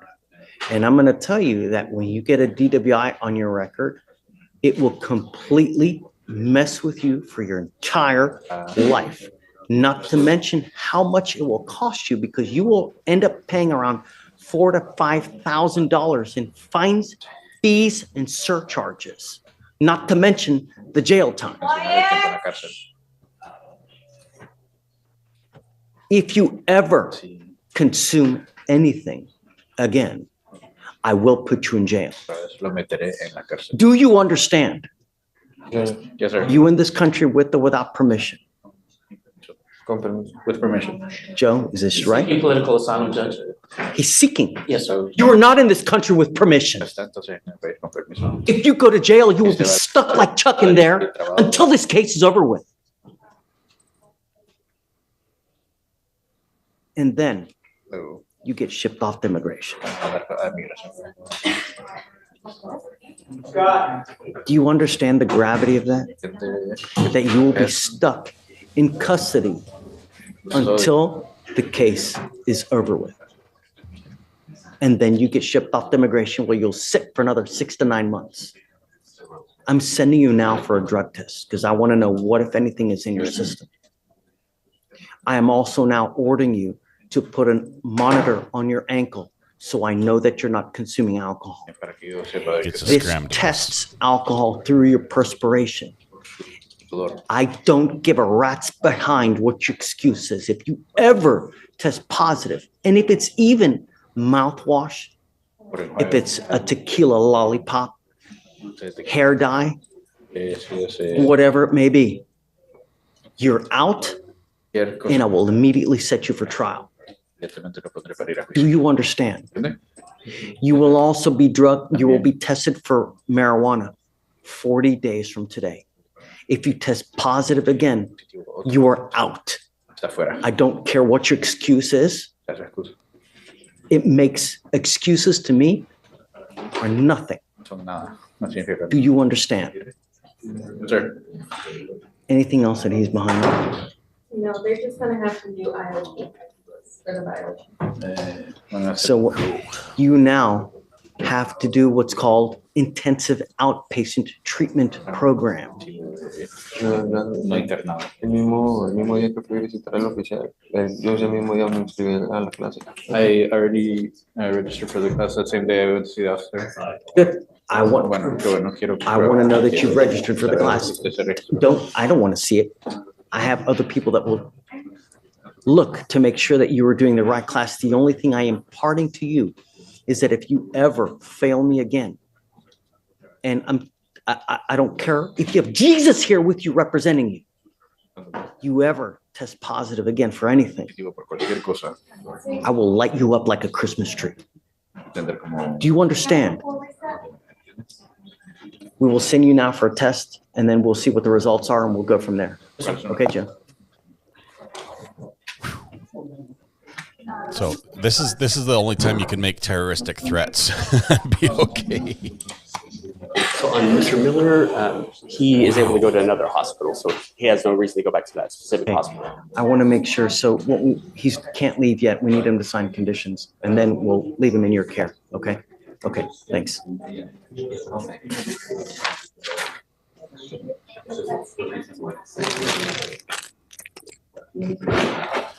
Judge needs some Skittles after that. What you got? Ooh.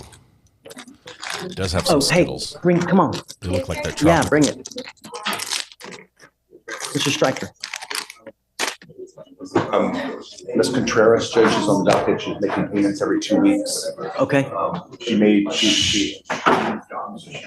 a little bit less payment this time than before.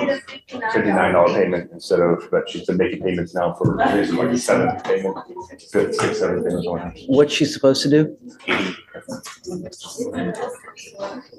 It's unacceptable. Well, it's supposed to be 150 a month, right? It's a month? Yes.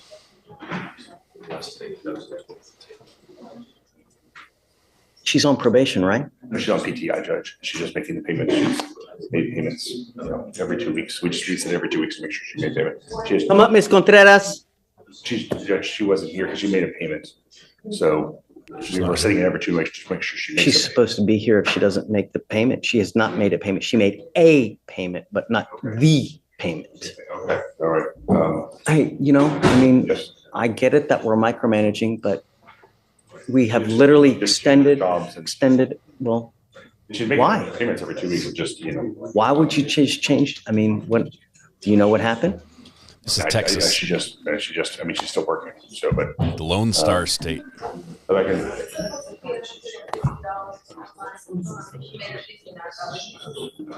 When and how? She just did the payment today. It's every 2 weeks. Sometimes she's over, sometimes she's under. So. She got it. I'll give her to the end of the month for the next payment. It's got to be up to where it is. Let her know. Sometimes it makes over the payment. So this is just, Has she made any overage in any payments? We're going to get $75 every 2 weeks. Because sometimes she made 80. She paid $100 payment the first time for that month.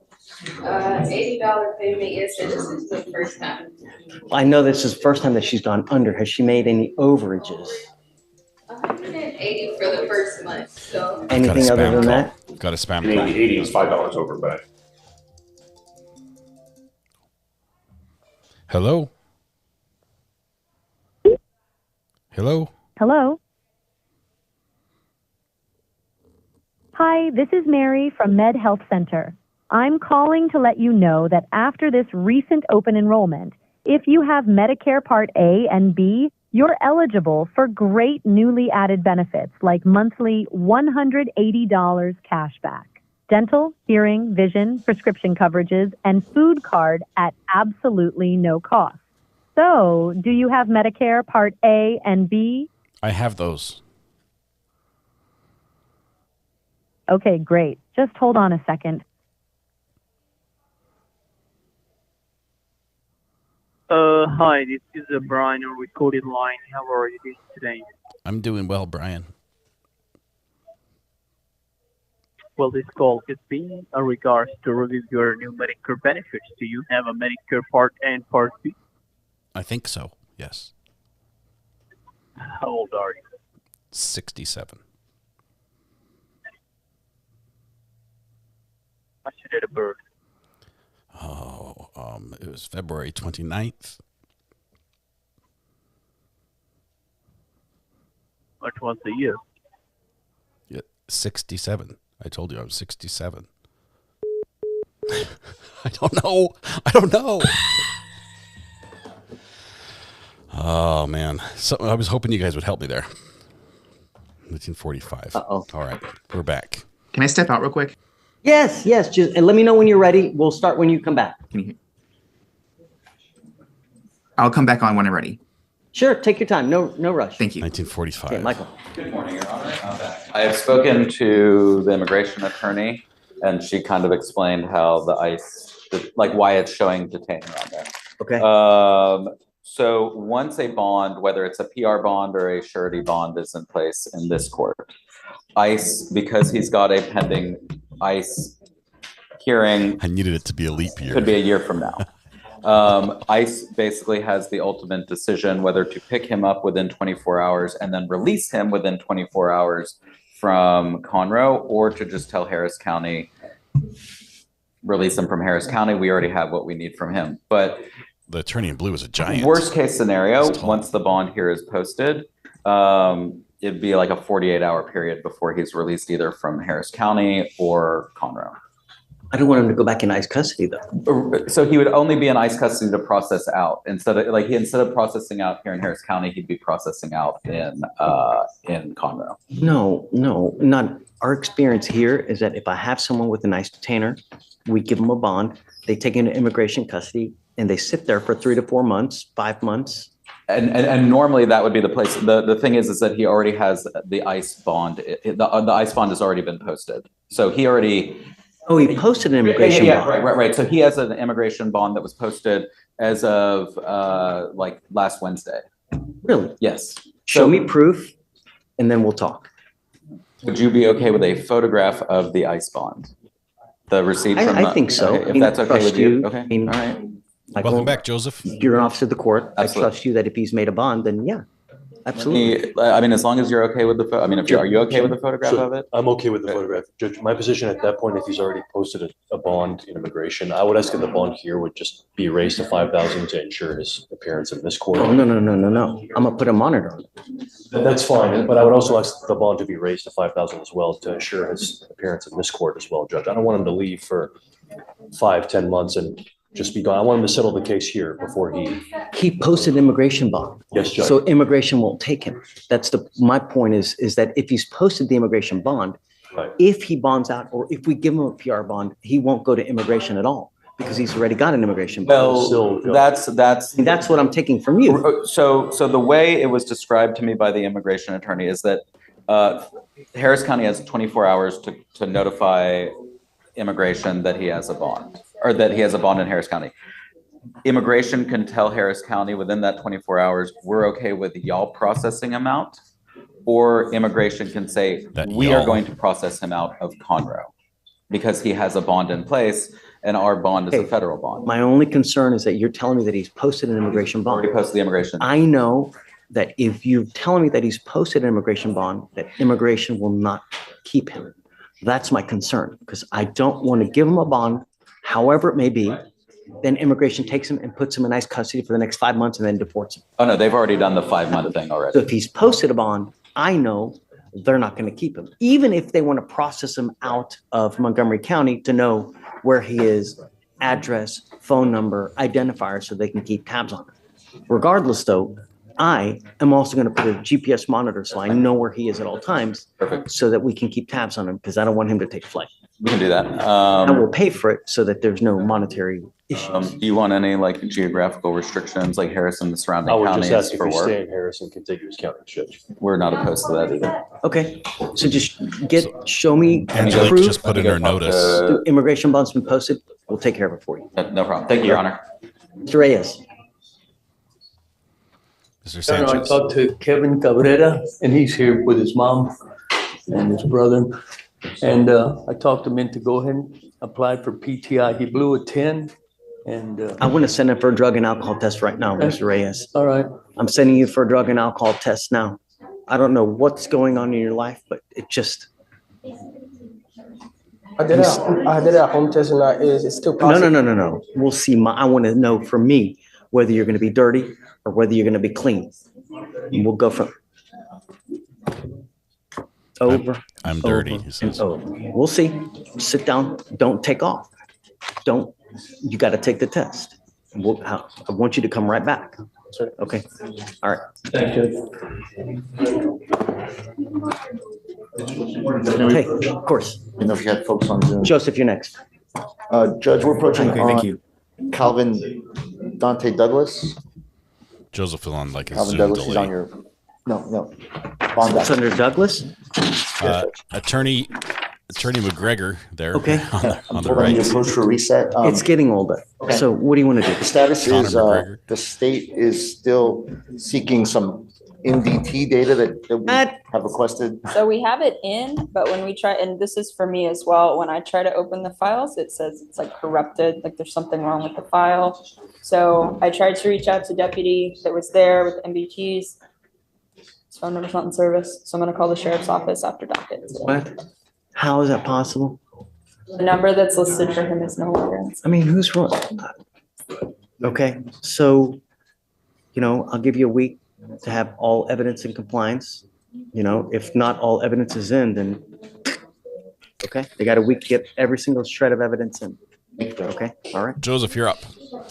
Doesn't that guy look like Conor McGregor? Well, I guess The attorney on the set it right for there. compliance hearing. Next, okay. At the top. The ultimate Okay. fighter. All right. Colin and Mr. Sanchez. Morning, Judge. Hi, guys. Good morning. So, So Judge, we're approaching on Andreina Palos. It's the writ that I filed. Shh. Quiet, everybody. This is on, I've got the cause number if you want it. yes, Palos. Right? Yes, sir. Joseph, what do you want to do? What do you think? So I've reviewed Mr. Evans' writ, and I had a brief conversation with Ms. Nguyen, who was the underlying attorney. At this point, Judge, I've talked to Mr. Evans, and I've told him that if he wanted to file proposed findings, and if you were inclined to sign them, then the state would stand by and watch that happen. Hey, done. Do it, Colin. Okay. Okay. I'm with both of you guys. If everyone's happy, then I'm happy too, really. So You can give me about a couple weeks, Judge. That'll be okay. it's at your leisure, Mr. Sanchez, would you want to take a look at it first before I sign? Sure. Sure. Just so as a matter of course. So I guess, Colin, would you do me a favor? I guess when you're ready and when you're done, email it to both of us. We'll have Joseph take a look at it, and then we'll come back and we'll see. Sounds good, if he's Judge. okay, then I'm okay as well. Yeah. Okay, guys. I'm okay. So You're you got your leisure, Colin. So whenever you want. Okay. Okay, Judge. Thank you. I Okay, appreciate guys. that. Take care. You too. Bye. Take care. Thanks, guys. Okay. Timothy Akers, Your Honor, may I approach, please? Yeah. You said Acres? Yes, sir, Your Honor. What? Is this just another plea to get out and do nothing? That's up to Your Honor's call, Your Honor. Hi, Mr. Akers. How's it going? Good. Judge did not like that. Did we not have him T-Rast? We did, but then there was a competency evaluation, so like it was back and he was found competent to stand trial. Well, we know that. It's not a matter of competency. We know he's competent. That's not the issue. That's why they wouldn't release the T-RAS scores until he was found competent. So if we want to do anything different, I'll have to have him reassessed. Yeah. We're no more catch and release. I told you this last time. The idea is that when you leave here, you're better off than when you came in. You keep coming back, and you come back to us in this state over and over and over. It's not good, Mr. Akers. All you're doing is you're killing yourself slowly. And that's not the way to do things. If I let you go now, if history's any indication, we'll see you in about 6 months again. That's history. I believe I could do better. Do you? Yes, sir. I don't believe it. I mean, I know that you were destined for greatness, but sometimes when you try to write your own plan and you think it works, it kind of backfires on you and it doesn't. So now when you're with me, I have resources to help you out. And that's the idea, so that you don't come back. Because we've tried for you to write your own plan on numerous occasions, and it's not worked. And I know it's not what you want to hear, and I know that you just want to get out, but I don't want to set you up for failure. We've done that before, and now you're here again. So what I'd like to do is I want to have you evaluated by our clinicians to see how we go forward. Perhaps we have a treatment facility that's there to help you tackle why these issues continue to happen. Why you keep testing positive for meth, amphetamines, and all those other substances. If I may, this is only my second charge here. The trespassing was dropped, and I did test positive, but I did stop using that day, and planned on stop using.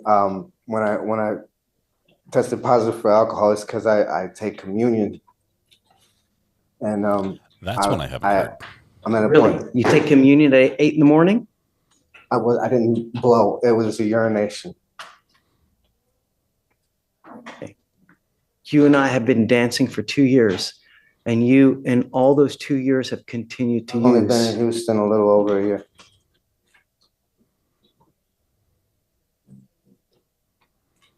I have signed up for the homeless program, and right now I've just come to a year, which is a requirement. I have to get back to the housing people so I can get my voucher to get a place of my own.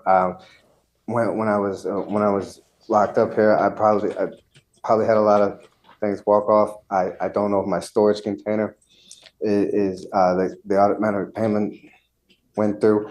I'll get off drugs and just give me a chance to rebuild my life. I've been homeless for over 3 years. I was homeless 2 years before in St. Louis before I come here.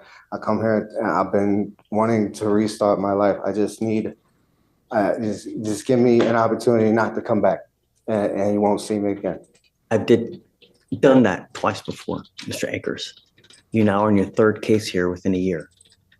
The So second we've one was been dropped. there, done that. Requested, at the request of the pastor of the church that I was trespassing at. Okay, this is what we're gonna do. Okay, I'm not gonna do this now. I'd like to have you TRAS'd. I want to see what they say, how the best way to move forward is. I'll try to do it as quick as possible so that we can try to help you out as quick as possible. We're not just trying to keep you here to languish, but I want to do the right thing. And you taking this deal, just letting you out now, it's not the right way to do things. And I'm sorry to tell you that, but I have John here that if you have a storage unit, if you need anything, we can try to reach out to whoever we can to try to help you out with that, okay? We have people on site that, and also staff that can help you with these things. I have Social Security, and I've been here indigent this whole time. They say I have nobody on the outside. I can't get money on my books. I've been eating the scraps off of other people's plates. I've been here for a month. Can you at least reinstate my bond so I could take care of my business? You don't come back, okay? Look, let me try to get you TRAS as quick as possible so that we can get this done. I think I already did TRAS. Can we still use that other one or no? That's what I'm asking them. We're gonna try to use it so we don't have to redo it. Give me a little bit of time and then I'll bring you back out and we'll talk, okay? All right. Hey, thank you, Mr. D. Just approaching on a plea for Jeffrey Thomas, Judge. I want to see the kid who was the terroristic Come up, threat. Judge. Mr. Thomas, come on. The Chick-fil-A guy. Is he coming back?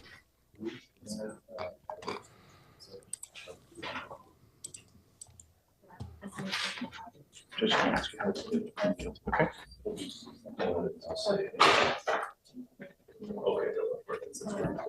Why are you not staying in touch with your lawyer? Bad cell connection or something. Yeah, he reached out to me, Judge, that weekend. You were set for trial tomorrow. You were supposed to meet with him for trial to get ready. And here you are playing Helen Keller the whole time.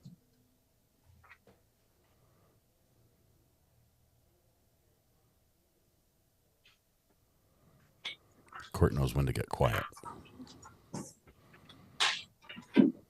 Mr. Thomas, you're charged with driving while intoxicated. You're facing up to 6 months in jail and or a $2,000 fine.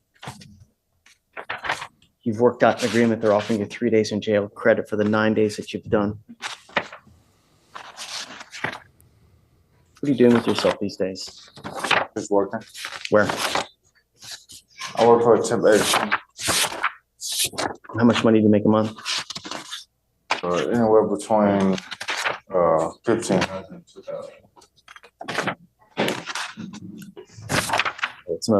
It's not on docket today. That's what I was looking for.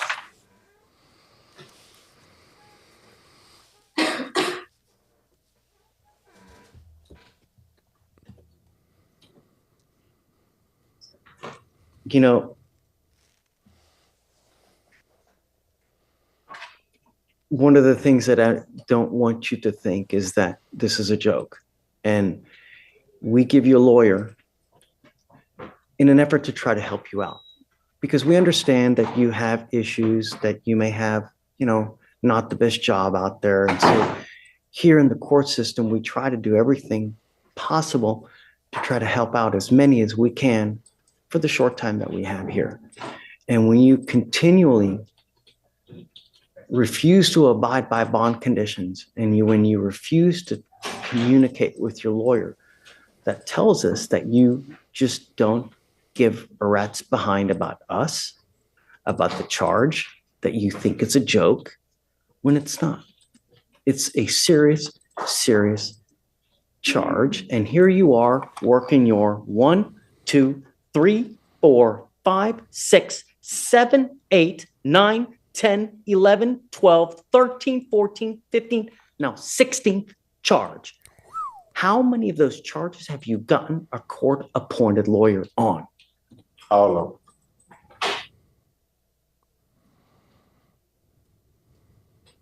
I guess that's why you consider this a joke, because we continue to give you things. If I give my child something, they don't take care of it. But if I make them work for it and I make them, hey, you got to pay for this, chances are they will treat it a lot better. You give them a car, how are they going to treat it versus if you make them work for it? Not sure if he can take away his right to a lawyer if he's indigent. You will be required to pay the surcharges in this case. I will pay for the court-appointed lawyer. I will pay your court costs, but you will be required to pay the fines and fees and surcharges to DPS. And I'm going to suspend your license for 180 days. And I hope in the future, moving forward, that you truly appreciate this, because with your record, if you were ever in a car and you smell like alcohol or dope, what do you think is going to happen? What we're doing today, from now on, you are facing a minimum of 30 days in jail. So if I were you, even if you've had a sip of alcohol, a spliff, don't get into a car because you're begging for issues. And I truly hope that you appreciate this, because like I said, from now on, you're looking at a lot of time. And due on your priors, it's a minimum of 90 days in jail. Do you understand? You're giving up the right to a trial, right to compel witnesses to testify on behalf, confront and cross-examine your accusers. If you're not a citizen, there are possible immigration consequences. You can be deported, excluded from the country, denied naturalization. Under federal law, you give up the right to appeal. Once you plead guilty, you can never change this or undo this. Do you understand? How do you plead to the offense of driving while intoxicated? Guilty or not guilty? Guilty.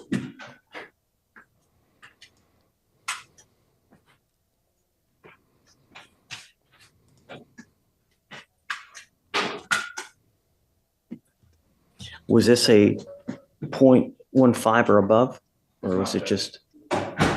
Okay. All right, sir. I'll have you see the clerk. All right. Guys, you ready? Alvin Douglas, the one we set the discovery compliance. This attorney I just in was the gonna middle ask the there. court if I can waive my client's appearance. The one next to Judge Fleischer. He looks like Conor McGregor to me. Okay, can you call me up at THA, please? Vic, can you call me up at THA? Yes, the first one is page 4. Castillo, come on up. Elise Castillo. How many we got? The judge has told people that he's going to watch the cameras if they get in the car and drive away. He's going to have them arrested. Tell me. May I approach very quickly? I've got two different things to show. One is the actual plan from the immigration court. So, there. Wow, 15,000. Right. And then here is the wire transfer to the Treasury Department showing that it has been taken. That's the ICE bonds and the wire transfer.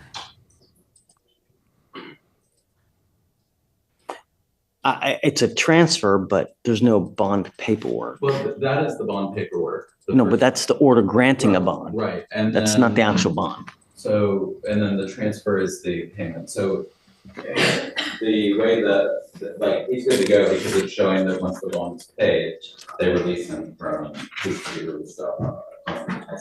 So that is the form that the And I got that one from his immigration attorney, so that's what they send, and then the wire transfer goes out. And then I guess once he is Okay, released from ICE. what do you want from us?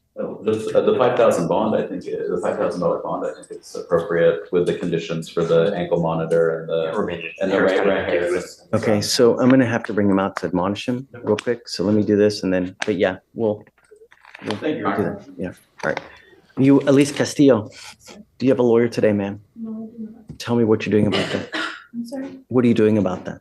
I was unable to attain a lawyer because I lost my job. What were you doing beforehand? Okay, And I'm doing temporary work, like part-time with my brother's security company. I have a license, on armed security, but that's not guaranteed. He gives me a day or two, depending on what they have available. okay, we'll have you fill out an application. I'll take a look at it, but I need to know everything about you, what kind of house you live in, what kind of cars you have, how many cars, how much money in the bank. Don't just put zeros because I'm gonna send it right back to you. I need everything filled out to check it out, okay? Please. Crawford, come on up, page 6. This way.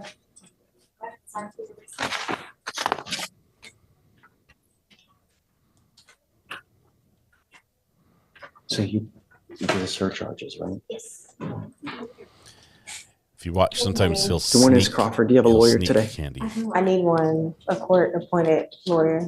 So what do you do for a living, ma'am? I'm a surgical technician, but I only work 2 days a week. I'm a mom of 2. I only work 2 days. Surgical tech? To take them to school, I take care of one. I have an 8 and 1 year old. Take one at home. Are you married or are you? Well, dad take care of them, but we don't pay. He doesn't pay me. I take care of my household. He take care of his. So you didn't get support for the children? No, but they go over there, but he doesn't give me any money. Okay, I'll have you fill out an application. Ma'am, your case is now 36 days old. Have you done anything with the administrative hearing? I did. I filed it myself, and I haven't heard anything. You need to hire a lawyer for that, okay? Yeah. The lawyer that we give you, if we give you one today, will not take care of that. You're gonna have to do that on your own.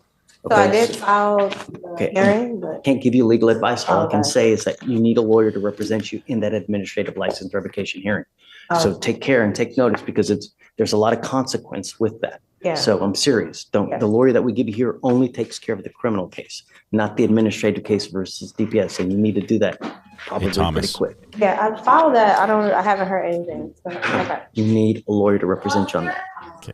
Yes. Okay. We're I'll gonna give you an take- application. Take a tiny break here. Thomas, I may have made a connection over the weekend with the distributor who fills all the Pepperidge Farm inventory on all the store shelves in all my area, who has Chilean sea bass crackers. He set aside 2 boxes himself. I may be able to get a bag of Chilean sea bass crackers because they're impossible. They're selling for $250 a bag on eBay right now. These are Goldfish crackers. But I might be able to get a bag of those. We're putting a word in trying to see if I can get one. Anyway, that was just funny. Dick, who is this again? What is your last name, sir? Austin. If your feed is blurry, go to the gear. Mr. Foster, do you have a lawyer and today? Change the. I wasn't able to hire one. Change You the want more time? Yes, I resolution as high as you can. Okay, we'll give you more time. If you want to head on over to Victoria, we'll have you sign a receipt and give you more time, sir. Okay. Come on. Sorry, Judge, I didn't hear that. THA, more time. All right, Judge, next is page 9, Gomez. Come on up. Hey, Stephen, do you mind bringing out his client? It's, was it Cardona? Cardona, please. I want to see the guy who's from Chick-fil-A. This is not him.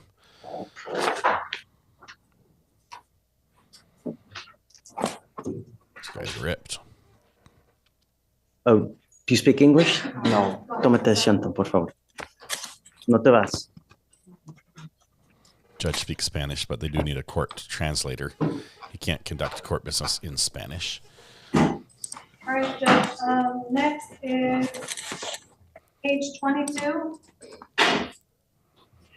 Santian Joseph. They were limited edition. Around the other way, They're sir. not available Around the other anymore. way. We don't want you near the prosecutors. They were a limited edition. If you can find them in the stores, they're selling online for ridiculous amounts of money. It was a publicity stunt. They changed the name of Goldfish crackers to Chilean sea bass crackers. Nothing of the recipe changed, but I'm hoping to get my hands on a bag of them. Mr. Santillan, do you have a lawyer today? I did hire an attorney. She's just not here today. Who is it? Maria Carrillo. My attorney didn't Juana show Maria up. Carrillo. She's supposed to be calling the court. I just spoke to her about 5 minutes ago. Okay, so just go ahead, take a seat. We'll wait for her, hopefully to show up. Oh, he just hired an attorney 5 minutes ago? Page 24, Solis. Oh, wait, come on, somebody signed on. The funny thing, Thomas, was I told him the story about us trying to find them and how hard they were to find. And he's like, I told my friend, and then he's like, the building next to me is the guy that fills out orders. And he said he gave me a bag and I ate it. And now he's going to see if he can get me another one.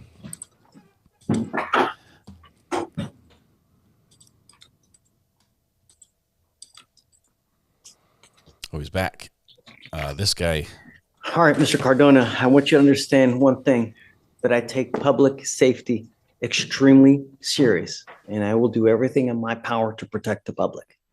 I don't care that you're out on an immigration bond. I don't care, but I care about our bond, but you need to understand that you being out on an immigration bond better have a halo above your head, because if not, you pick up a new case, you violate conditions. They will yank that PR bond in a moment's notice and you're out $15,000. All the money that whoever has posted up for you to get out on that immigration bond, you pick up a new case, violate conditions, all that money's gone. And I'm going to tell you now, you were extremely lucky to get an immigration bond, because I can tell you now, not many people do. And you'll never get another one. You won't. Do you understand? So I am now going to put a monitor on you so I know where you are at all times. Prior to your release, you will get a GPS monitor.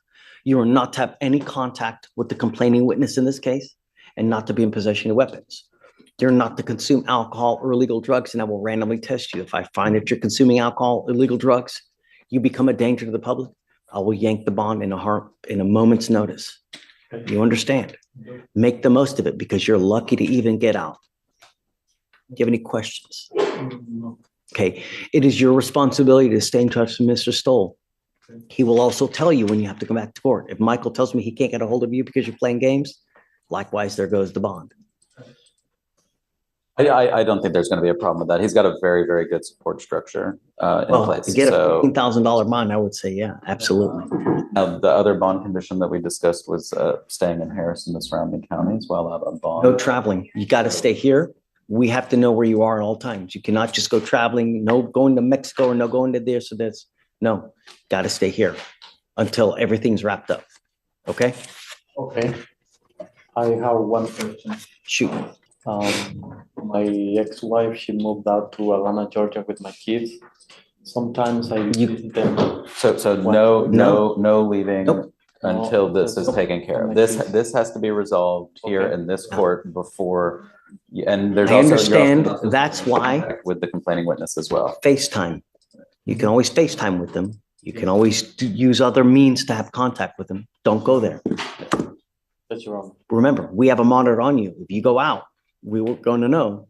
You must also charge the device every single day. If the battery goes dead, so does your bond. You understand? Okay. I'm going to leave the bond at 2501. Thank you. That's fine. He's already paid enough money as it is. Thank so you, just be good. Don't pick up any new cases, and don't have contact and no weapons with the complaining witness. Okay? Thank you. Okay. Thank you, Your Honor. Thanks. All right.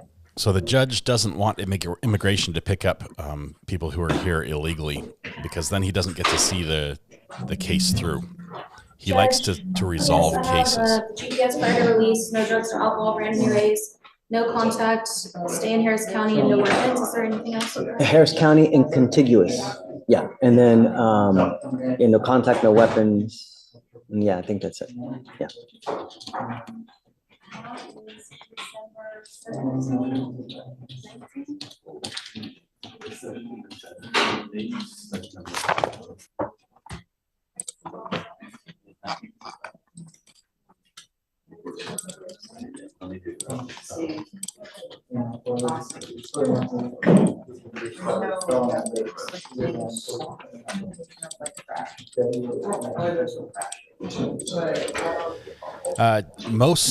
Most courts that have trials, like a jury trial, are probably not happening today, unless they're sequestered. I don't know. Delphi might be deliberating today, but most courts are on vacation for Veterans Day. Happy Veterans Day, by the way. There's a Skittle. Judge, page 5. Howard. Here. 10,003.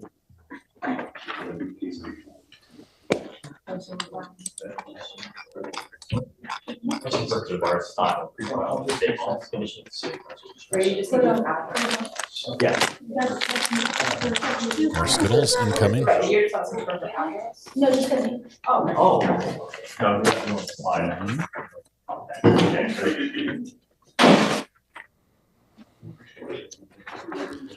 Sorry.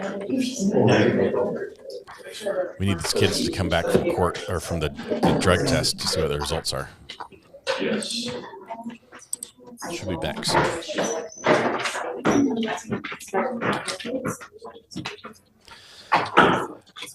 Judge Fleischer eats Skittles and plays Fortnite. Who got Milo? Amanda Milo.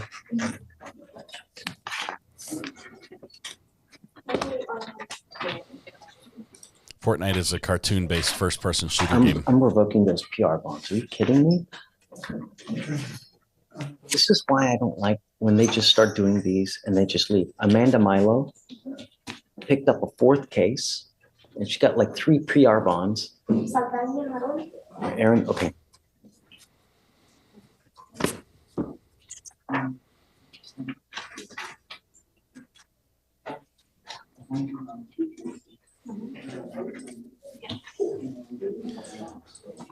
This is Judge David Fleischer. His name is in the bottom left-hand corner of his window. He's out of Texas. That's the Lone Star you see in the background behind him. Hey, dude, how are you? Doing good. How about yourself? Hey, good. Amanda Milo, she got another 2 PR bonds on the first 2 cases. They didn't give her PR bond on the 3rd case. I'm yanking the PR bonds on the first 2, okay? Okay.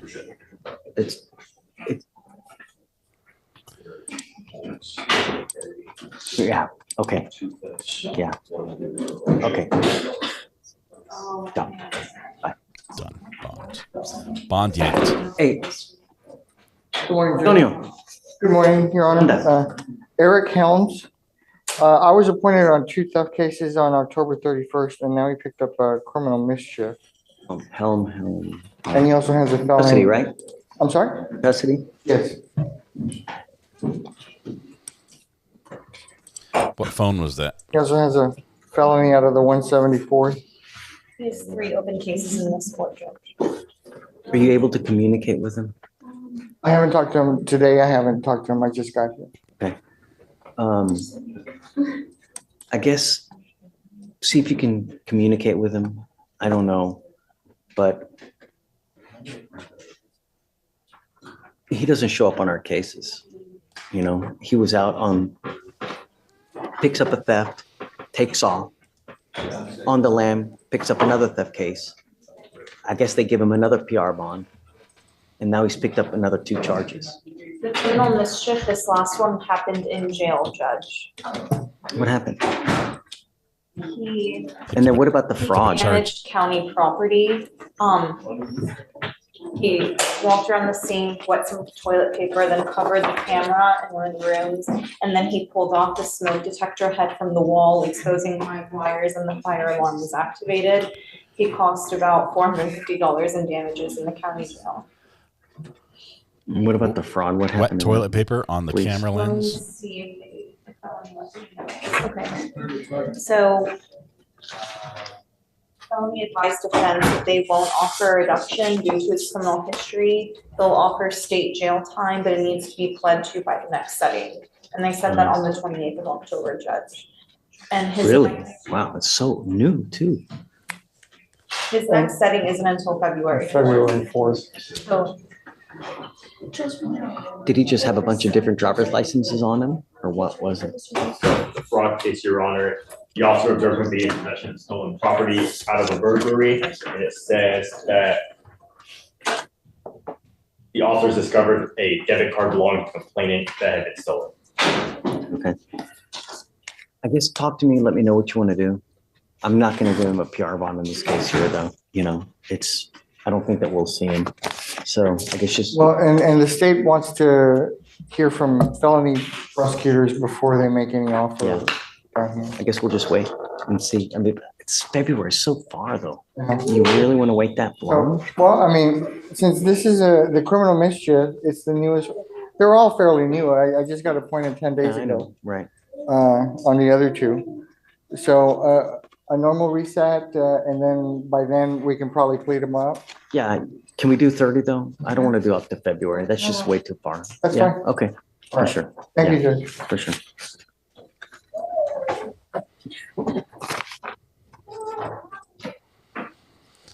We got anybody back? Any of our drug tested people?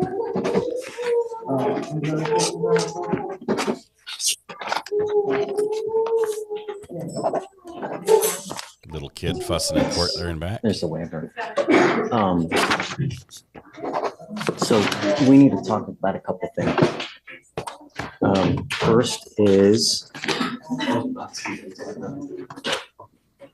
Milo. Ixnay on the PR bond A. Is that Pig Latin? Ixnay Should on the have PR bond bonds in the A. first two cases. It's multiple cases, continues to happen, continues to take off, no way. And then I'll do bail orders. Welcome back. Good to have you here.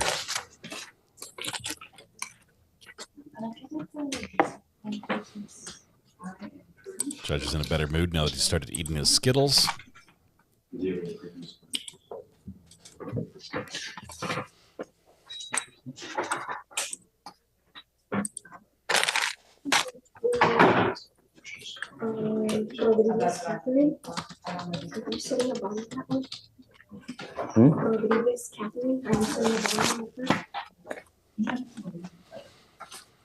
Oh, no, I'm gonna let her out. I'm gonna amend bond conditions. So.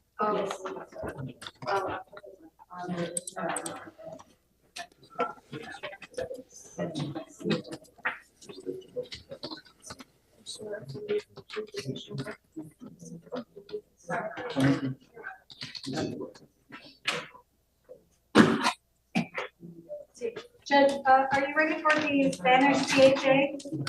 Yeah. Mindy, congratulations on 12 months. Gomez? Love that orange courthouse. Looks great.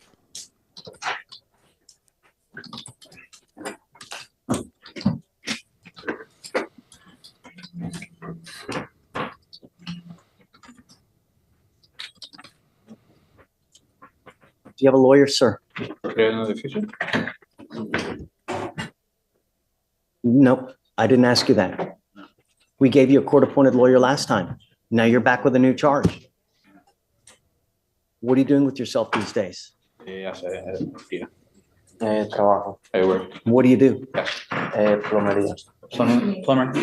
Okay, how much money do you make a month? A lot. Al mes, 2,500. A month, about 2,500. Okay, we will give you time. Vamos a dar tiempo. Okay. You have to qualify. We don't give court lawyers like it's candy on Halloween. You have to qualify. And when you make money, then you're expected to, to hire a lawyer. Do you understand? We will give you time. Nope, we will give you time. So what I'll do is I'll have you go to Victoria. We'll have you fill out a reset. There are a gajillion lawyers in Harris County. It's a matter of finding one that fits you. It's like buying a car. When you first buy a car, you don't go to a Ferrari dealership. You don't go to Mercedes-Benz. You go to what you can afford. It is the same thing with lawyers. There are thousands and thousands of lawyers in Harris County. Talk to them. 99% of the lawyers around will put you on a payment plan if you ask. And you can negotiate with them. If they charge you $1,000, if they charge you $2,000, if they charge you $10,000, you can negotiate with them. And 99% of them will put you on a payment plan. Do you understand? Yes, sir. Right. But we will give you time. You were young. You were able to work. Do it. If you need to work hard, work hard. 2 jobs, 3 jobs, 10 jobs, whatever. We all work hard. We all need to pull our weight. Do you understand? Yes, sir. Okay. Also on page 22, 22, council called and said she hadn't been retained yet. Did you want to do another THA? Yeah, we'll give another couple weeks. Mr. Santillan, come up.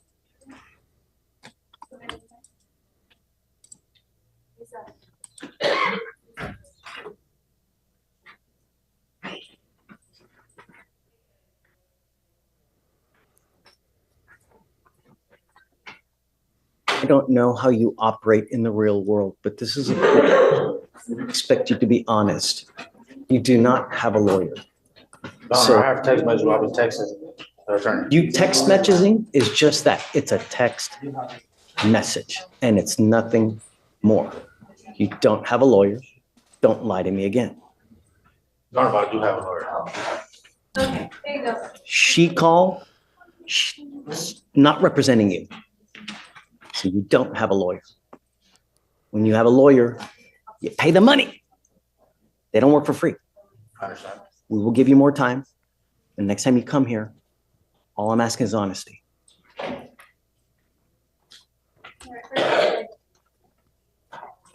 In just a second.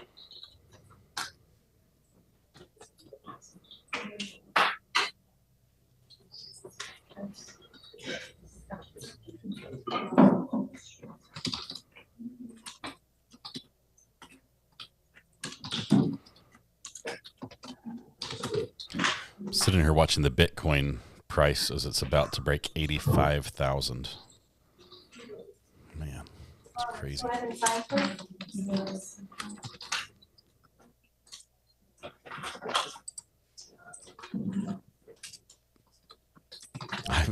Ivan's like chilling. Yep. Ivan knows. Ivan, I apologize. You called me. I texted you. Can I call you back? My day got crazy busy, and I just forgot. But I need to. If I want to get my Bitcoin, I need to talk to you. So.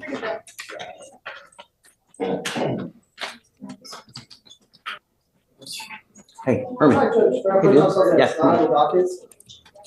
Can I give you the case number? No tie. Pinstripe suit and no tie. Looks interesting. 2505 329 X or R. Okay. He's rescinding it. The case was dismissed, and he's not going to come. He's not coming back to Texas. He can't. And so he's in Louisiana. So he only needed to drive here when he came back to Texas. So if we can just eliminate the occupational, so he extinguish it and then get a removal. Withdraw. Yeah, withdraw, and Sure. then get a removal for it as well for the interlock. Um, They dismissed the other cases. for sure. Yeah. Okay, cool. I'll give it to you. Just tell Ramona. Well, I don't know. I guess where did you get the removal order from? Felicia? I don't know who. It was a DWS second dismissed off pretrial. Oh, okay, then I can. Yeah. Just go with Victoria. Victoria will give it to you. Then I'll sign it, and then we'll get it to you.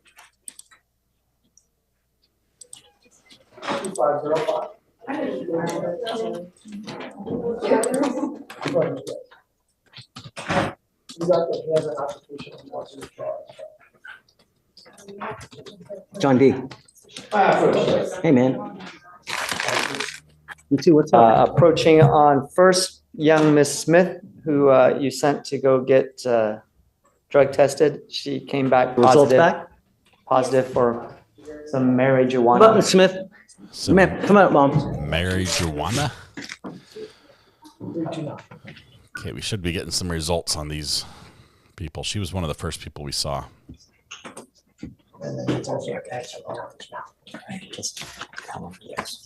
Okay, so. Just say yes or no. That's it.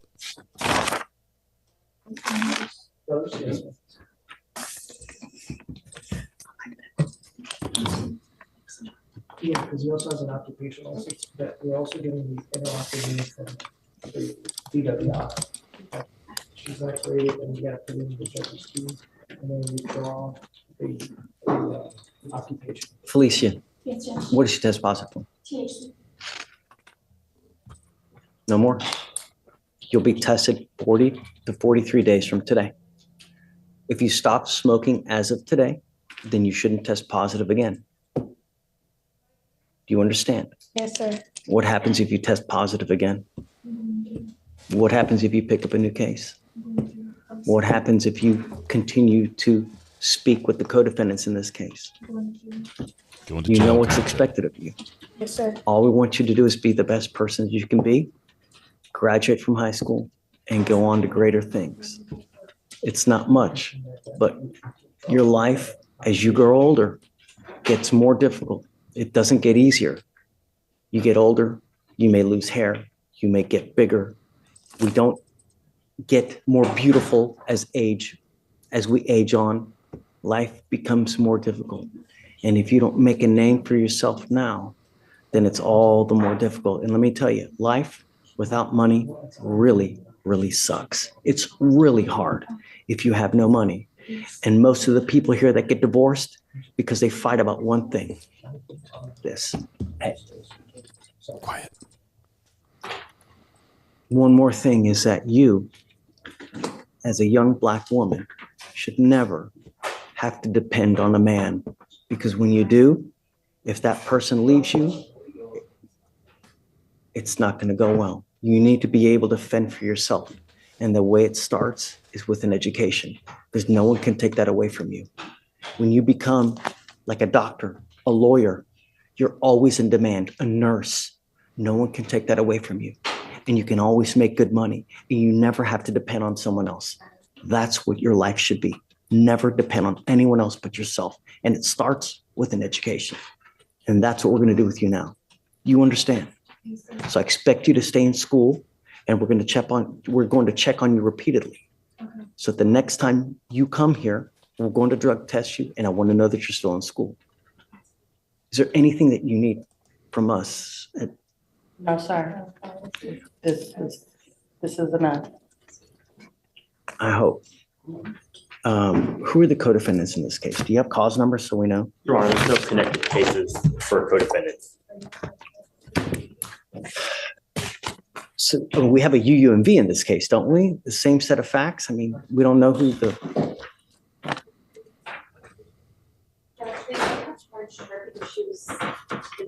I don't know why. It appears as though no one else was charged besides this. We have a UUMV. Michael, I don't understand intake, dude. You got to help me understand this, because who? Or perhaps we're just not seeing it, you know. Unauthorized use of a motor vehicle. Judge, it was just charged as an evade. Yeah, but she's in a car. It's a stolen car. There's someone else that's driving it. There's another defendant as well in there. How did the driver not get a charge? I sent you to college. No, please don't make me go. I think it's because the driver was on the bus. Really?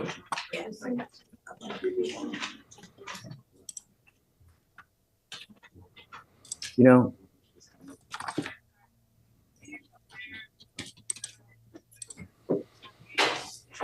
at the end of the day, if they didn't catch the other people, regardless, when you hang with dogs, you get fleas. Don't. Those bad people, they'll bring you down with them, and they don't care. Make something yourself. We're giving you the tools now. The other one is a juvenile, so they may have. Okay. Or that might be why. Okay, all right. Are there any brothers and sisters around as well? Yes. Okay, so I'm putting a monitor on you so I know where you are and that you're not out in the middle of the night.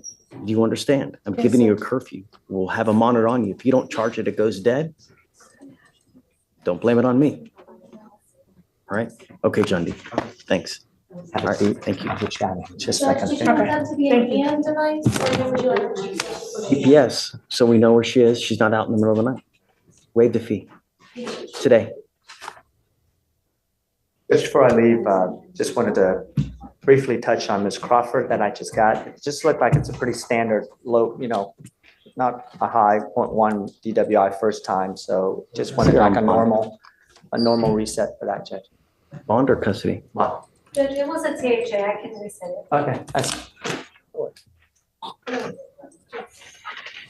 think he's winding down, possibly approaching the lunch hour. Never a dull moment with Mr. Cabrera, Your Honor. What happened? He said he went over there, he couldn't pee, and in the interim, his mother had an epileptic attack. So he had to take her home. Hey, I understand, Judge. There's always some story every Issuing time. a warrant for his arrest. Every time we come up here, he's got something happening. Some drama. All the time. Yeah, I'm issuing a warrant. All the time.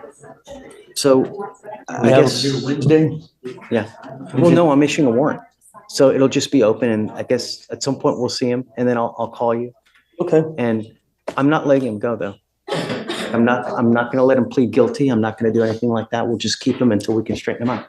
Sounds good to me. Together, get through to him. Thanks, Judge. Lawyer comes hat in hand. What was I gonna ask you? Okay, so you don't, because he asked me also, can I just get this over with, Mr. Reyes, and plead guilty in front of the judge? Nope. And I'll just tell him, no, you still gotta finish school, blah, blah, blah. So we'll see. What do you want? Get him, we'll You get him, want and then on we'll talk. Probation, what do you want him on, Judge? No, No. do what you were going to do. Oh, the P. Straighten him out first. I Yeah. want him to be clean first. Sounds good. Can't get him to stay clean. That's good. You'll be clean, for a while. Yeah. I'm okay. Nothing. So who was that couldn't pee? Which Or that I wasn't guess our if you're okay. Chick-fil-A guy, was right? it? I guess it's your program. So, I mean,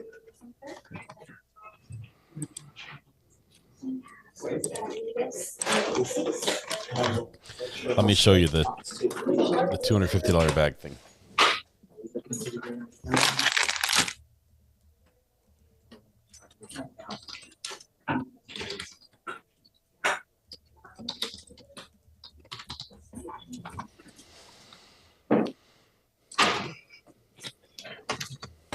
hey, Cabrera.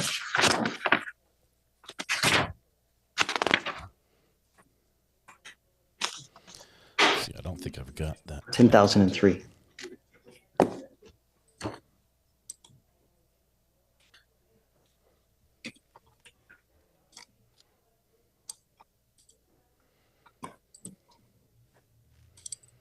Hey, Michael? Michael? Just, your PC was found. Could you let me know John do that? Yes.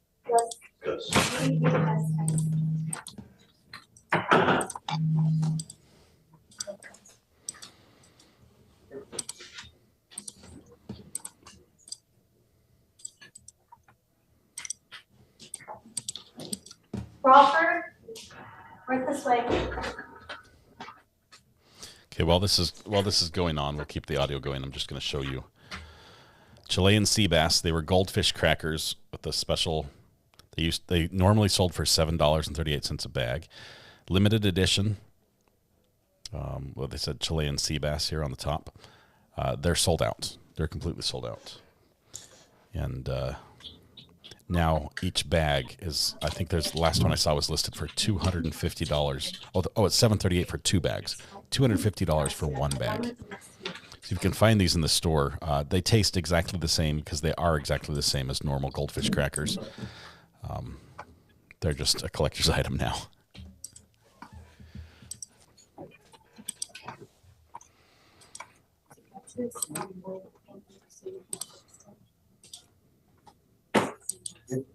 They were on regular shelves. If you can find them, they might still be out there. They went fast.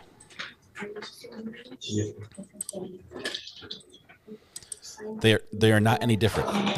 They look the same. They taste the same. The only thing they did was change the label on the package as a publicity stunt. Josh, do you need me?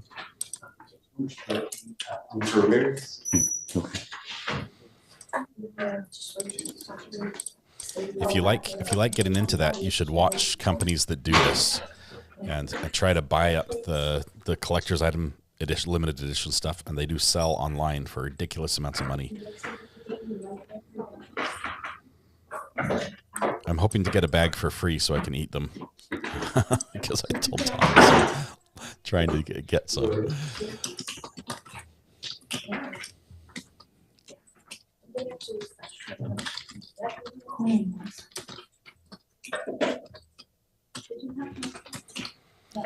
Old Bay also sold out really fast, but Old Bay might be coming back.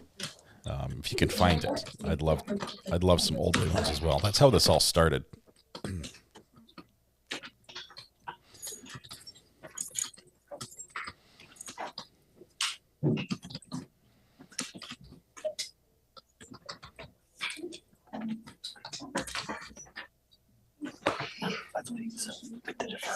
What's that one gentleman that we sent for a drug test earlier? 18-year-old kid? Yeah. Well, I guess let's do this. What is his name?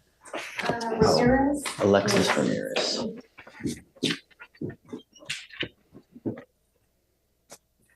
Good morning, Ms. Ramirez. You know, you can't expect to do things that you have been doing and expect good results, right? You failed to appear 1, 2, 5, 10, 15, 32 times, and, you know. That's why I'm here.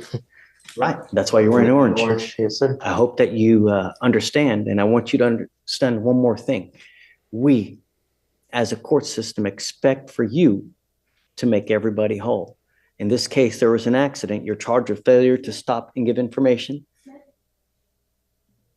where there was an accident, and there's a restitution in the amount of $500. We expect you to pay the restitution. And I'm going to tell you now, if you toy with us, then we will amend conditions, put you in jail, or bring you right back out and expect you to pay restitution. And I'm going to tell you now, I've held on to people 3 years to be able to pay restitution, and I have no problems doing it. Do you understand? Yes, sir. What you're doing is you're entering into a deferred adjudication, which is a type of probation that if you successfully complete, you do not end up with a conviction on your record. You give up nearly every right known to man by entering into this agreement, agreeing to the conditions. And if you violate these conditions, you could be put in jail for 180 days. Do you understand? Yes, sir. As part of the condition, you will pay $500 in restitution. You will do 12 hours of community service. You will also do a driver safety course. And if you complete this, then you will not end up with a conviction on your record. Is this what you want to do? Yes, sir. You're giving up. I believe I already sent him the receipt. I paid the $500 before. Once done. And then that's right. I forgot we had confirmed that they do have that on Is it? file. Okay, so then we'll take it off in the event that we see that it's paid. Sorry, Fred. No, you're good. You're giving up the right to a trial, right to compel witnesses to testify on behalf, confront and cross-examine your accusers. If you're not a citizen, there are possible immigration consequences. You can be deported, excluded from the country, denied naturalization. You give up the right to appeal. Once you accept this probation, you cannot undo this or change this. Now, if you complete it successfully, then, like I said, it won't go on your record, and eventually you may even be able to have it sealed so that the general public cannot see this. And I will make you a better deal. If you do well, get everything done quick, I'll take you off quick. And as a reward, if you get everything done, we'll take you off in half the time. So you could be off this thing in 4.5 months if you really kick butt and do well. It's not hard. I mean, if you've paid restitution, all you have to do is just a community service, which can be done in 1 weekend, and the driver safety course. Yes, sir. That's how you understand it. Yes, sir. How do you plead to the offense of failure to stop and give information. Guilty, sir. I will not find you guilty. I will withhold that for 9 months. We will give you the opportunity. Now, if you violate this agreement, I will issue a warrant for your arrest. I'm going to put you in jail. You bring you right back out in Orange, and then you're looking at 180 days. You understand? Yes, sir. All right. Good luck to you, sir. Thank you, Judge. Thanks, Josh. Okay. In a few minutes. Okay, Kavita. Hey. Mr. Tooney, I tried to reach his sister with the number he gave me, and that number was disconnected. He told me that he has Google with his phone. He doesn't have his phone. He's asking me if I can try to reach her some other way via Facebook or something. So I can get a reset now. Just roll it to tomorrow, We can do that, Judge. and hopefully you can try that way. Have you looked on the bond paperwork? No, not yet, Judge, because I went back to court 10 to do a plea, but I can check it. Okay. And try to find her. We'll Yeah, roll it until it's kind of tomorrow. late. Let's roll it to tomorrow. Hopefully you can. I mean, I feel for the dude, right? And I want to, but I just don't want to let him out on the street. So if he's got a place, then I'm down. Okay? I appreciate that, Judge. Thanks. Thank you. Okay. Anna, I'm approaching on Mr. Quinn. He's on today's docket. You sent him for a drug test. yes. Um, Is he back? he's back and I'll let pretrial speak for themselves, but I believe he came back positive for THC. Okay. I've already explained to him that while he's on bond, no more marijuana. Come up, Mr. Quinn. Yeah, good. Who's he here with? Dad or mom? No, he was here with someone. Mom was here earlier. Okay. It's okay. It's okay. We'll just bring him up.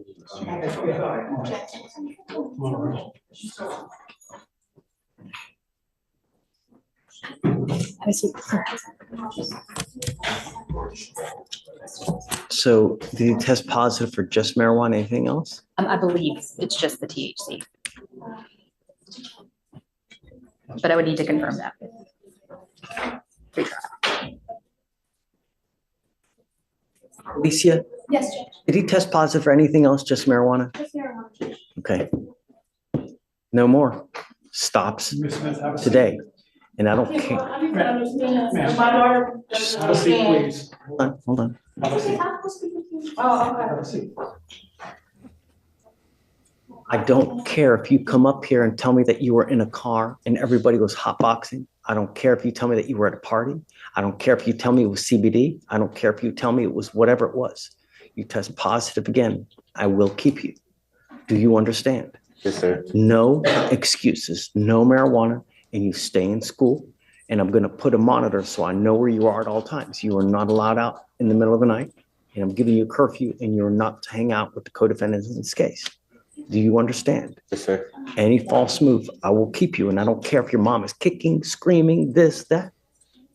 You're old enough to know that actions have consequences. When you're out there, you think before you act. If I do this, am I going to get in trouble? If I say this, what's going to happen?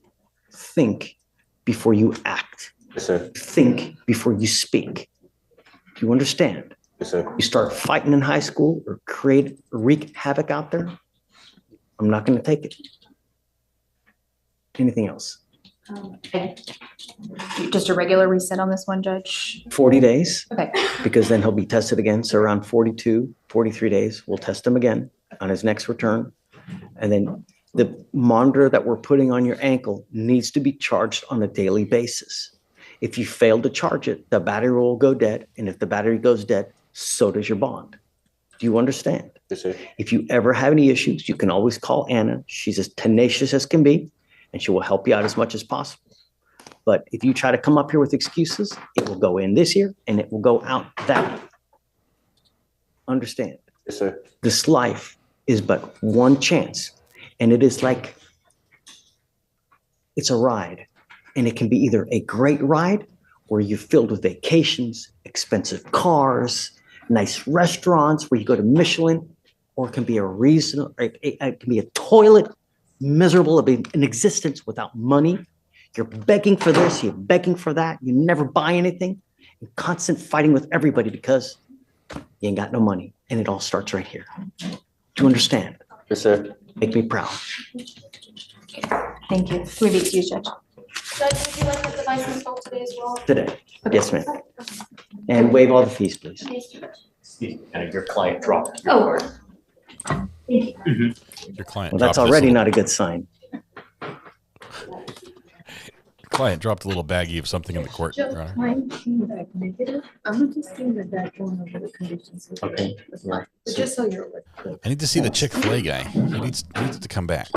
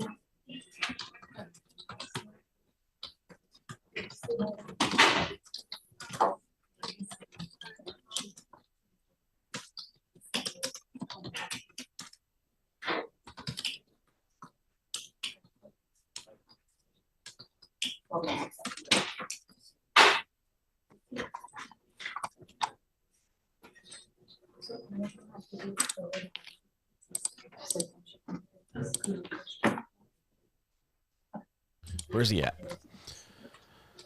It's the last one I really want to find. I'm on the Pepperidge Farms website, and they show that there are limited edition maple syrup flavored graham crackers. They have Old Bay Seasons Goldfish crackers. They have Star Wars brand Goldfish crackers.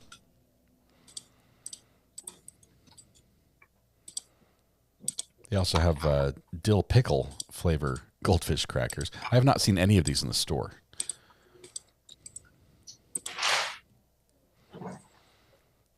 Gotta find these. Spicy dill pickle crackers.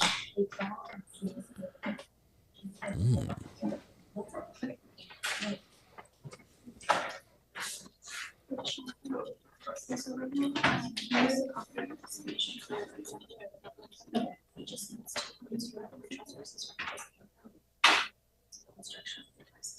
Okay.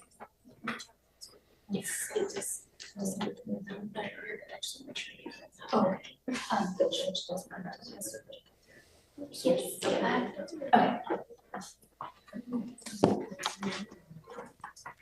I'm a big fan of the Parmesan flavor as well. Oh.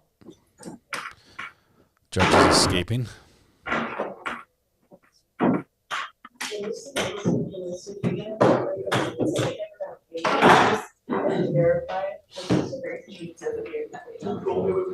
I haven't been there yet. I need to buy it. I'm going to go back. I said that last time and I missed out on the Old Bay. I've never had Old Bay before. Yeah, that's it. Yeah, he said you're gonna call mom, double check. Yeah. I mean, what's that? It's not gonna be able to see. It's a cash. Right. Amanda, thank you. That is awesome. My friend has a friend that's a merchandiser also for the same company, just for the crackers.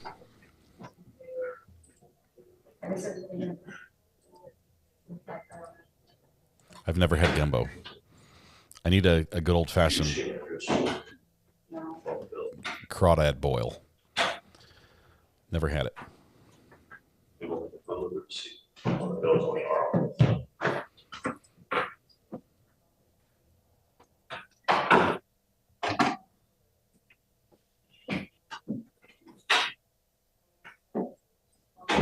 No, he's gonna call his mom. Do we have an address? So you did already see mom address? So,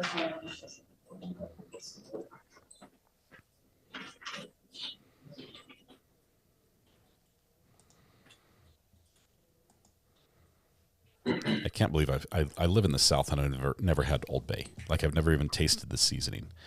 I need to fix that.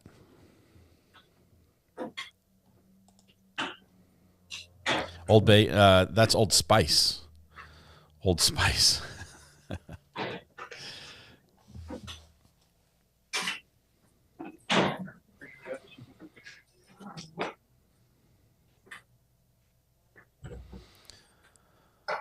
prosecutors are just waiting for the judge here. Court's gotten a little quiet. We've got a couple people in the jury box. Not sure what that's about.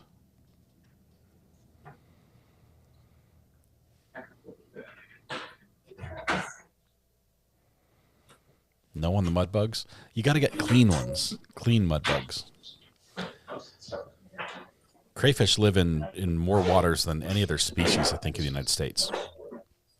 All the way from crystal clear cold water mountain streams to swamps. They live in, I think they're in every state, the contiguous U.S. I think they're everywhere. But if you get them, they taste, I think they taste a little bit like where you find them.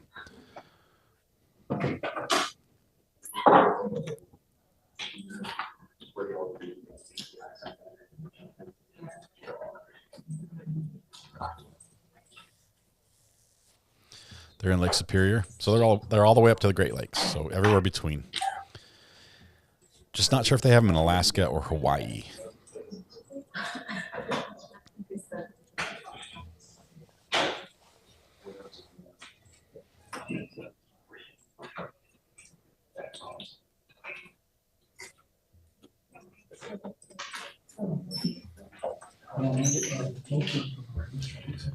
See if the judge comes back. Where's that kid that got drug tested from?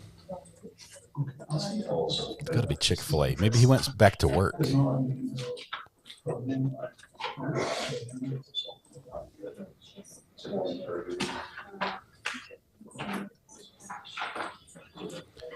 think the judge took a quick break.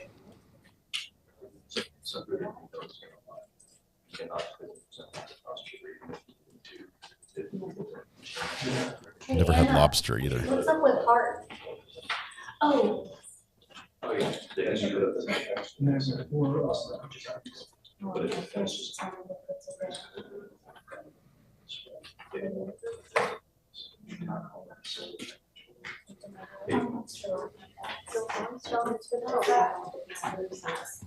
I'll do that right now. Okay.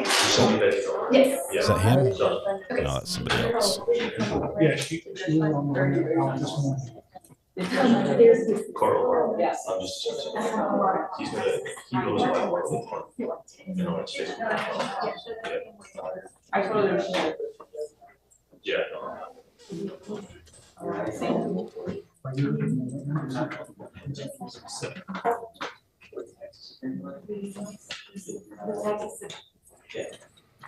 I love shrimp, but I just haven't eaten the others. My family never ate them, so I never ate them growing up. I've just never done it. I like crab and shrimp. Although I've never tried blue crab. Last name was Ramirez. Oh, here's the judge. All right, Judge, page 1, bottom of page 1. Okay. Did not check in, was supposed to drug test. Okay. 5,000. No. 10,001. No. 10,000 and what? 15? This is the same guy that checks in around noon every time. Okay. 10,001 or 2. 2? Yeah. On both. Or he just has one? 1. Spain. Hey. To what do we owe the honor? To what do we owe the honor? I'm just passing through, Your Honor. Always a pleasure. Thank you for participating in Fresh Start. Yeah. Thank you for coming. Let's see, page 3. Oh, hold on. Hello? I'm sorry, page 4, cover.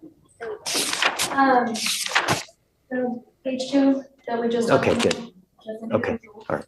It happens literally every time, negative. They're just going to physically check everything. And Mr. Lucas, She's gone. they'll just physically check and then let up. All right.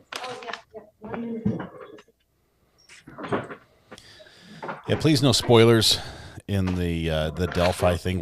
We aren't following that, but let's not spoil it in here. Cabrera, 10,003. There's no verdict to watch because there's no cameras in the courtroom, are there? No, he failed to take a drug test. Took one just now, they just entered the results for next. What? Oh, Cabrera. Cabrera. So sorry, You're talking about Akimpelu? Yes. Okay. Yes. All right, so hold up on that one. Right, but when he gets here, could you admonish him about getting there in a timely manner? Because he don't have to go doing it so late. I guess we should be happy he showed, right? No.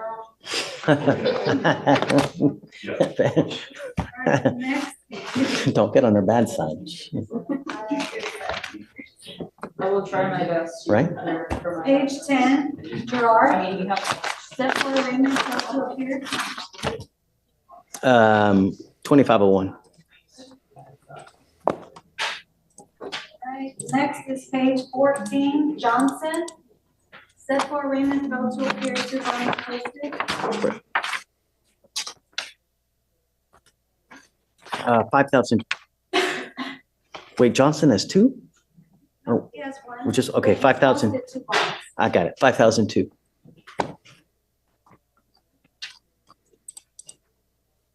And then the out of counties judge, there were 2.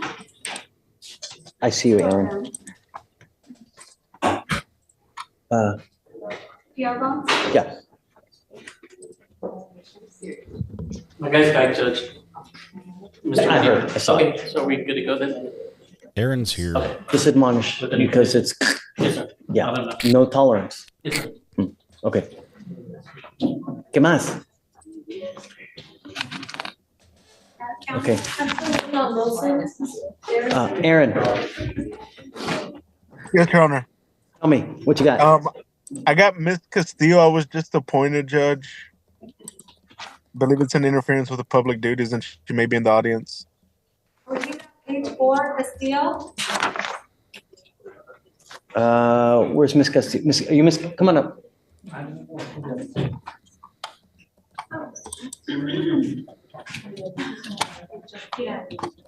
All right. So, Miss Castillo, we have Aaron Saldana who's representing you. I don't know why the TPs aren't working. They should be working, but for some reason they're not.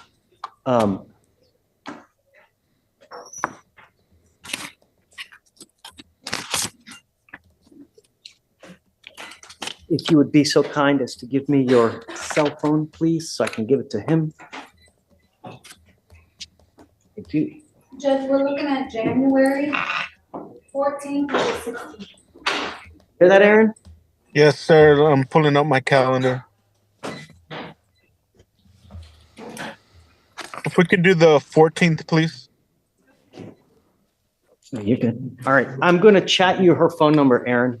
Her Thank you, cell phone. Judge. Ms. Castillo, we've given you a lawyer. It is your responsibility to stay in touch with him. If he tells me he can't get a hold of you, as far as the bond is concerned, just stay in touch. Good things will happen. As you also, he will tell you when you have to come back to court as well.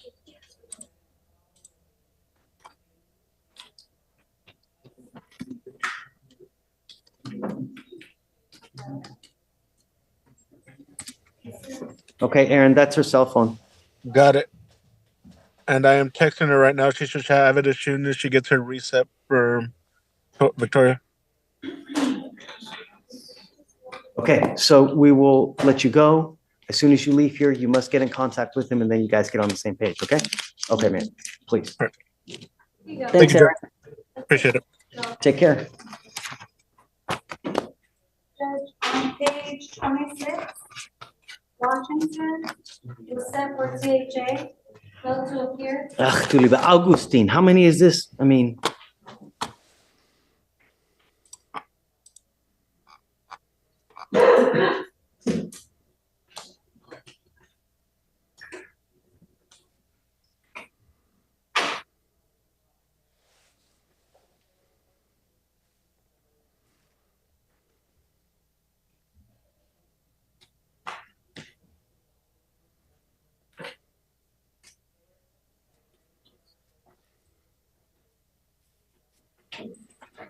okay, just as a one case, right? No, Judge, he has 2. Both resets reflected today's date, but one of them was just put on a different date in error. But both resets do have. Do we have one or two FTAs? Let's see. So 2501 in the event that it's just one.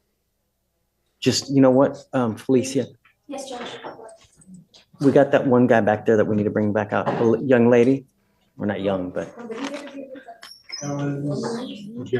I took her into custody this morning. Yeah. That's the lady, he said. Gonna lock you up. He's gonna let her out.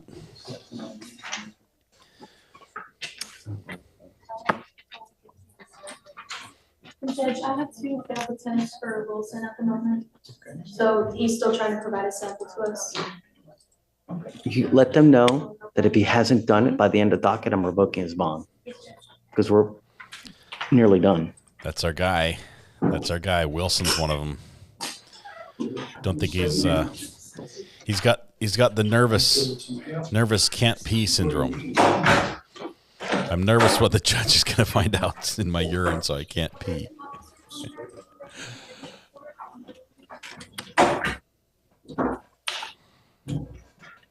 Here she is. She was the one that was held. He's going to let her go now with a stern reprimand. What's your last name again? Rodriguez. Hello, Judge. Joaquin, Yes, sir. I have your client in front of me. Okay, Catherine?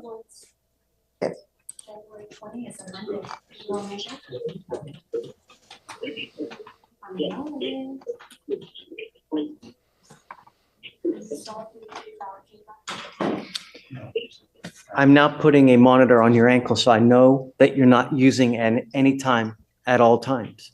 You will now get a scram device on one ankle so I know that you're not using on your other ankle. I'm going to put a GPS monitor and I'm now giving you a curfew. You are not allowed to be out in the middle of the night. Do you understand? And if you ever test positive again, your bond will be so high that it's going to reach the clouds. Do you understand? You will be taking the Dodge Patas everywhere. No more driving as well. Do you understand? I can't go to work. I didn't say you couldn't go to work.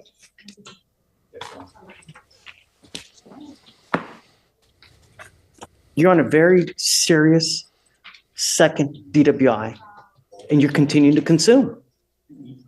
I want to do everything in my power to protect the public. I don't want you on the street and I don't want you out in the middle of the night. You're continuing to use. It scares me.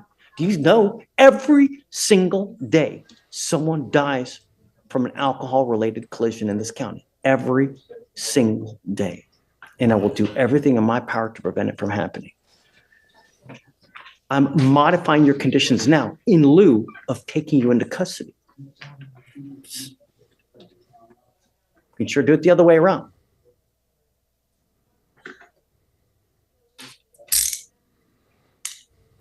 You know, Joaquin.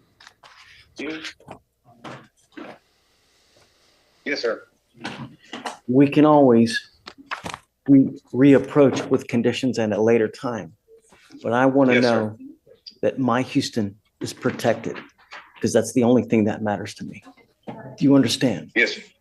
There Yes, are sir. other ways and you need to be able to find it. But I can't trust you in the car if you're continuing to use when we ask you not to use.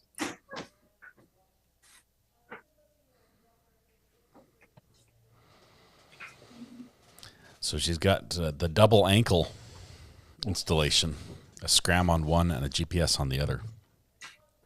I will give you a curfew of 10 p.m. to 6 in the morning. You're not allowed to be out past 10 p.m. If you violate curfew, if you consume alcohol again, then I will lock you up and I'm not going to play this game with you again. Do you understand? Okay. All right, just take a seat for me. We'll be back with you here shortly.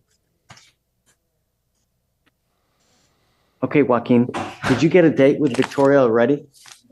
I did, Okay. Your Honor. Let's see how it goes the next couple months and then you can always reapproach. Okay? Yes, sir. We will. Okay, man. All right, thank All you. right, have fun. Bye.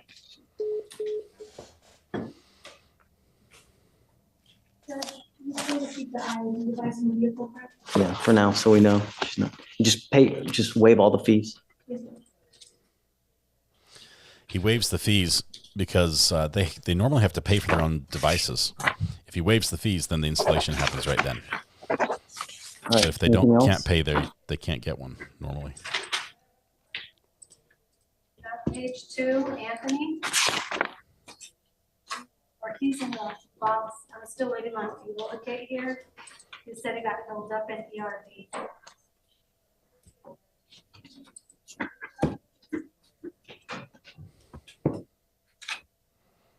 Okay, other than that, are we done?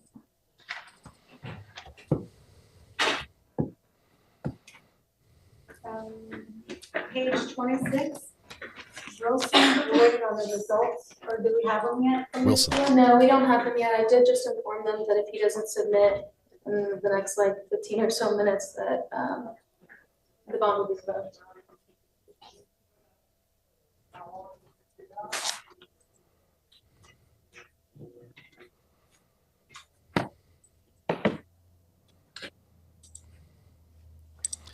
That's our guy.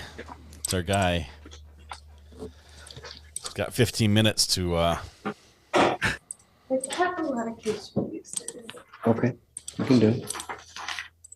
Well, Miss Peavy, her drug test came back negative, and she was tested for alcohol. That was the one with the whole community residential.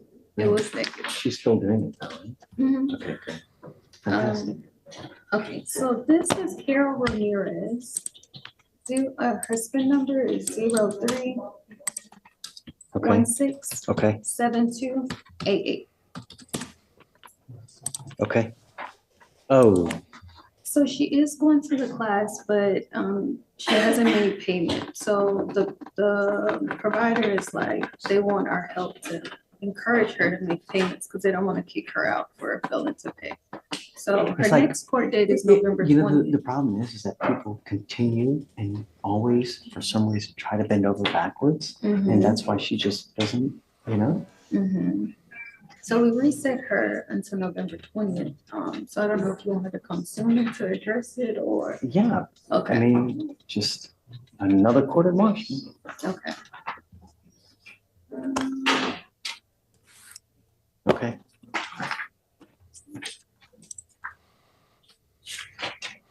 What was the attorney showing us? The next one, the cost What number is just happened? 248-1812.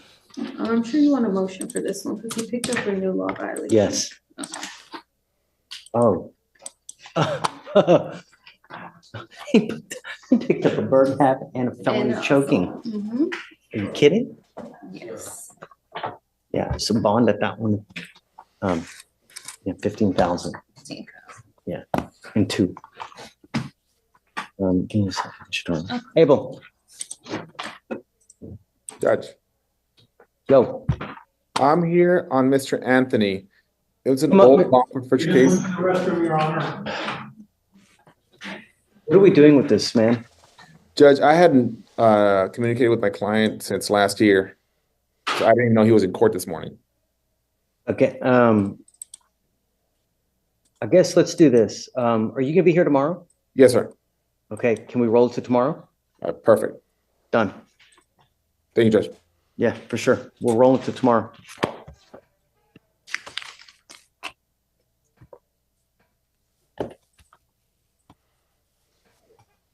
Oh, Shatori, who's next? Dude, you don't have to go, just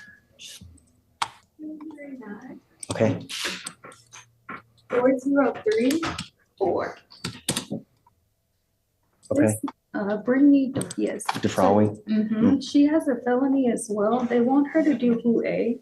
She's testing Done. positive for meth and amphetamines. Give me a second. Just let him know that the lawyer's gonna be here tomorrow. He's gotta come back tomorrow so we can figure out what we're gonna do, huh? Okay. Please. Very good. So that's a good idea. Who is? But see, the thing is, I don't know who this is. Her ex-husband stated that she's drinking and driving. He opened up a CPS case against her, so the kids and stuff, I guess, are now involved. Great. Do we want her to come to court like immediately Yeah. and have her go to court? No, Okay. Like, yes, sir. Okay. Yeah. I just had to go back and see what Attorney Abel did because I missed it. Now I wish I hadn't gone back. Judge wants you to come back tomorrow. Looks like he's on a Mac computer. The spin And he number is almost closed it, but not fully. 998751. Okay. This is Mr. Triplett. No, No, he don't. completed everything. He Right. completed everything, but his next court date was November 18th.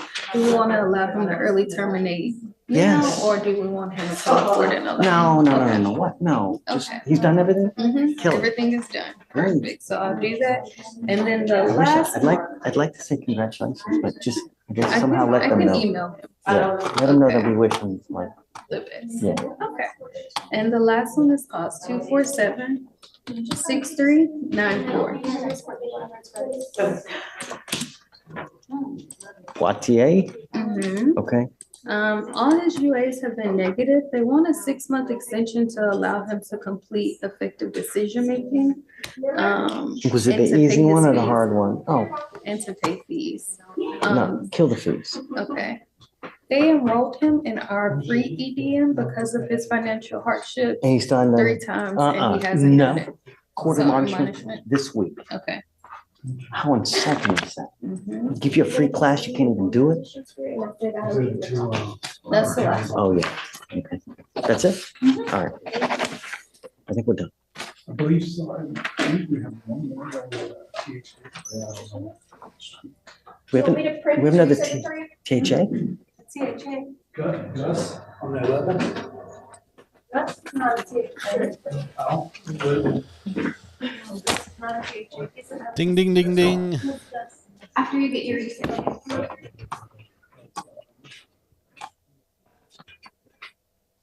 Who found no PC? The magistrate? I did. For yours, judge found the hospital. It has not filed a dismissal. So they're talking about taking it. So they asked them to move it to 27 November 27th. So they want to call it and see. I believe it's on 27.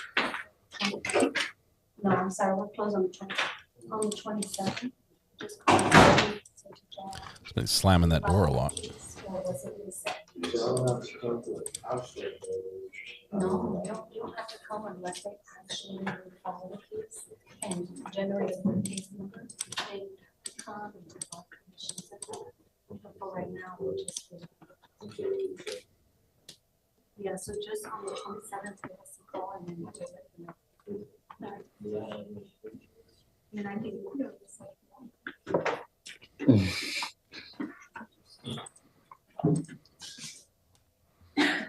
Victoria, Mr. Miller, do you want me to print out his reset? I have it. Okay. Here you go. You're pretty good.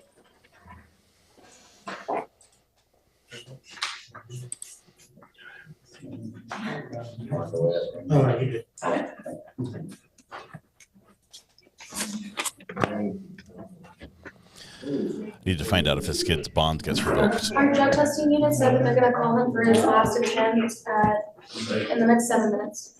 Okay. 7 minutes. One more try. He's been guzzling water this whole time, right? He's in jail. That's what you said, weren't you in custody? No. Well, they removed him from SOP. He hasn't opened, he picked up felony DWI. So what's he doing with our probation?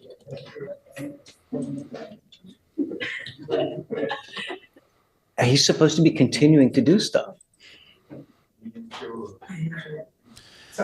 He's going to be coming back to court to appear before the judge saying, hey, I tried, I just couldn't, but I'm late because I had to stop at the bathroom. This is the phone number.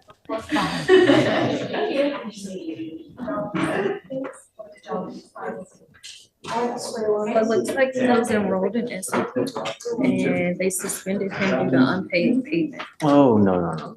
And that was on November 11th at 8:54 when they updated. That's him. today. Mm-hmm. So they unsuccessfully discharged him. It looks like his felony court date is December 3rd. Would you mind the cause number? 249 Okay. 00009. No, it's too much. I got it. Okay. It's a lot of zeros. Yeah.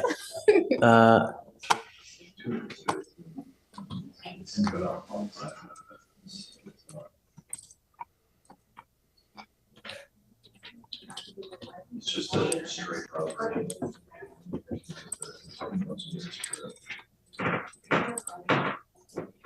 Yeah, the complaint was just as so I just. Okay, can you come sign the receipt, please? That's it.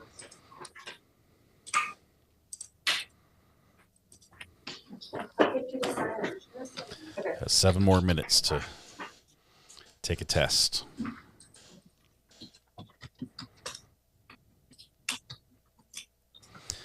The girlfriend who's having a baby, is that the one whose mom just had a epileptic fit? And I don't know. Was he the one that was making excuses?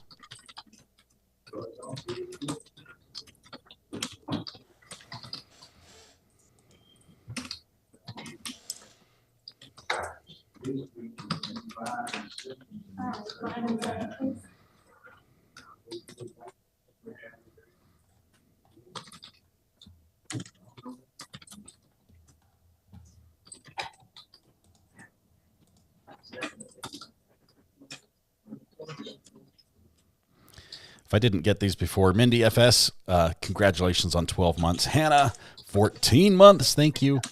Yes, got your email. We're waiting for the shipping information from Ian. He'll take care of that for me. Denise Feldman Ursland, member for 22 months. Love it. Thank you very much. Appreciate it, Denise. Selena K gifted a membership. Holly Mack gifted 5 memberships. Tammy E, live an hour from the grocery store or most anything. Yes. Claire, member for 2 months. Thank you. Krista OG, member for 19. And 6 Foot Boss, member for 22 months. Just awesome.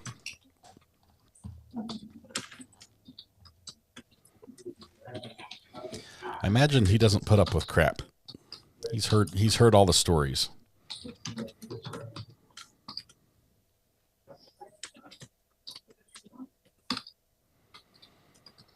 Everybody is doing Candy Crush on their phones.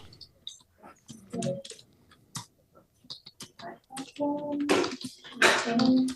think he's waiting for that last drug test attempt by Mr. Wilson.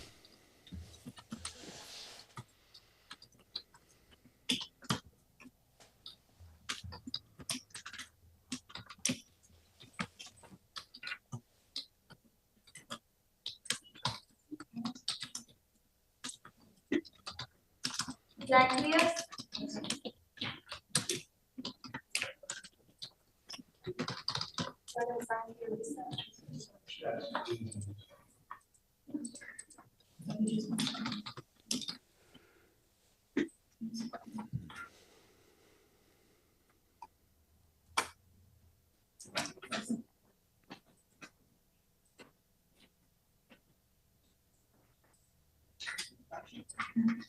Jacob, where'd it go? I just want to make sure nobody forgot to dispose the case.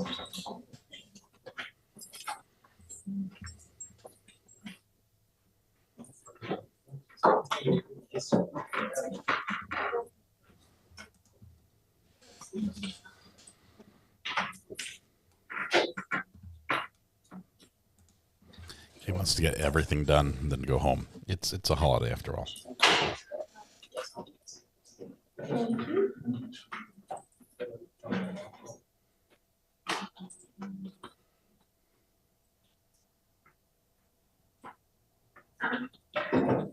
All right, Vic, what's up? We're waiting on the results for Wilson, unless we have them already. They're calling him right now. They said they were calling him for his last attempt at 12:50. Regardless, we'll roll it to tomorrow, but he's got to take the result now. We got to do the test now because I want to know what's in his system now.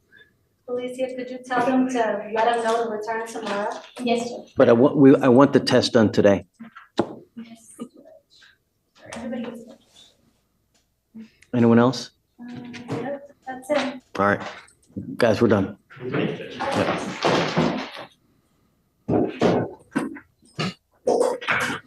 So we won't find out till tomorrow.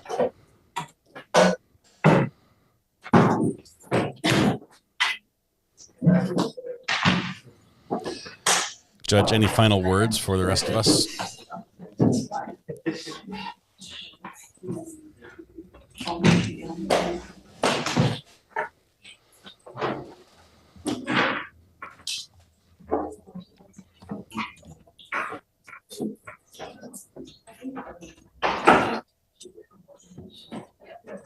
don't you do it? Yeah.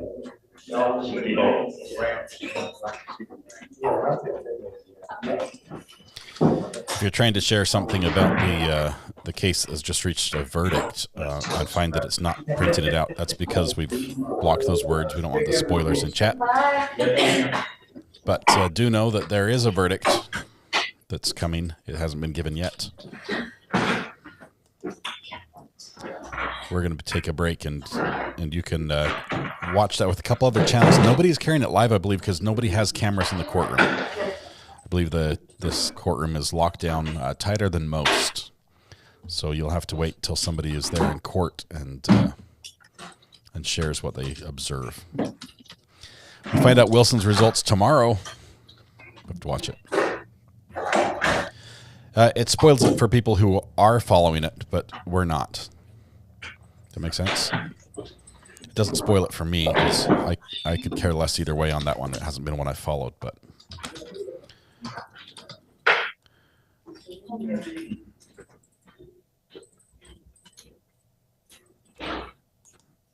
You've spelt state. Bye guys, see you tomorrow. Have fun.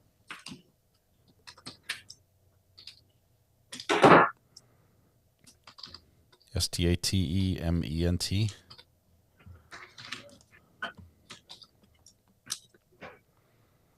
Where's it spelled wrong?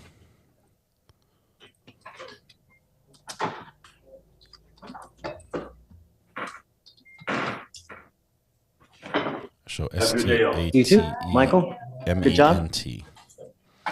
We might hear the results before the end of this. We're waiting right now.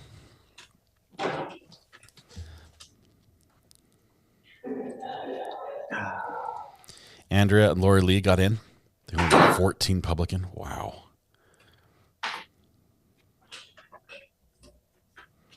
Keep an eye out for Andrea Burkhart. She's going to have probably the first information.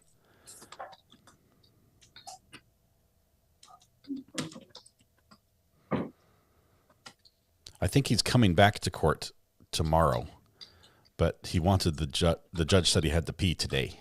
He wants the results from today.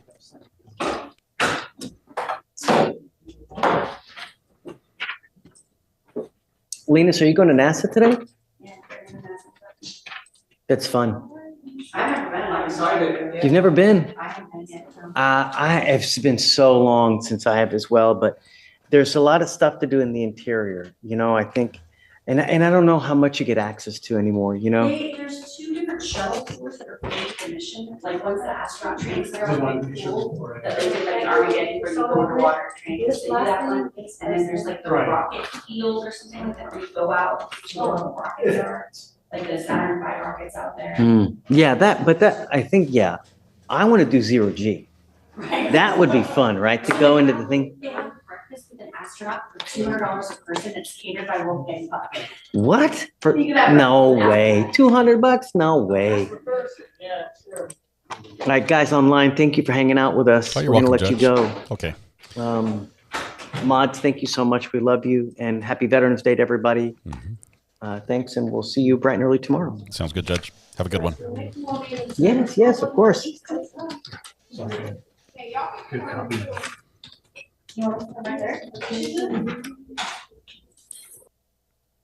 And he's done.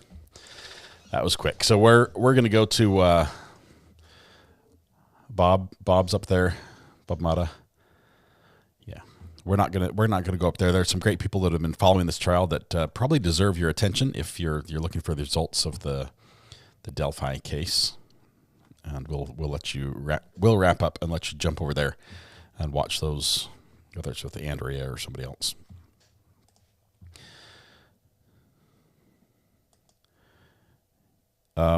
We fixed that a while back. You might have to refresh your page. The throne is mine.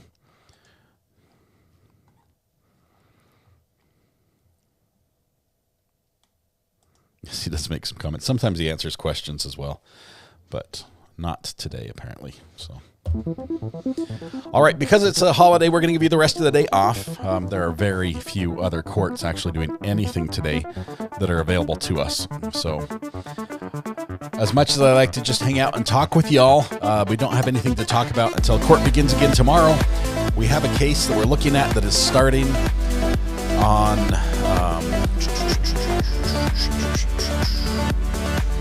Wednesday, jury selection. Out of Georgia, I guess. So, new case coming up. It's a murder. It's a murder. Call from Tamara Chafin. To accept, press 1. Hey, this is Scott. We're just wrapping up. Hi, this is Tamara. Tammy for short. Hey, Cammy. What's on your mind? I need to talk to you off air. Off air. All right. Hold tight. Let me wrap up, and then I'll just stay on the phone. I'll mute you for a second, all right? Okay. Okay, here we go. All right, tonight when you go home, please hug the people you love, smile at someone, make their day just a little bit better, and please stay safe till we go live again tomorrow morning. One more day closer to a brand new trial. Good luck, everybody. Have a great Veterans Day. Thank you to all who served. Be kind to each other, and we'll see you in the morning. Bye-bye.